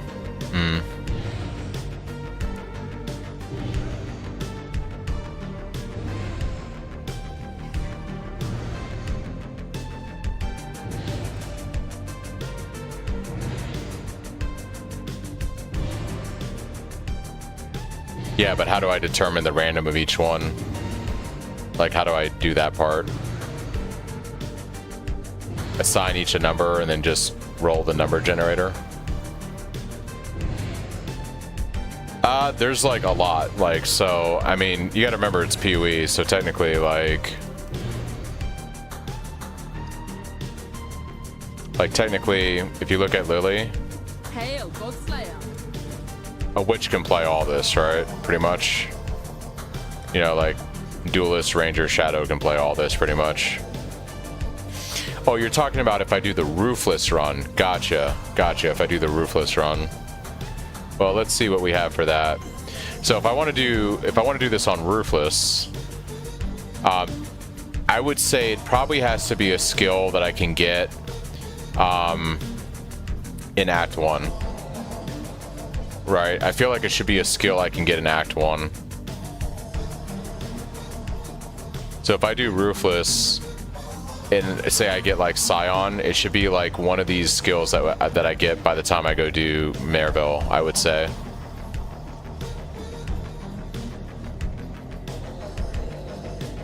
And I would say it should... Ruthless is too much. You think Ruthless is too much?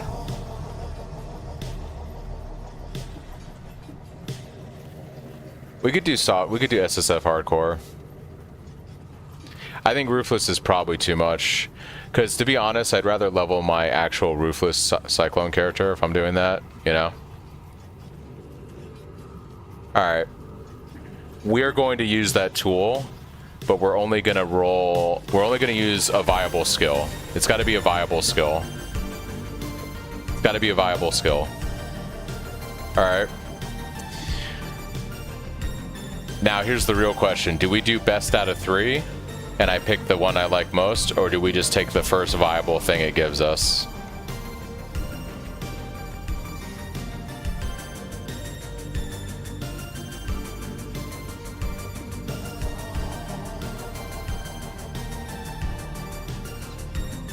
Best out of 3? Alright. Even best out of 5? So just take the best one. We'll just keep rolling till it gives us the one we like. Is that what we're doing? I like best out of 3. I feel like best out of 3 gives me a little bit of wiggle room, so it's not something truly dumb, you know? Alright, so let's see what we got. Roll number 1. Hierophant with General's Cry. Interesting.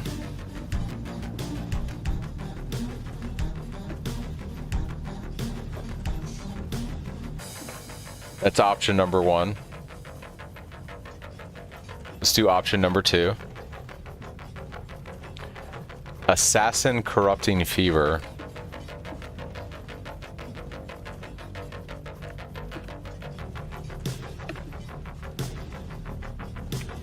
Alright.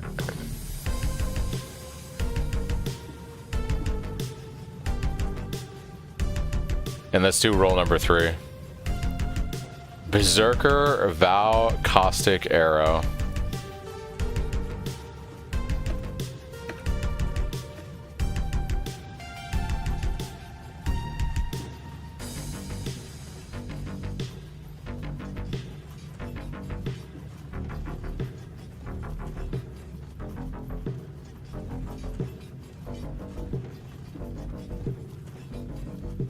What is this site? It is some meme shit we're doing.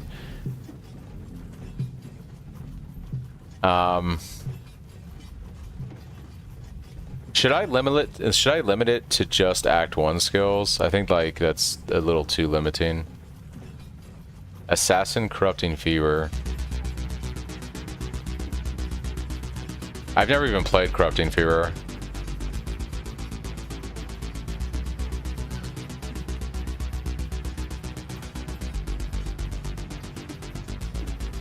What level is CF?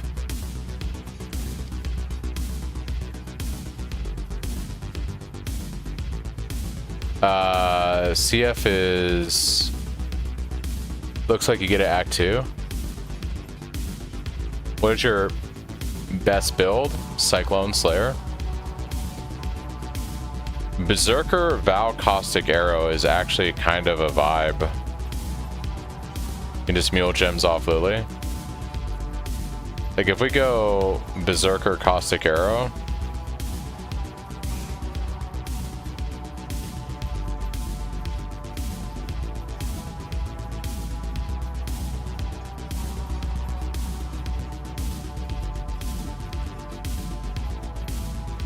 you're saying that's a fucked run right there.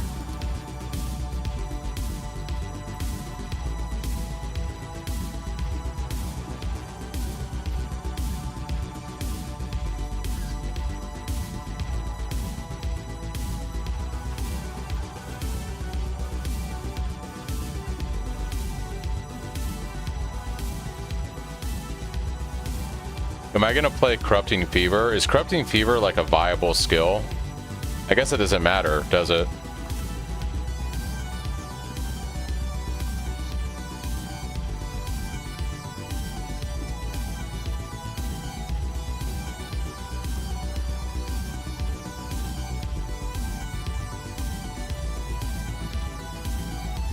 What's its tags? Spell duration physical. Okay, so it's a physical spell.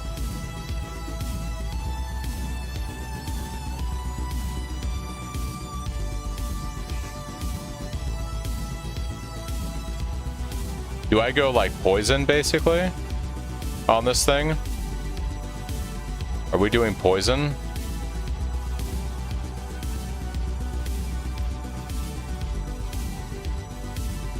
I feel like you scale spell poison.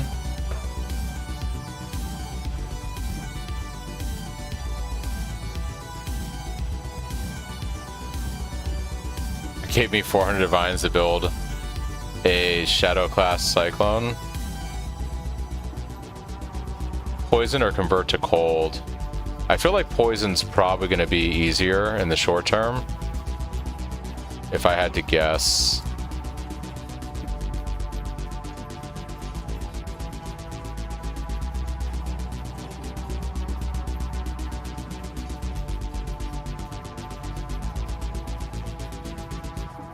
I don't think I can gain poison on this though. He doesn't have a chance to poison. I think you scale it with just dot damage. I think you just scale it with dot damage.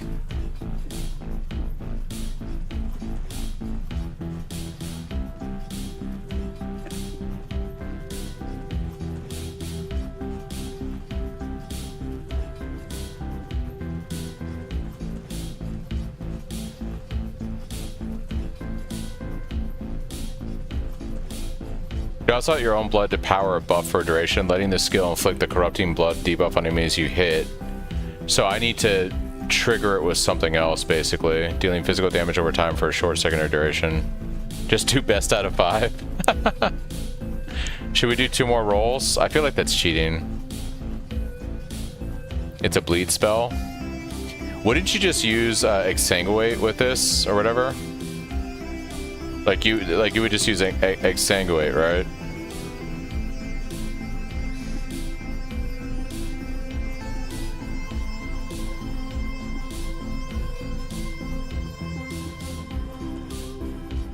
It's troll on non-gladiator because you don't get bleed pops. I feel like you would use this skill, right? Like Corrupting Fever, I feel like is something that you would...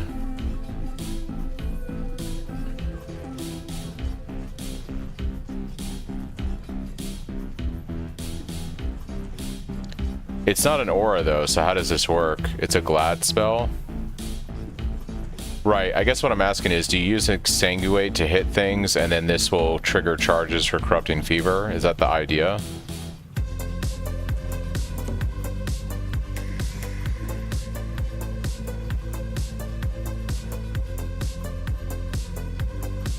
Hemophilia? Yeah, I mean, if you have the gloves. I don't have those. But, I mean, not impossible to get on SSF.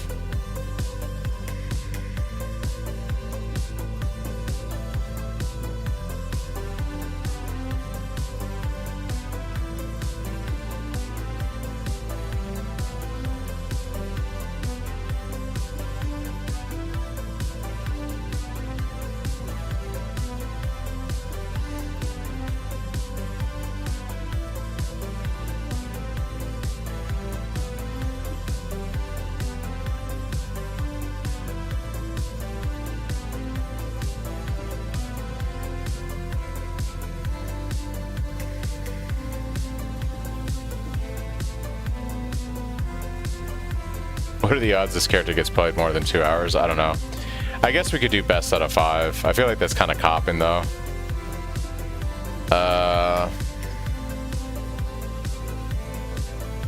Alright, here's what we're gonna do, just for shits. I'm gonna roll this one more time, and I'm gonna take whatever it gives me, minus movement skill, or like decoy totem. We're just gonna play whatever it gives me. This is a like tonight stream. If it actually succeeds, that's cool. But I'm just gonna send it as long as it's a real active skill gem. Oh. Well.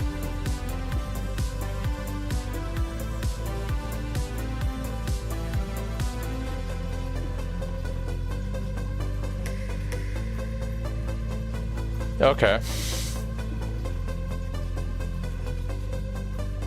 Oh God. That's one of all time.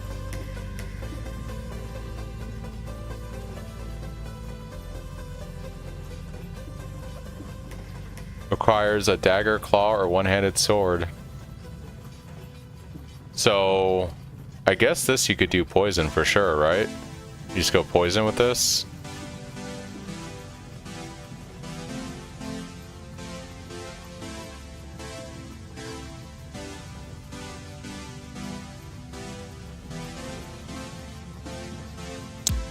Yeah, I've never played it before, but I feel like you just go poison, right?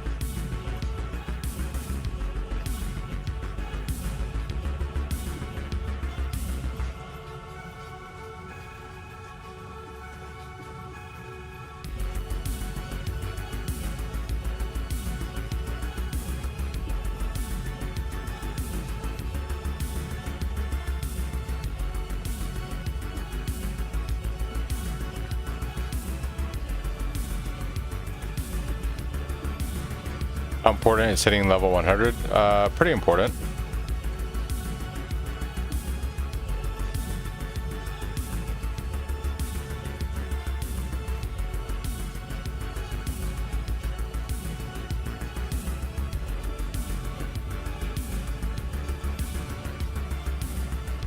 Spell critical strike chance bifurcates, so we don't really gain anything from that.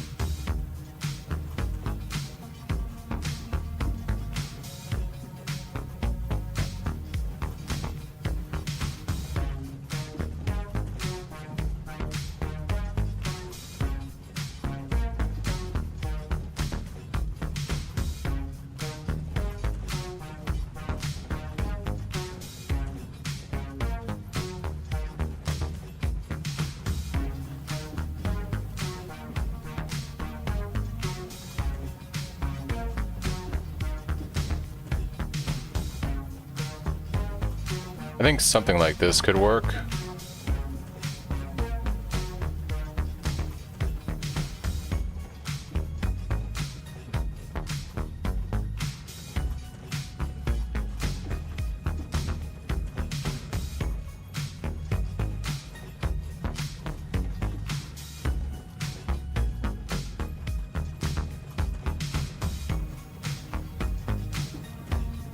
Ball Lightning Saboteur would have been funny. Yeah.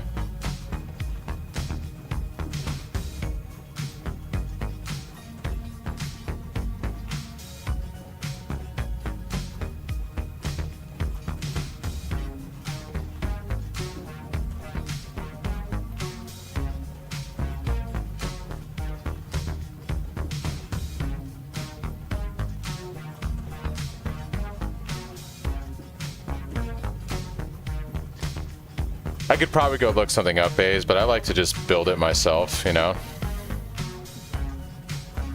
We can make something out of it. I can go look at an official guide later, but I like to get a feel for a character just off of my own thing.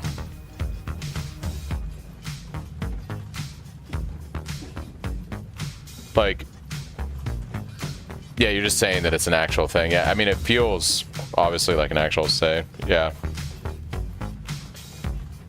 So Blade Flurry with just Nightblade at 260k damage with 2 shit claws is actually pretty good. Like, that's respectable damage. I've killed Eater, guys. I've killed Eater on SSF with my Cyclone build at like 500k damage. So this guy with this kind of damage on one support is pretty good.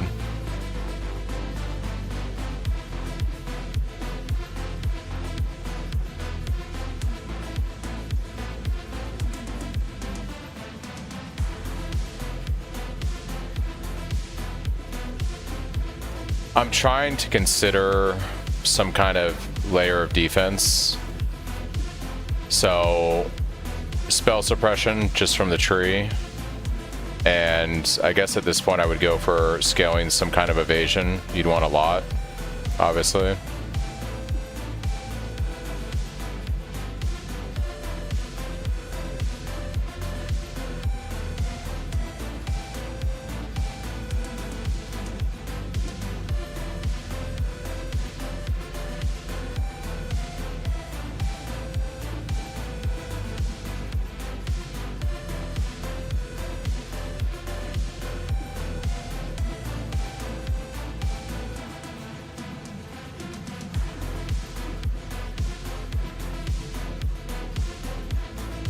So obviously we're gonna want like a body armor that has like a lot of evasion on it.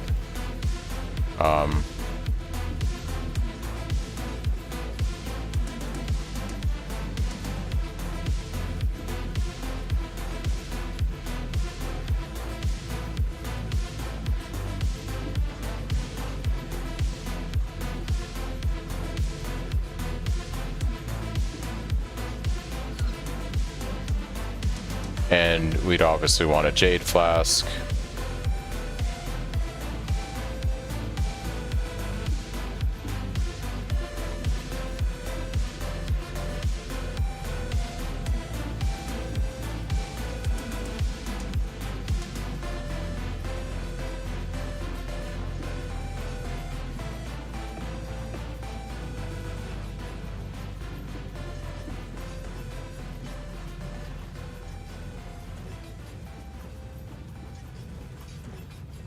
Knight. Wouldn't I want to run a Granite Flask for some kind of PDR? Like I'd want some kind of Granite Flask, right?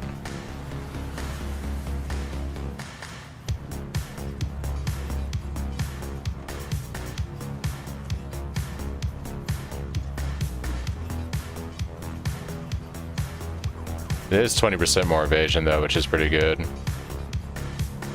Reduce effective guess of curses.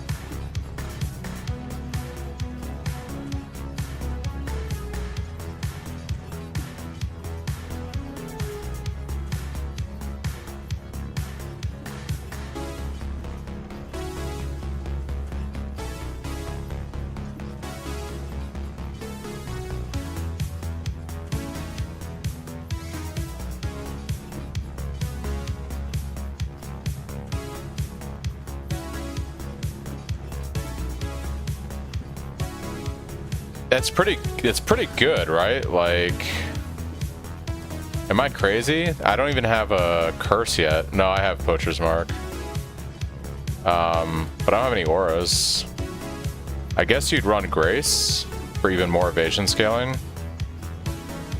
I feel like you just go all in on evasion, right?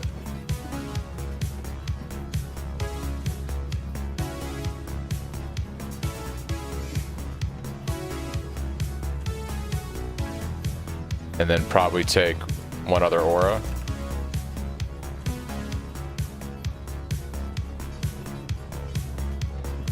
Malevolence.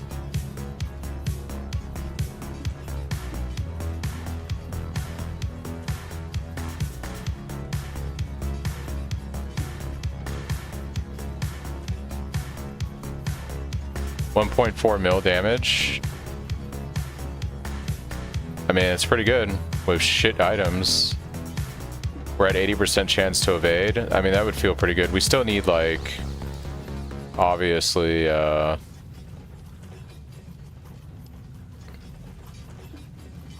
maybe I go armor evasion for the other bases just to get some kind of armor on the build. Probably a wither totem, yeah. Do I just go armor evasion for the other bases just to get a little bit of PDR, you think?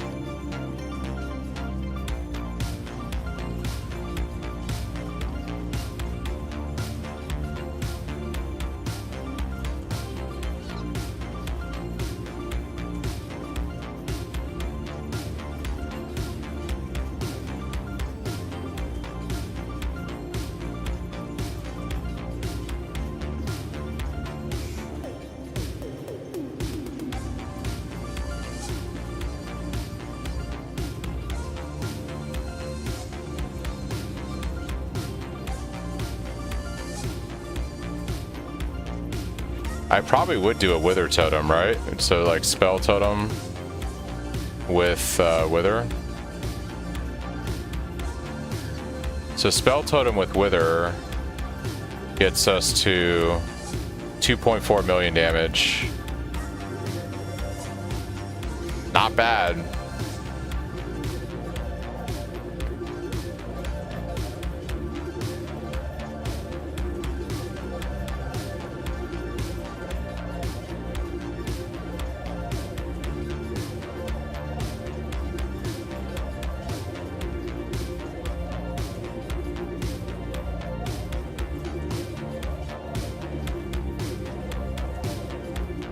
Leech. Amulet would go with probably strength. Probably strength and intelligence on the amulet. The base. With life. I have no idea how I'm clearing. I don't know how the clear works. I guess I could run a 4-link skill for clear, but what would I use for clearing?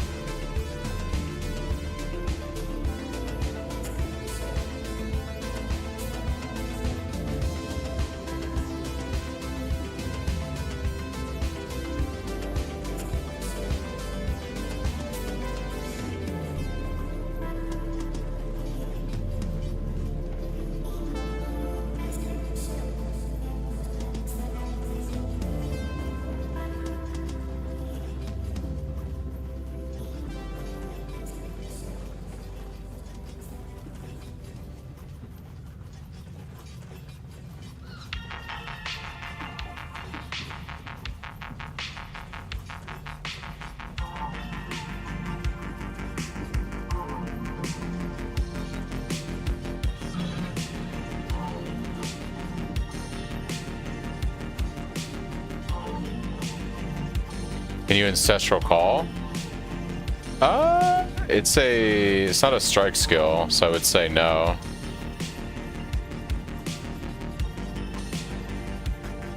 Yeah, I'm not sure what I would use for clear. What's a good skill that is like dexterity based for clear?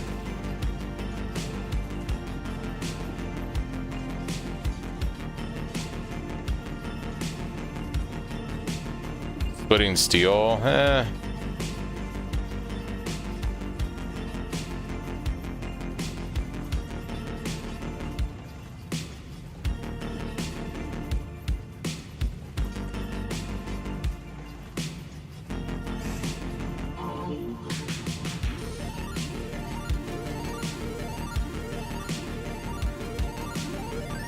A spell for synergy? Why would it have to be a spell?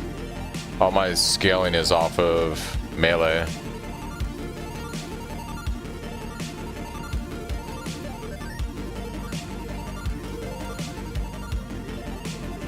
Is Cobra Lash good for clear? Chains 3 times? I guess we could use Cobra Lash for clear.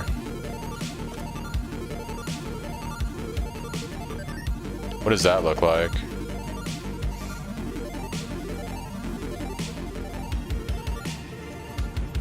Cobra Lash has decent base damage on this setup.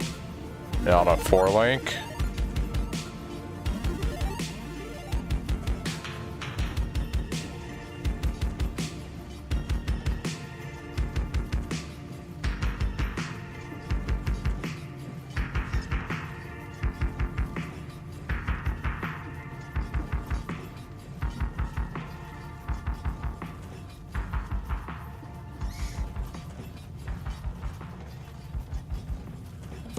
I feel like this would be okay for like clear, and then when I get a tanky rare or you're doing a boss, you just use Blade Flurry. Like, so I would just run around and Cobra Lash everything and poison it to death. And then when I come across a tanky mob, you just Blade Flurry. Something like that, I guess. It has potential. The only thing that's scary is the fizz hit, there's like no mitigation. So I have like a shit ton of evasion just off gear with like no mods in the flash setup. But my fizz hit is like non-existent, so that would be tragic. I almost wonder if I drop the Step Knight Flask and I run a Granite Flask with increased armor. I feel like a Granite Flask would go a long way with increased armor on it to give me some kind of fizz mitigation.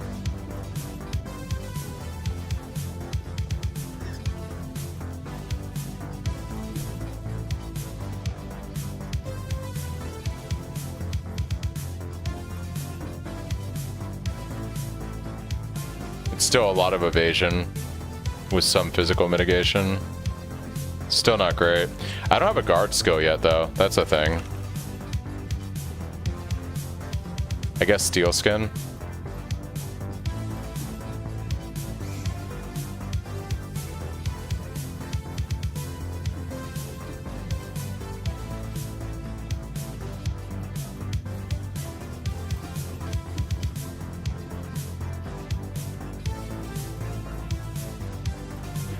Oh, I should be playing... Well, maybe not.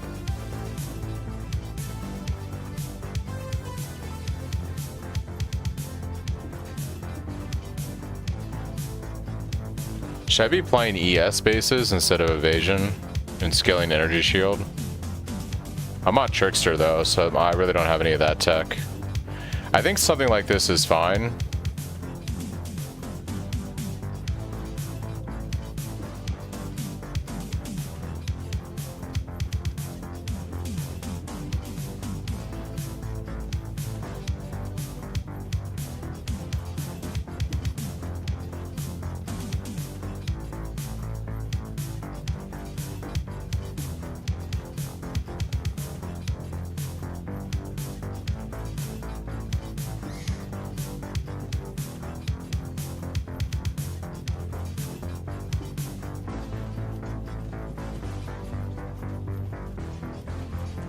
Assassin gives you 100% poison.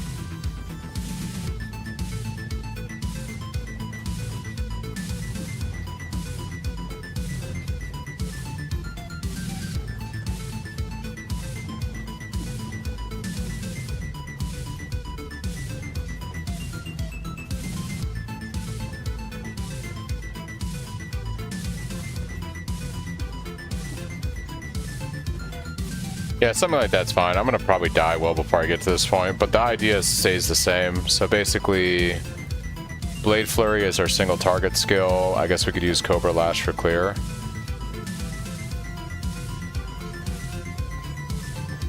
Fires a poisonous projectile based on your weapon that will chain between enemies.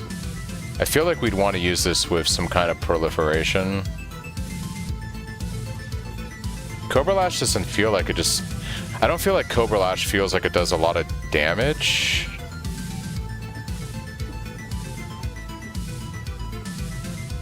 Maybe Splitting Steel, actually. I don't know.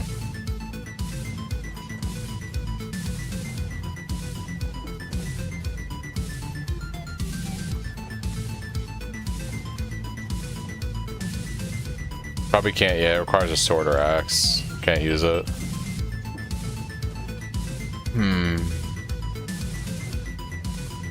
Ethereal Knives, maybe?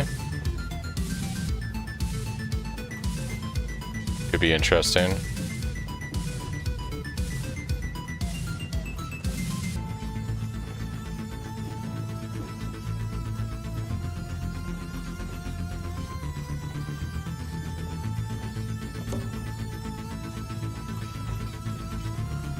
Need something better than that.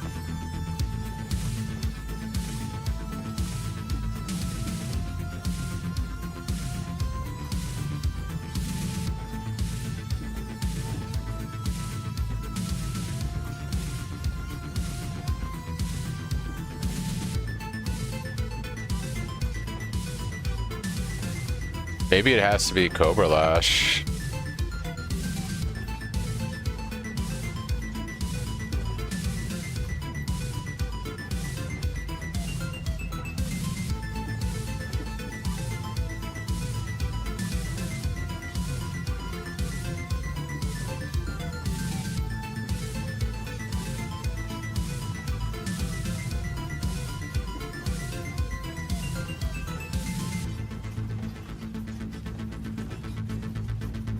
I mean, it should be fine for just clearing, and then you just have Blade Flurry for single target. Probably something like this, honestly. Can I fit Herald of Agony on here too? Because that would be pretty crazy.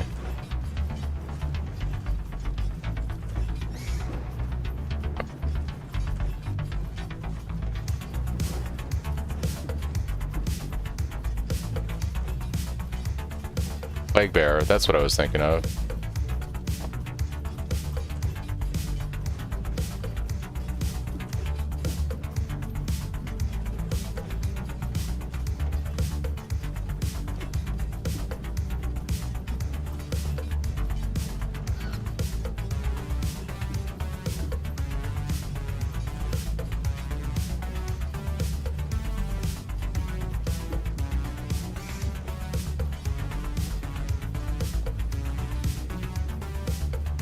Yeah, Plague Bearer gets us up to...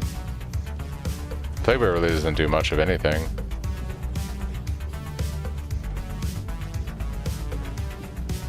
Oh, Plague Bearer is good for clear. That's what I'm thinking. Like, it's good for clear. Right?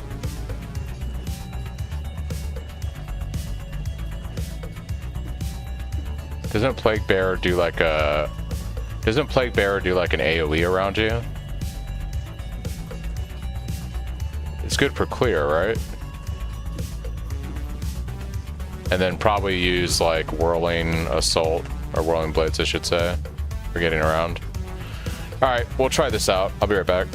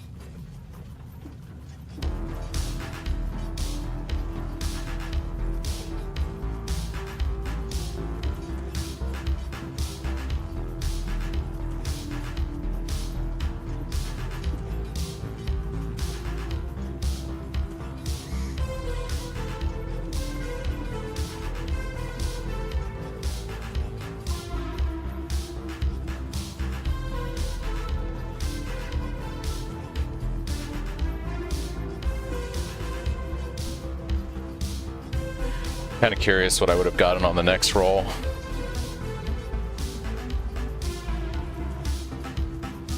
Berserker Smite of Divine Judgment.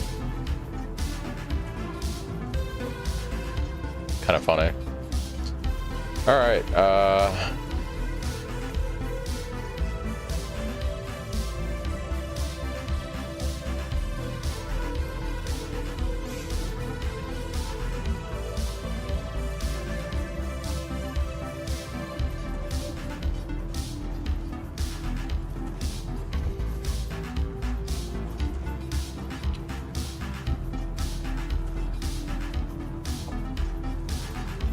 2 million damage versus... Yeah, okay.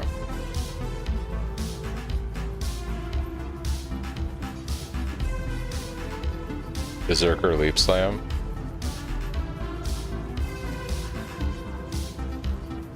That would be so dumb.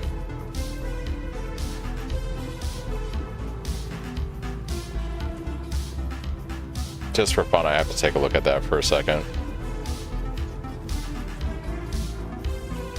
That would be so dumb.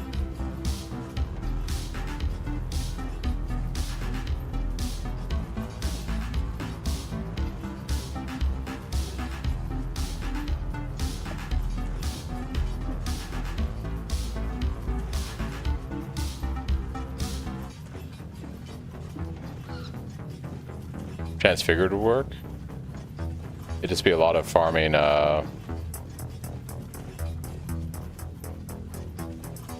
it'd be a lot of farming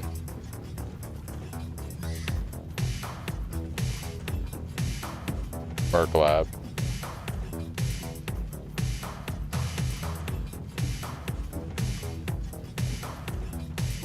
Oh, this would be so dumb.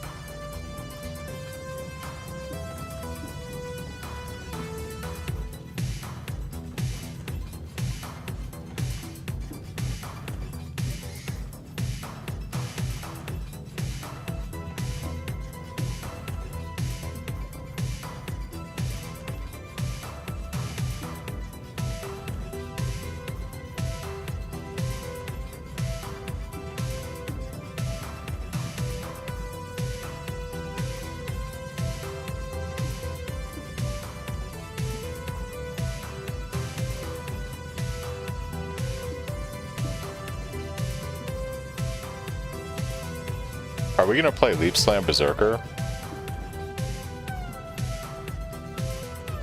Am I really gonna do this?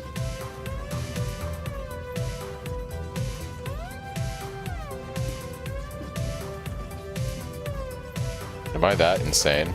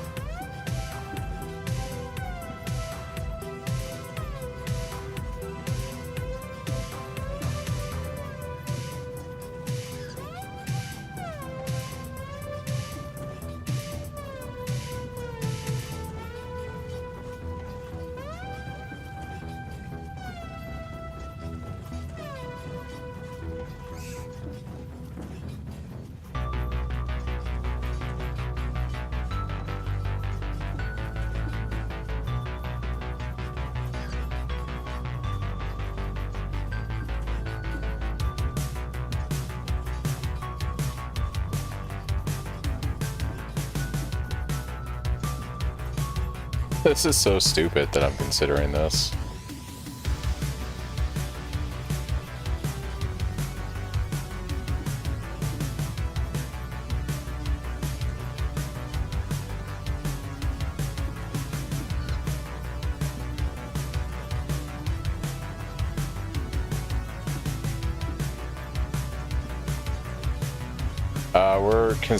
I'm considering some pretty insanely dumb shit.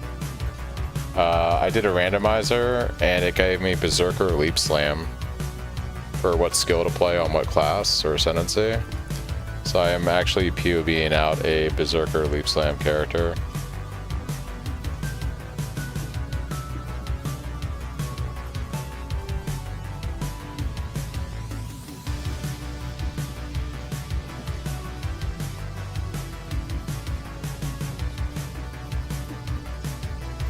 Look. Can't possibly be that bad, right? Right?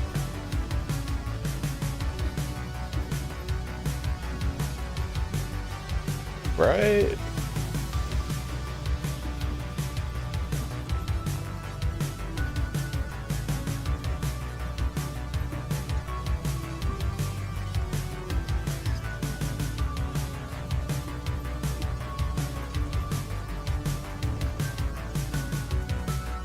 I'm considering just doing this like pure hit.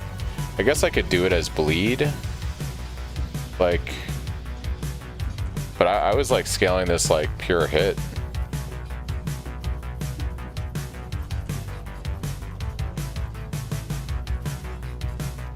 To be honest.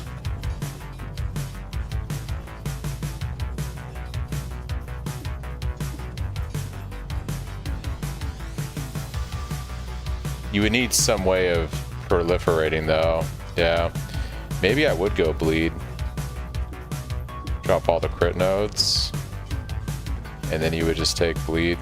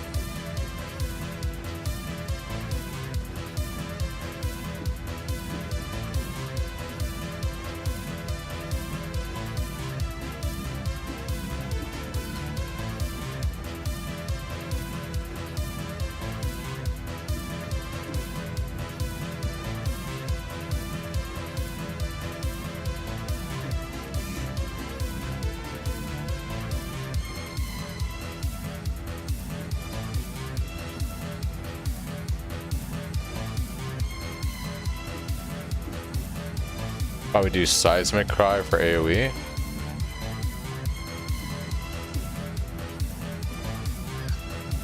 Guys, I think I might play Leap Slam Berserker. Endurance charges.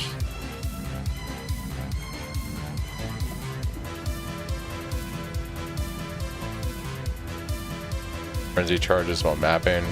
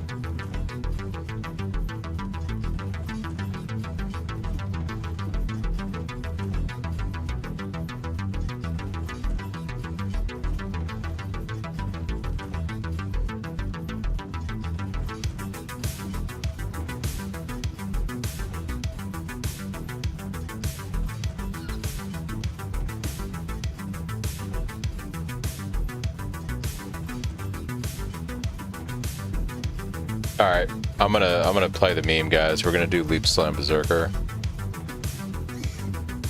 Because I'm insane.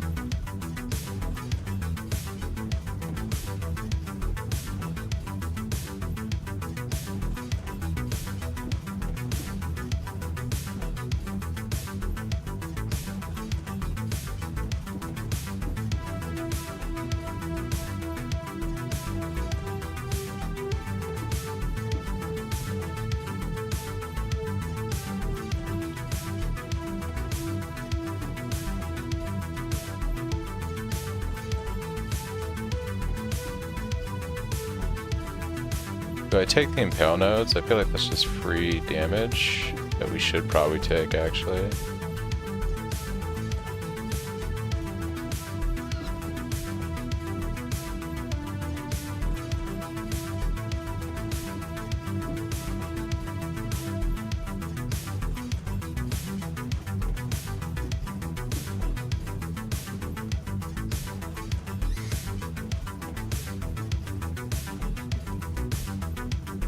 Like, is the bleed actually adding any value? I don't think it is.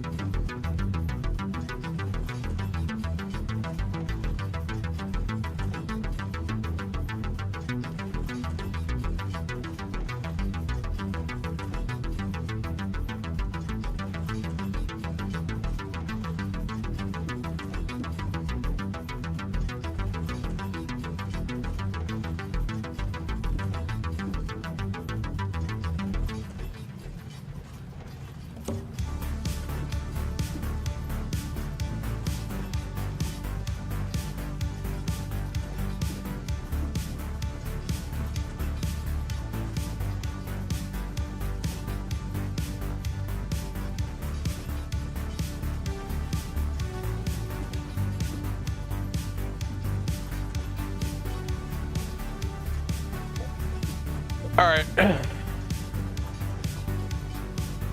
This is gonna be so stupid.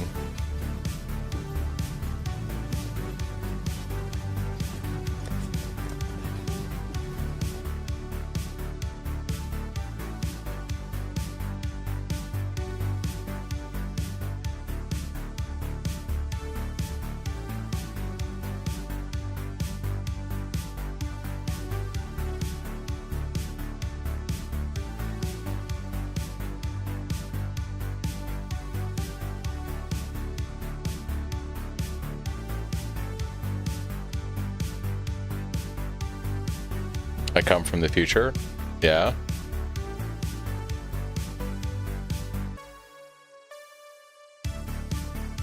Okay.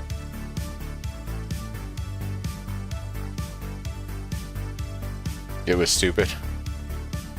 I appreciate that. Okay. Hardcore all flame. Still self-found. Do you think you are savage enough to face the land of the leaps. damned? We offered you truth. Oh. Yet still you clasp Gotta be in the theme. Moist Leaper. Moist We offered Leaper. you service, yet you wasted your strength.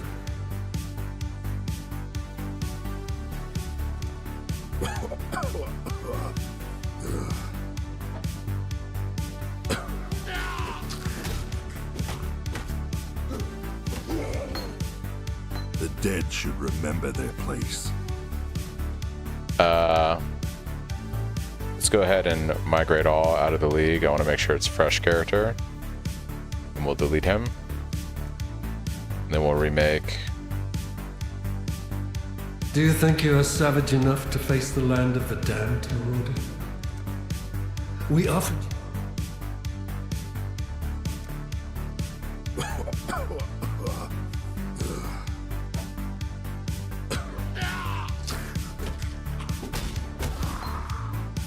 The dead should remember their place.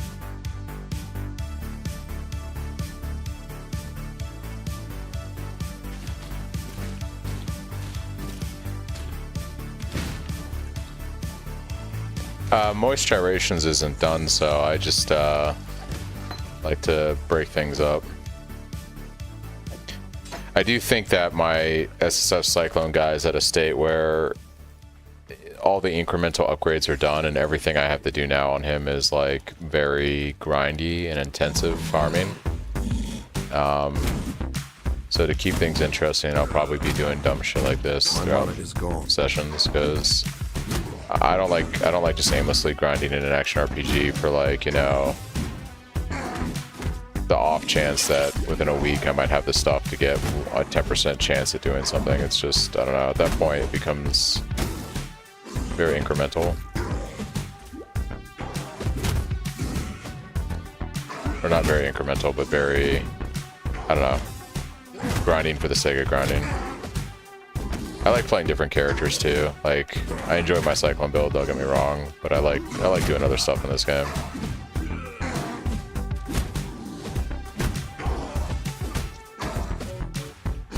This is hardcore SSF. See another door.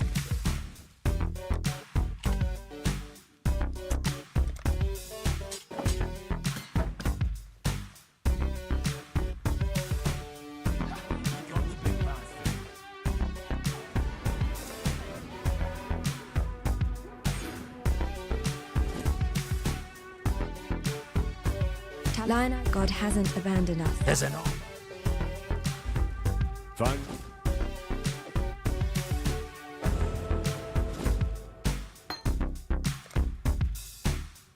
Farewell. Do not migrate my stuff because I have gold still. It didn't migrate my stuff out of the league. Wait, what? I still have stuff in my stash, but I did migrate. Am I crazy? Hold on.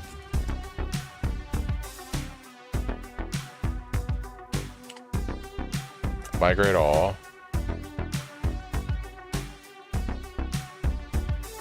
I don't think I have anything sitting there in hardcore SSF all flame.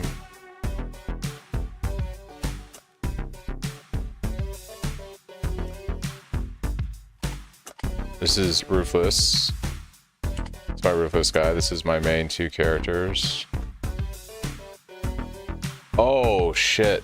I'm tired. Oh, no, I realized what I just did. No. It's undone. I migrated my main Cyclone guy to All Flame. I didn't realize it. I thought I had migrated my... because when you log out on a first character, it takes you to your last one in whatever league it's in. Dude, I just migrated my Cyclone guy. That's why you were saying Dunzo. Wow.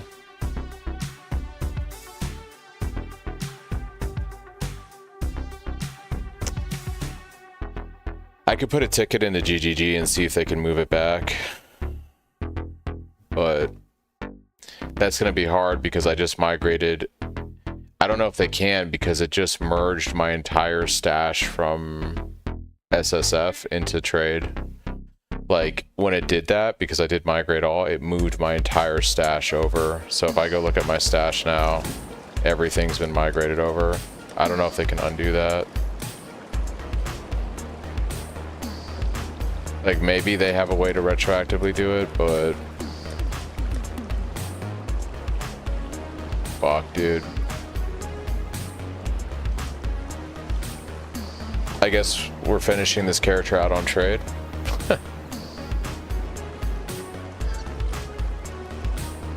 Yeah, I'll submit a ticket and see what they say. That's tragic, dude. Fuck. That is tragic.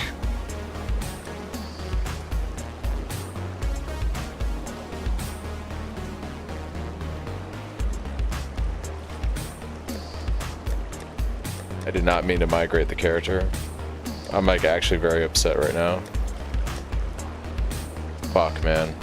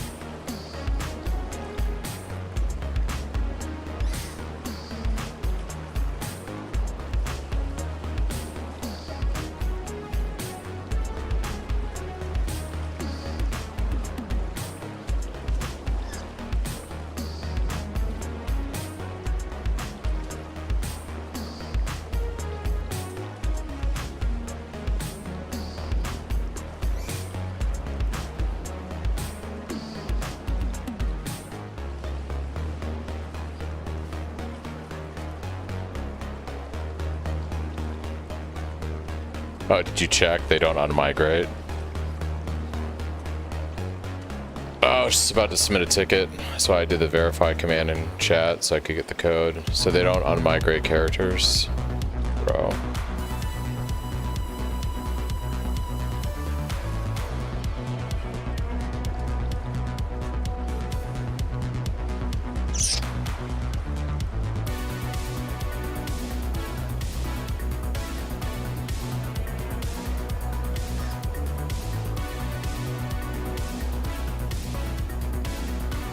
Wow.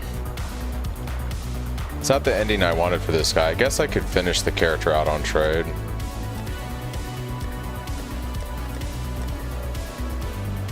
I could finish it out on trade. I'll sleep on it.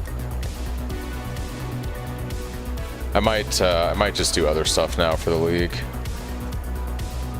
Because my plans... my plans, I guess trade but don't trade. Yeah, I could do that too. My plans were to basically just like, all I really wanted to finish on this guy was craft the chest, make a better staff, and that's pretty much it. I was like hoping to eventually get a Stormblood. I didn't really foresee this character scaling too much past this point because SSF has its limitations versus trade. I realistically figured I could probably do the chest and the staff, maybe get a Stormblood from like the voyages, that was kind of like the 3 big upgrades I was looking at doing, and then as well as I have the Enlightened support, so eventually I was going to drop Treachery with Stormblood and then use the Enlightened to do an aura setup and get rid of GC. It's pretty much like where I first saw this character going in the next week or two, and then I was probably going to be done with it for the most part because, you know, if I craft like a 900 PDPS staff, like after that you're pretty much like looking at a trade type weapon beyond SSF. So I don't know. The one cool thing is like because it's on trade, I could like scale this thing out pretty hard and like, you know, take it to like its full potential, but I'll sleep on that. That is rather unfortunate. I did not intend to do that. Did not intend to do that.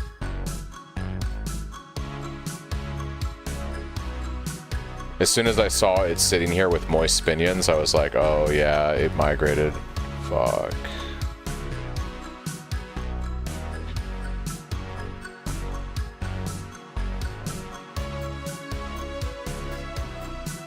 Well, here's what we're gonna do.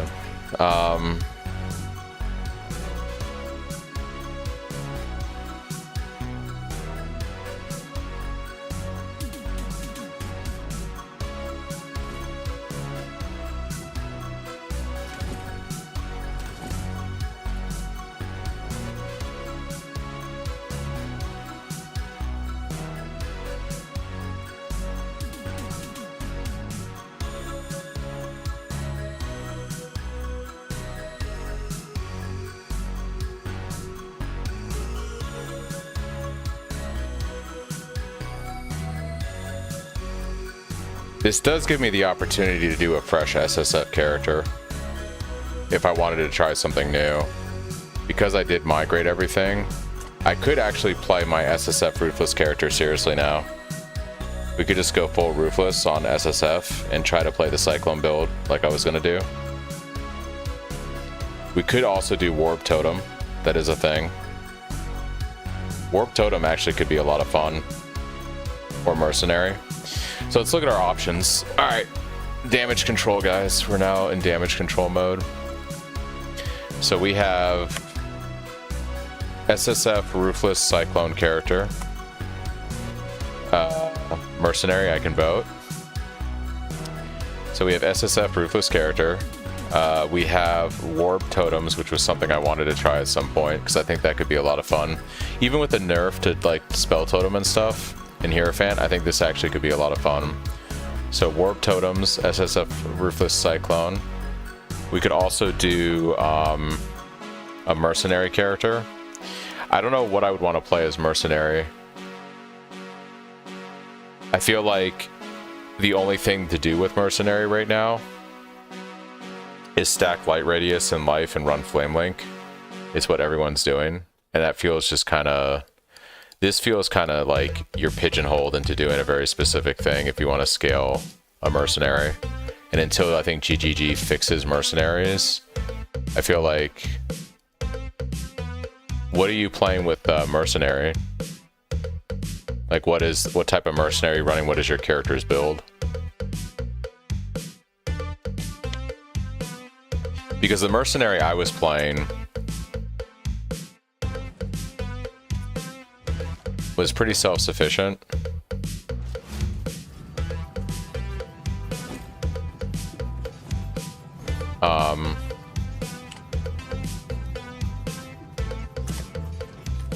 I actually can go purchase this stuff real quick now that I have some gold here on trade. It seems every dog has his day.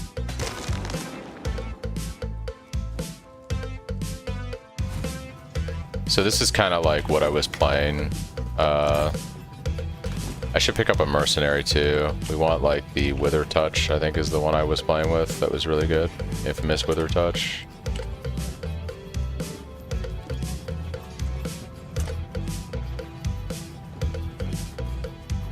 And this is a terrible UI for this.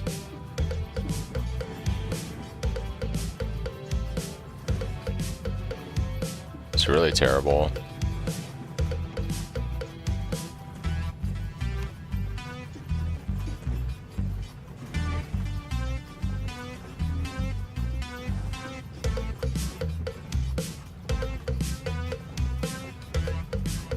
Alright, this is what I wanted. Does it let you actually sort by skills? Does it have any kind of ability to do this? Mercenary Blight, okay.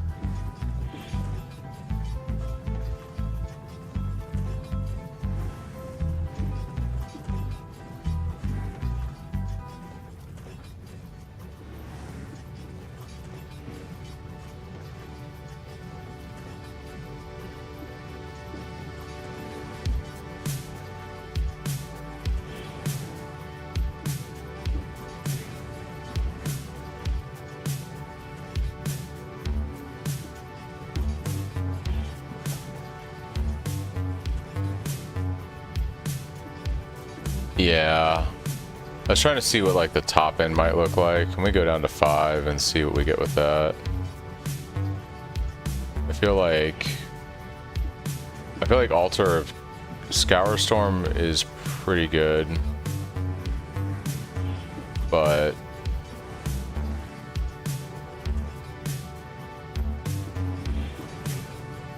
I'm just gonna buy a generic one real quick, like for 1 divine, and we'll see what we see. I don't want Essence Drain, I want or Soul Rend. Although that could be pretty good. I like the one where it's like this right here. Sure, we'll buy this one. So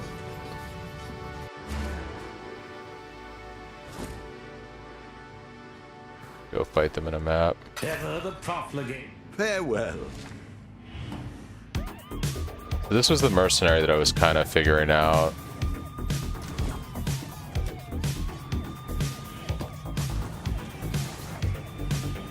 Oh, it migrated my whole Atlas progression. Well, that's good. Do I still have not have my Void Stones though? Hey. No, I got them. Okay. I mean, okay. I'm kind of, that's, I guess, one net positive.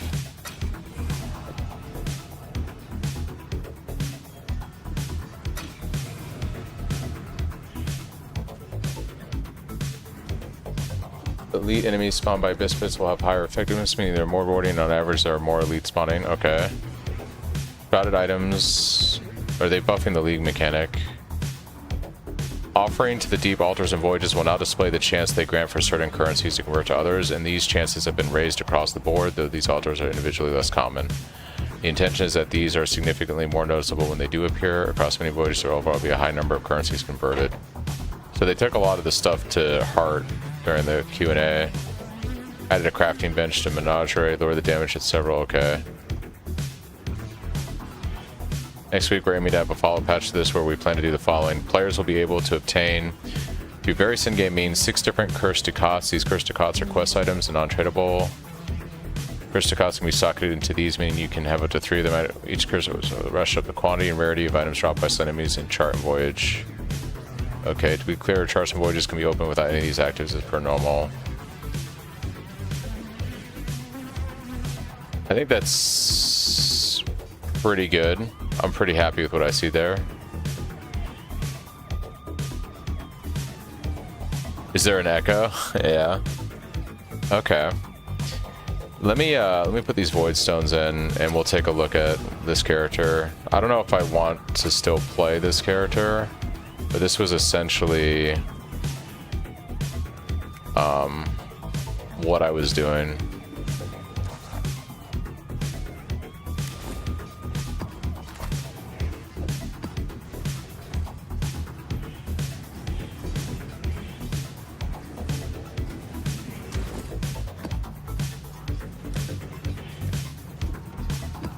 gonna run one of these so we can get the Merc, hopefully.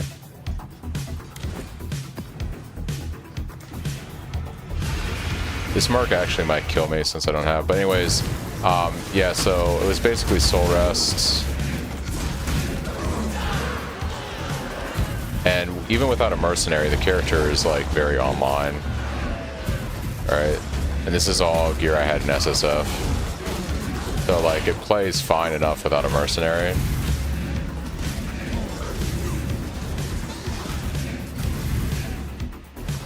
Sleep now, little nightmare. Death waits with open arms. Heard of House Kyaxon? Then so you have chosen death. Billowing death. Can I not have but a moment's respite? See if I can not die here fighting this fucking person. Oh yeah. Bots consume you. They're like unkillable because I don't have a mercenary. I probably should try to catch this person in a regular map.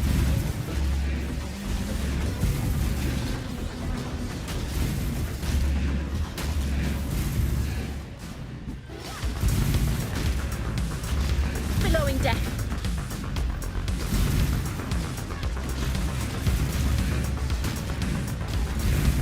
Okay. Thinkable. And yet here we are. Let's see how they play.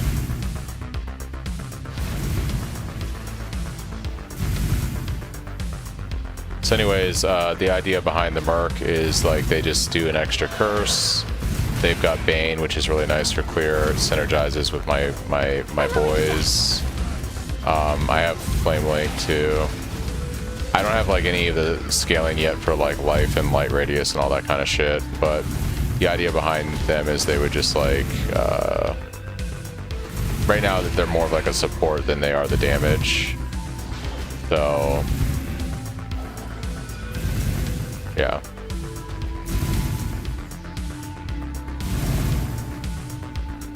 Ways that I would scale this at this point on trade is I would pick up like Dark Monarch with Phantasms, which we might try in a second and see what that looks like.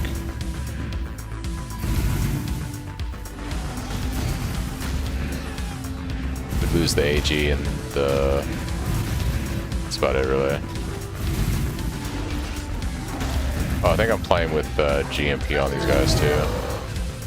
But yeah.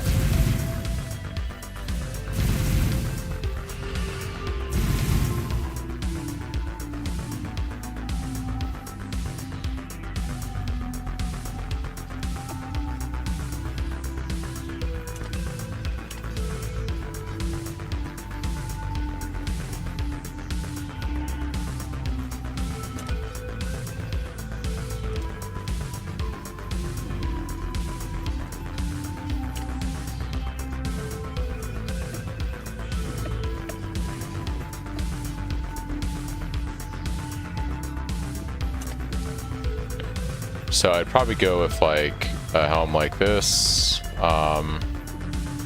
Pick this up and just see what this looks like with double Phantasms. 224 int. Ooh. You have to figure out how to be able to wear this. Okay.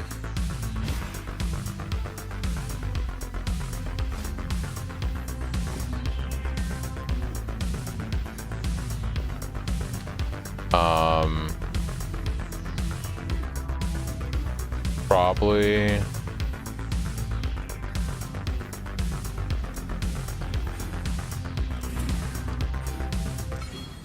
just for testing right now, drop this and do this.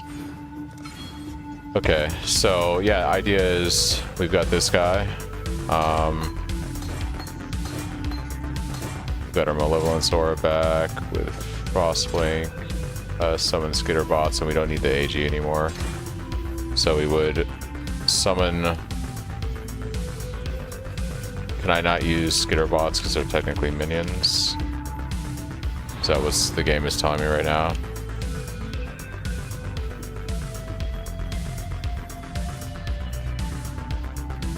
Probably. Okay. That's fine. We'll test it without that.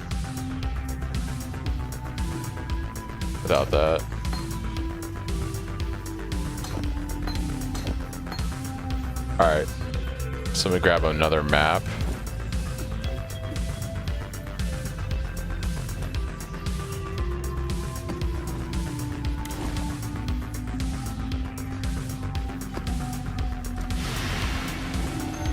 Double phantasms.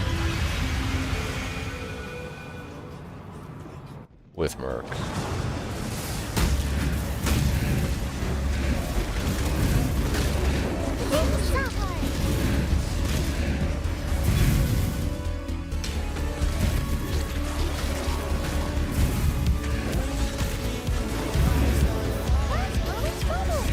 Oh, did I not get that mercenary? Because I didn't click higher on them? No. Alright, whatever. So this is kind of like what the build looks like with the Phantasms online with Monarch.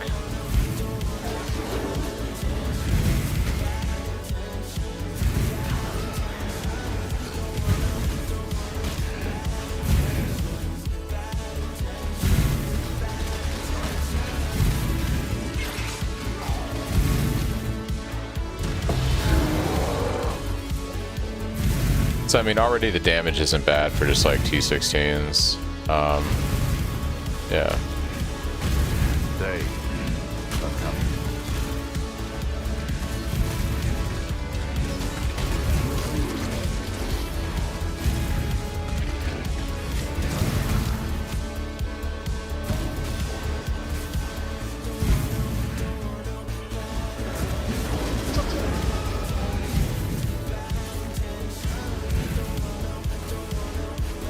Apparently I forgot to hire that mercenary, so I just took their rucksack but didn't actually hire them, so we don't have them, apparently, I guess.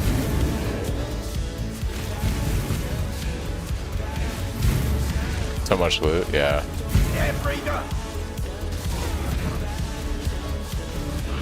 I think I was getting more on SSF, honestly.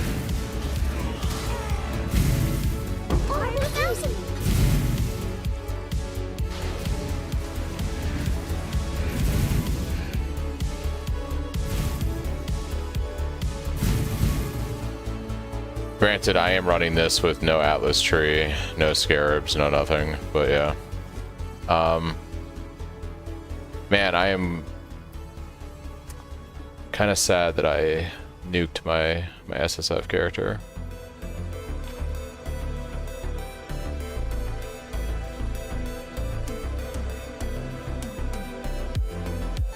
Oh, did it bring over? I have these guys still. Oh, okay. So I still have my. Oh. Pain fades. All right, I still have my mercenary Purpose from. remains. That's something at least. This is my old mercenary. This is the one I was using on SSF. Okay, well let's see what this looks like with her and all my boys.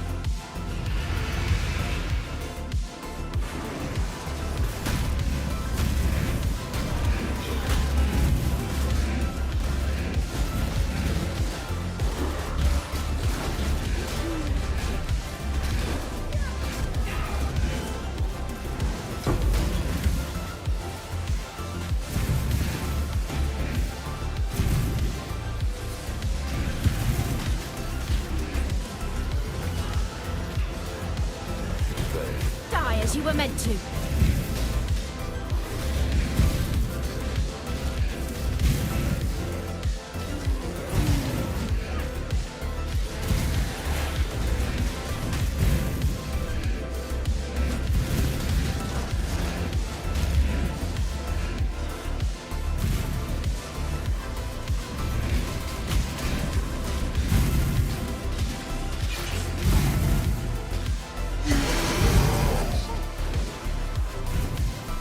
Remember when I said that I came from the future? That aged well?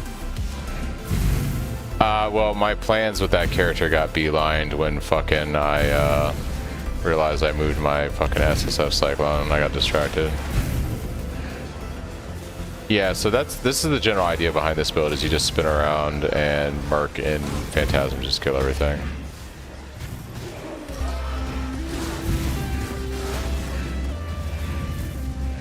And this is with all SSF gear. I think with like proper actual trade gear, this could be pretty crazy if I scaled the character out.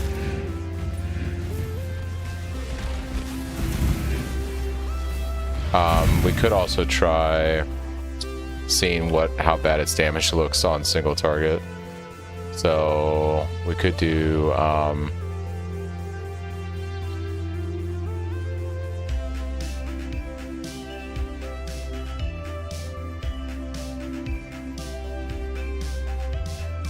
I fucked up Baze. I thought I was migrating another character to clear out hardcore SSF for a fresh run tonight, and I accidentally fucking moved my Cyclone guy over to trade.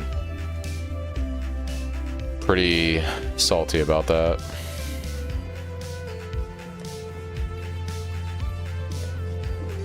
Cake accident? Nah, it's definitely really is not intentional.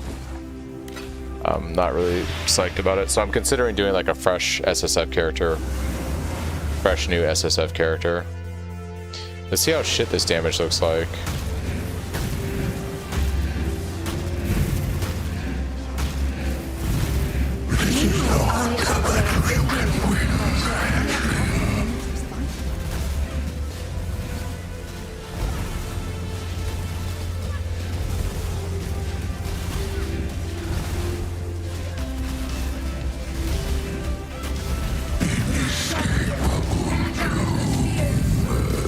Fuck that, just enjoy trade.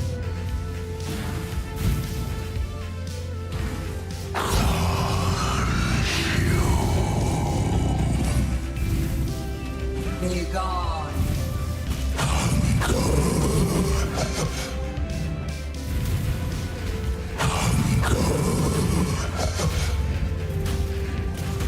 I kind of want to try warp totems, to be honest. I kind of want to do the warp totems. The only problem is I lost my POV for that. I don't remember what happened to it.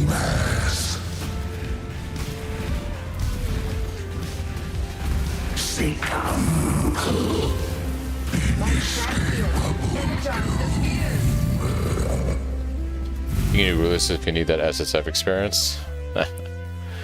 Maybe we do warp totems. I lost my POV for it though. You know what I rolled, Baze, that I was considering doing on the hardcore SSF run? I hit, do I still have it up? I don't have it up. I hit Leap Slam Berserker, and I have a POB set up here for Leap Slam Berserker that I made. With just a Simian axe and the gem setup. So with the gem setup and an axe, we're at 1.4 million damage. Leap Slam Berserker. So this is the character I was actually gonna play, and then I accidentally moved over the wrong thing.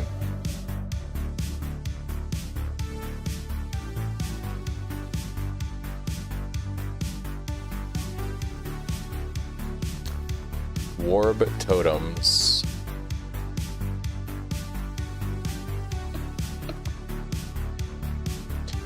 I only worry about damage on bosses with warp totems, right? Because isn't warp like not great at bossing?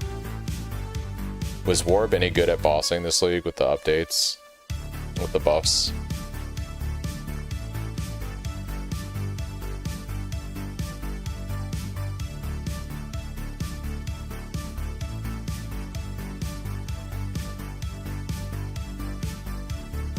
I wonder what it would be like running it as totem.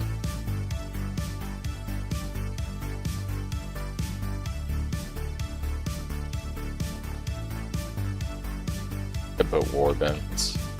Winter orb, thank you.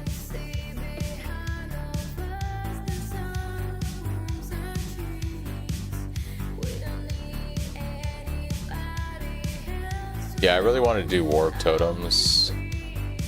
I played it.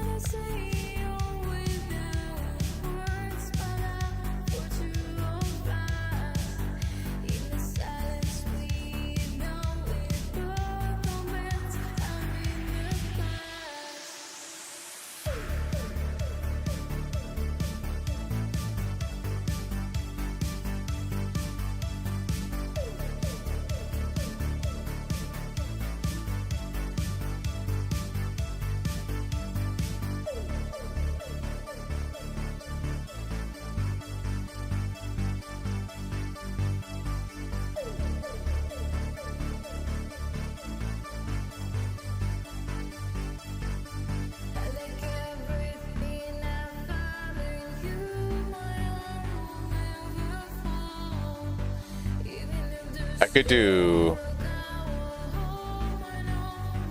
Since you have a mercenary, let's try the totem. Yeah, I did. I played around with this concept in Mirage, and had fun with it.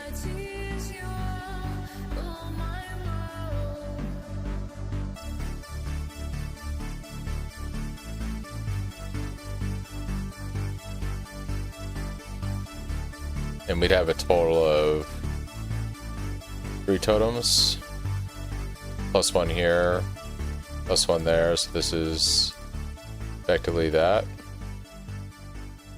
So Winter Orb on its own would be, yeah, be 3 Winter Orb totems channeling away.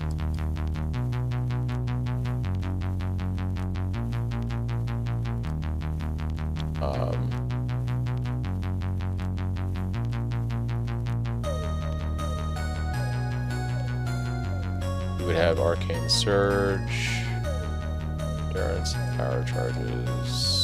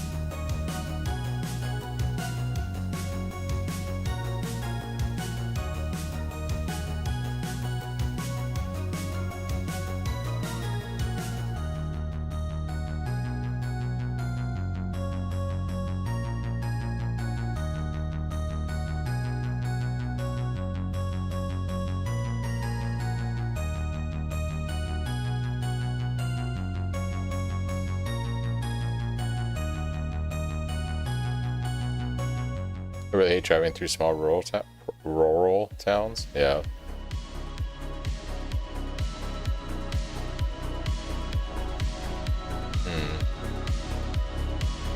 So I think I would do something like this.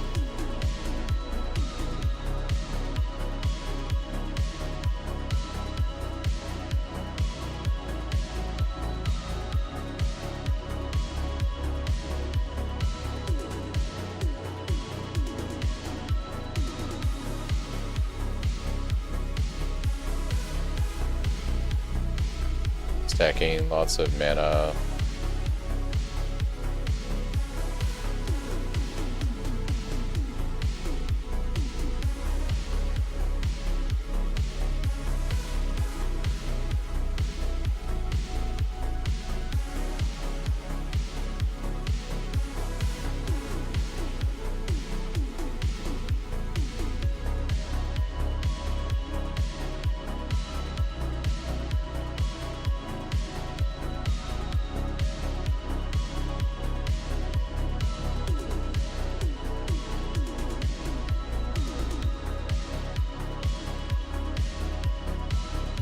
And then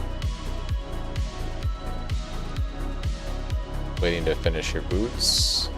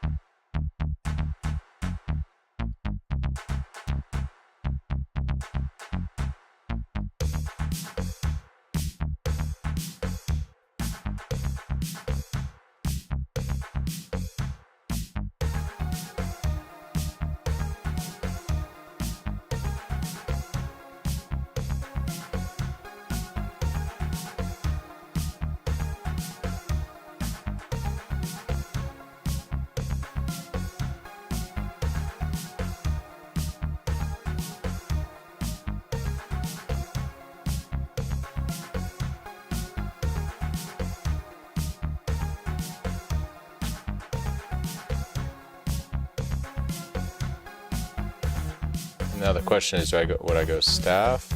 I feel like I would go staff.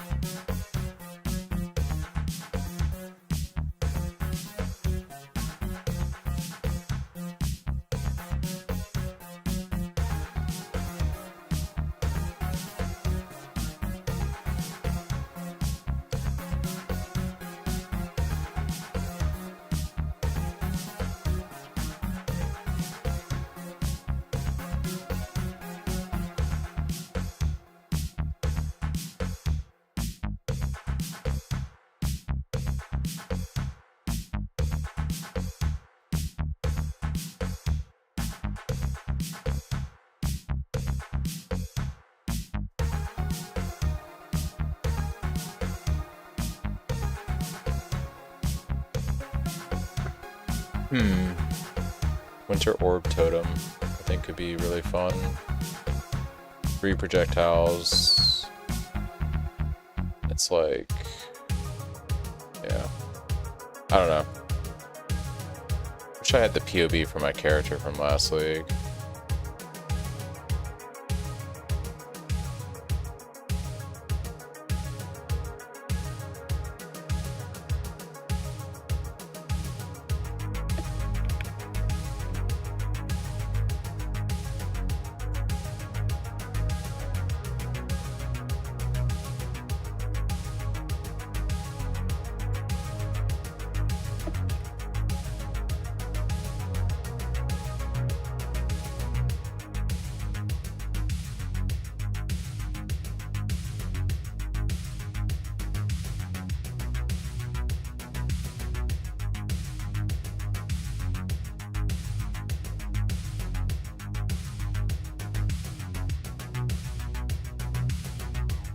Trying to see if I can find it.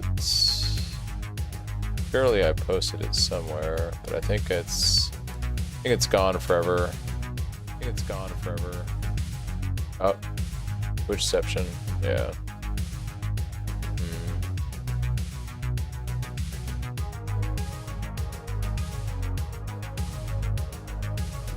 The VODs delete after time, Chris, so like if I go on Twitch, I won't have any VODs from that far back, unfortunately.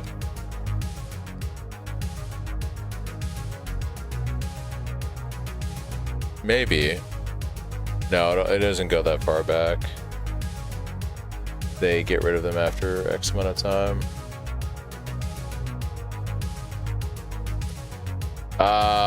I don't know if I streamed it on YouTube at the time. I can check. Would have been back in March.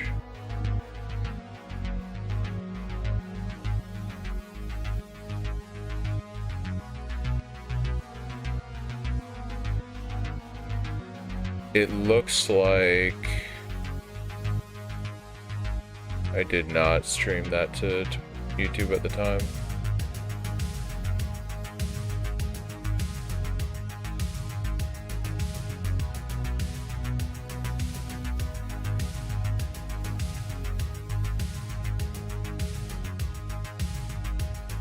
It would have been during March, yeah.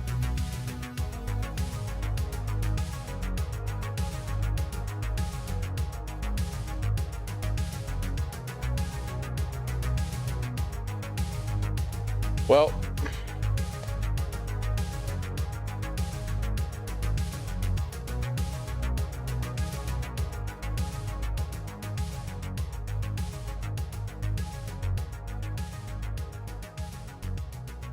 I'm not sure quite what to do. I don't think I uploaded my character to Pee-wee Ninja, and it was a low level. It's not a bad idea, but I don't think it'll be there. I'm kind of torn. I'm still going back to, do we do SSF Ruthless Cyclone? Maybe, I think Mercenary I'm going to take off the table. I think you have to play Mercenary one way right now, and until they fix Mercenaries, there really isn't like, unless you're doing like some kind of life stacking light radius thing, using the uniques and stuff, it just doesn't feel like you're going to get any kind of similar power out of it. So I don't want to do that shit until they make Mercenaries more diverse and viable.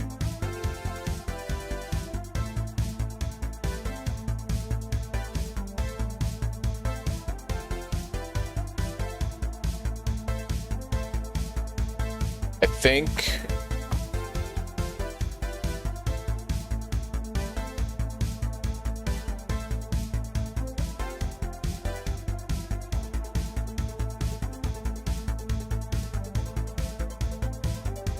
I'm leaning towards either my SSF Ruthless eventually a Cyclone character, or we just do a new build on SSF.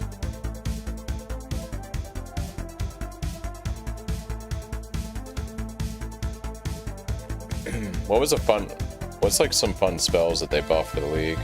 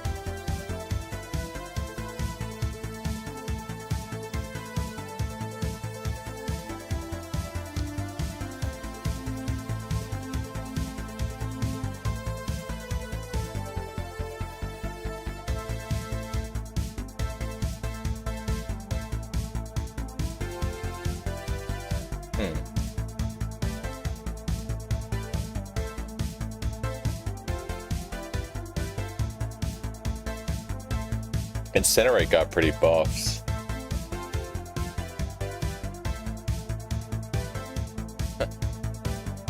There was a really dumb build that I made with Incinerate that was actually kind of fun, and both skills actually got buffed. It was pretty stupid, but it could be fun to play again. Look at that glare on my face. So there was a build that I made back in. Let me find the video for this. This was a beaut.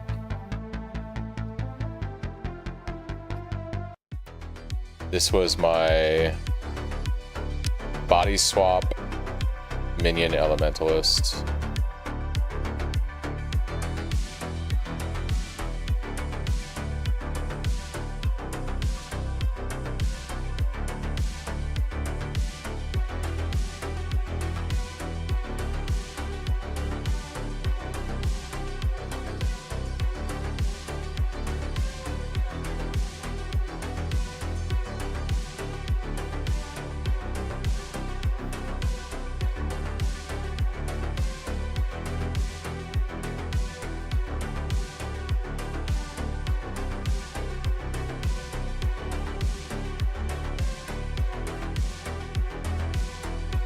This was a build.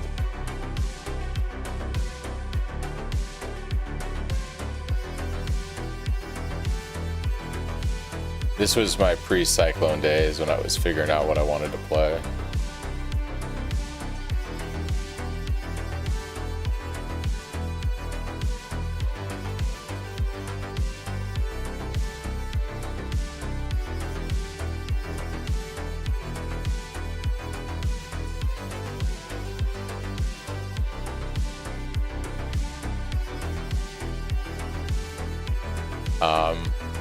Yeah.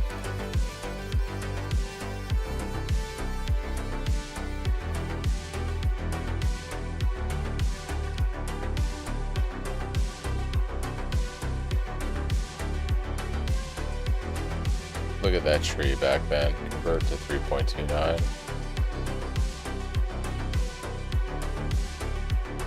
What if,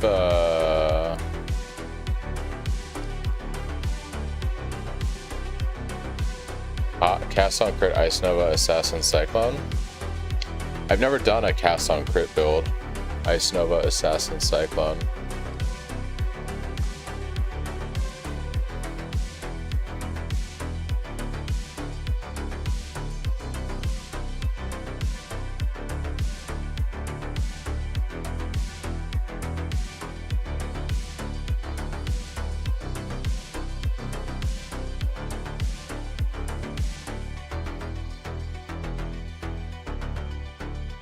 Cast on crit Ice Nova Assassin. Cast on crit Ice Nova Assassin.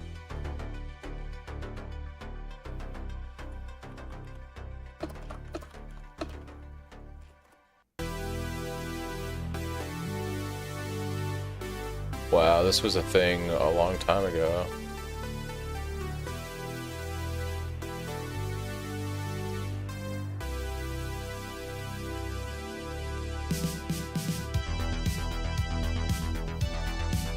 This is a blast from the past build, but paper and SSF.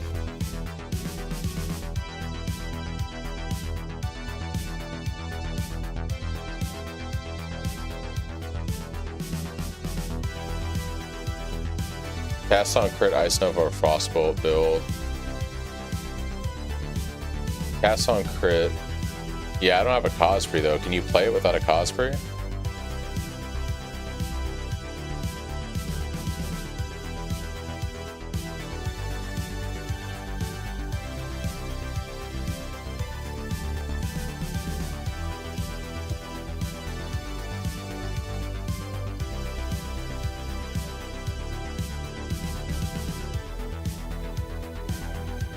Ice Nova? Are you doing Ice Nova or Frostbolts? Yeah, so this isn't SSF-viable. I gotta play something that's SSF-viable. What I was thinking was something stupid like Incinerate and cast while channeling and body swap. This could be an incredibly dumb thing to play.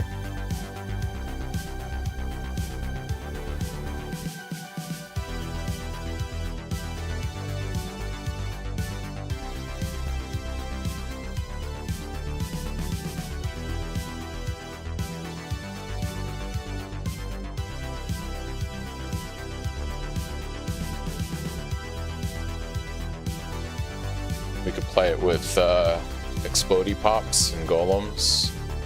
Be pretty interesting.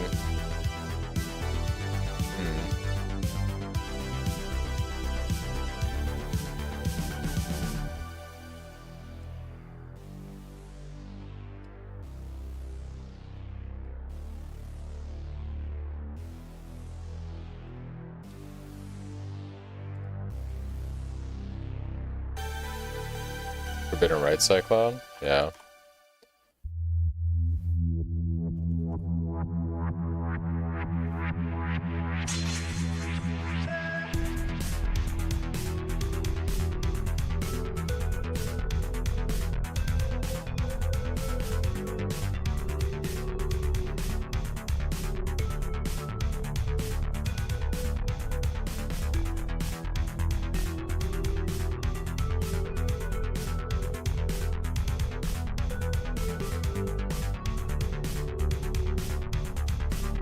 I kind of want to play stuff that isn't really like what people play, if that makes sense. I like to play builds that people don't really play. Even though Cyclone is my archetype build. When I'm not playing that, I like to play other stuff. Fireball build? Yeah.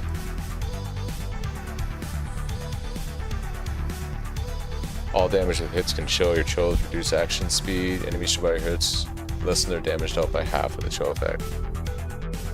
That's kind of why I'm looking at something like that right now, something dumb.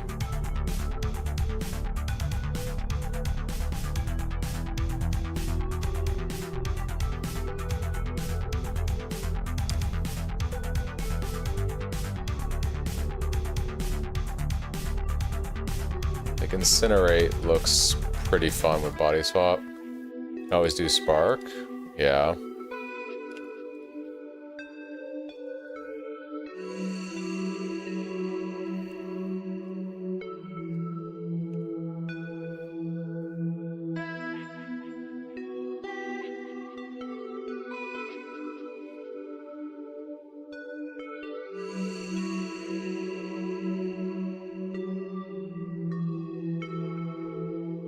Take a puzzle. Yeah.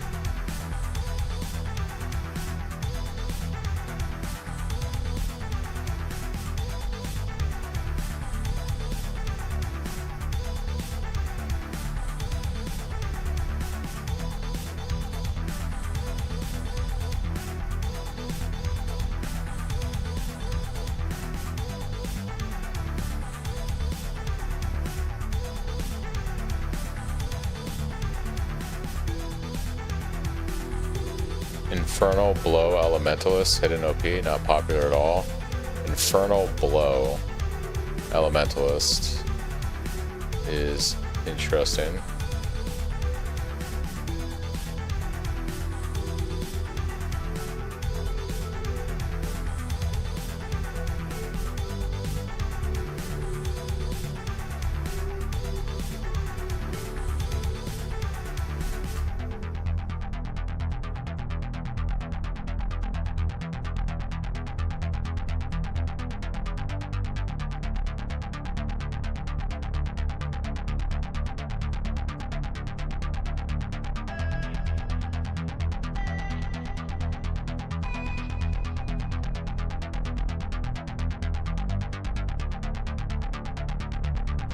Lead bow glad. That's a throwback, yeah. I'm kind of looking at stuff that is a bit more not played.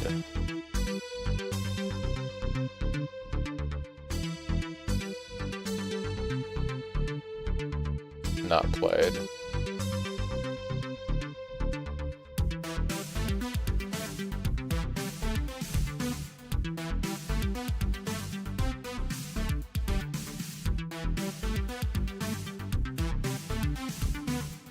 Looking at stuff that is a bit more not played.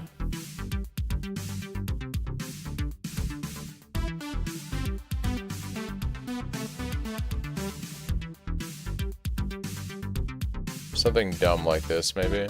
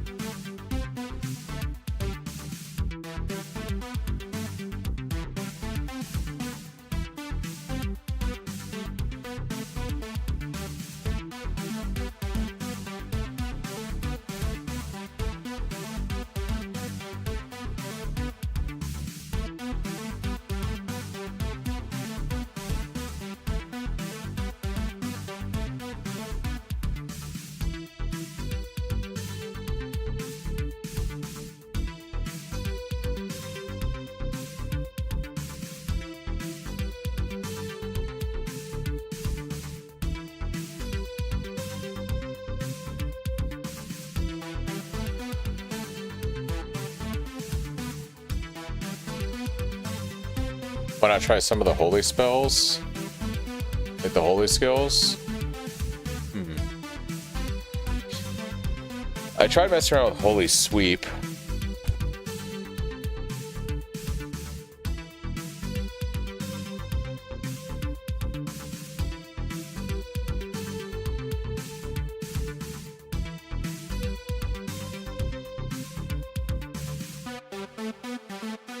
As an elementalist, it could be interesting.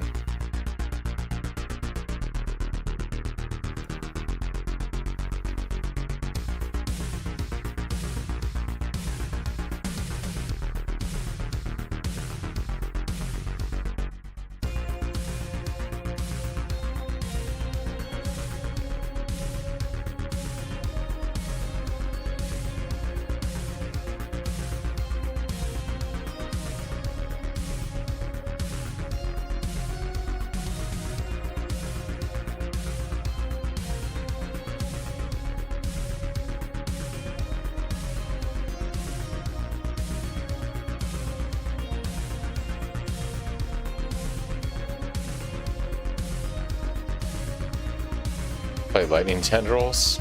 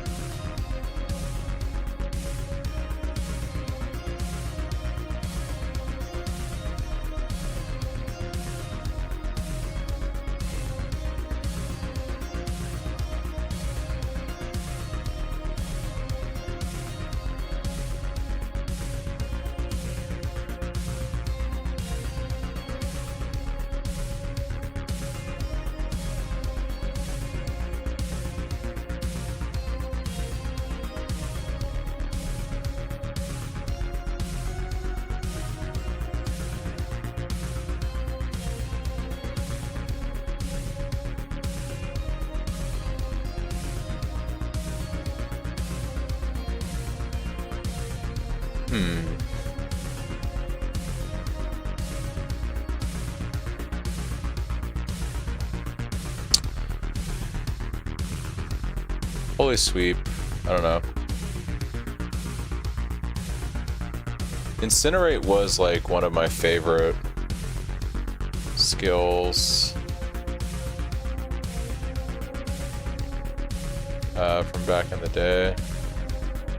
Really enjoy Incinerate.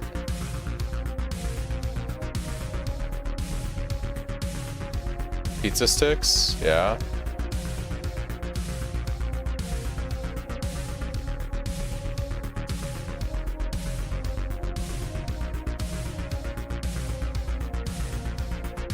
I really like Incinerate.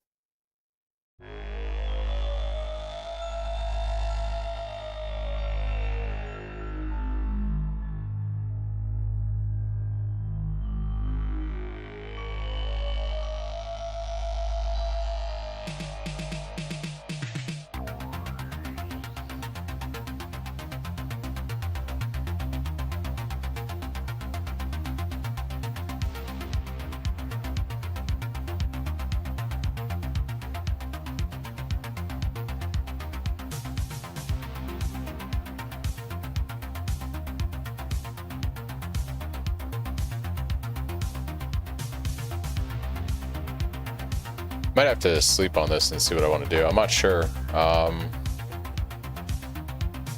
sure what I want to play.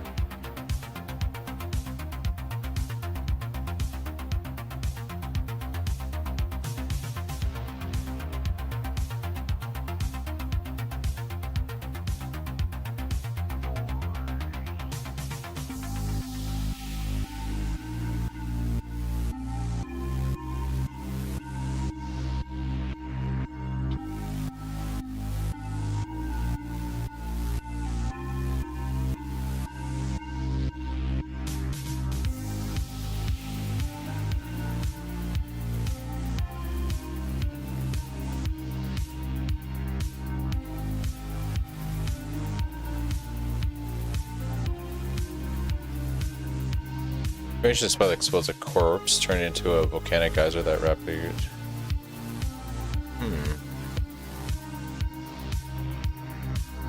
Spell AoE fire duration projectile orb.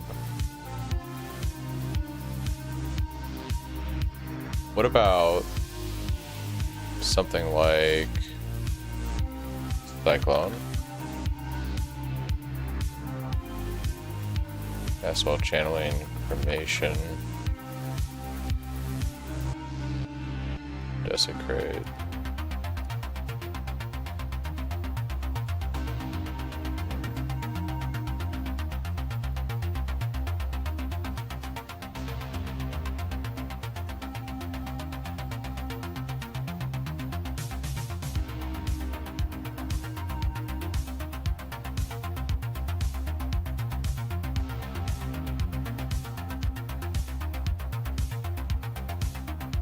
Alright, yeah. I think I'm going to sleep on what I want to do. I think it's going to be either start stream tomorrow, we're going to be doing continuation of the Ruthless SSF Ruthless Cyclone character, or I might throw together a new build during the day tomorrow and test something out and do like a fresh SSF run. Swap it up a bit. Really disappointed that I accidentally moved that guy to my Cyclone guy to trade. That's unfortunate. But yeah, I did want to try playing around with one of the new spell skills. I was looking at Winter Orb Totems. I might put together a Winter Orb Totem still. We'll see. But I'm gonna sleep on it, see what I want to do. I think I'm too tired now to put a POB together, so I don't know, I might put a poll in Discord tomorrow. It might be something like this. It might be like, I think I know how the poll would go, but it might be like finish SSF guy on trade. Might be something like that. It might be run the SSF Ruthless Cyclone, or then third option like new build SSS. Maybe new build hardcore SSF, and then we would go to SSF again. So I might put like, I might come up with a POB for this and then put these options in Discord tomorrow, see what people vote on, and maybe we just go that direction. Because I think I'd be fine doing either one of these. I think most people will probably vote for that, but we'll see. Yep. Appreciate you guys. I'm gonna go get some sleep. I'll catch you all later.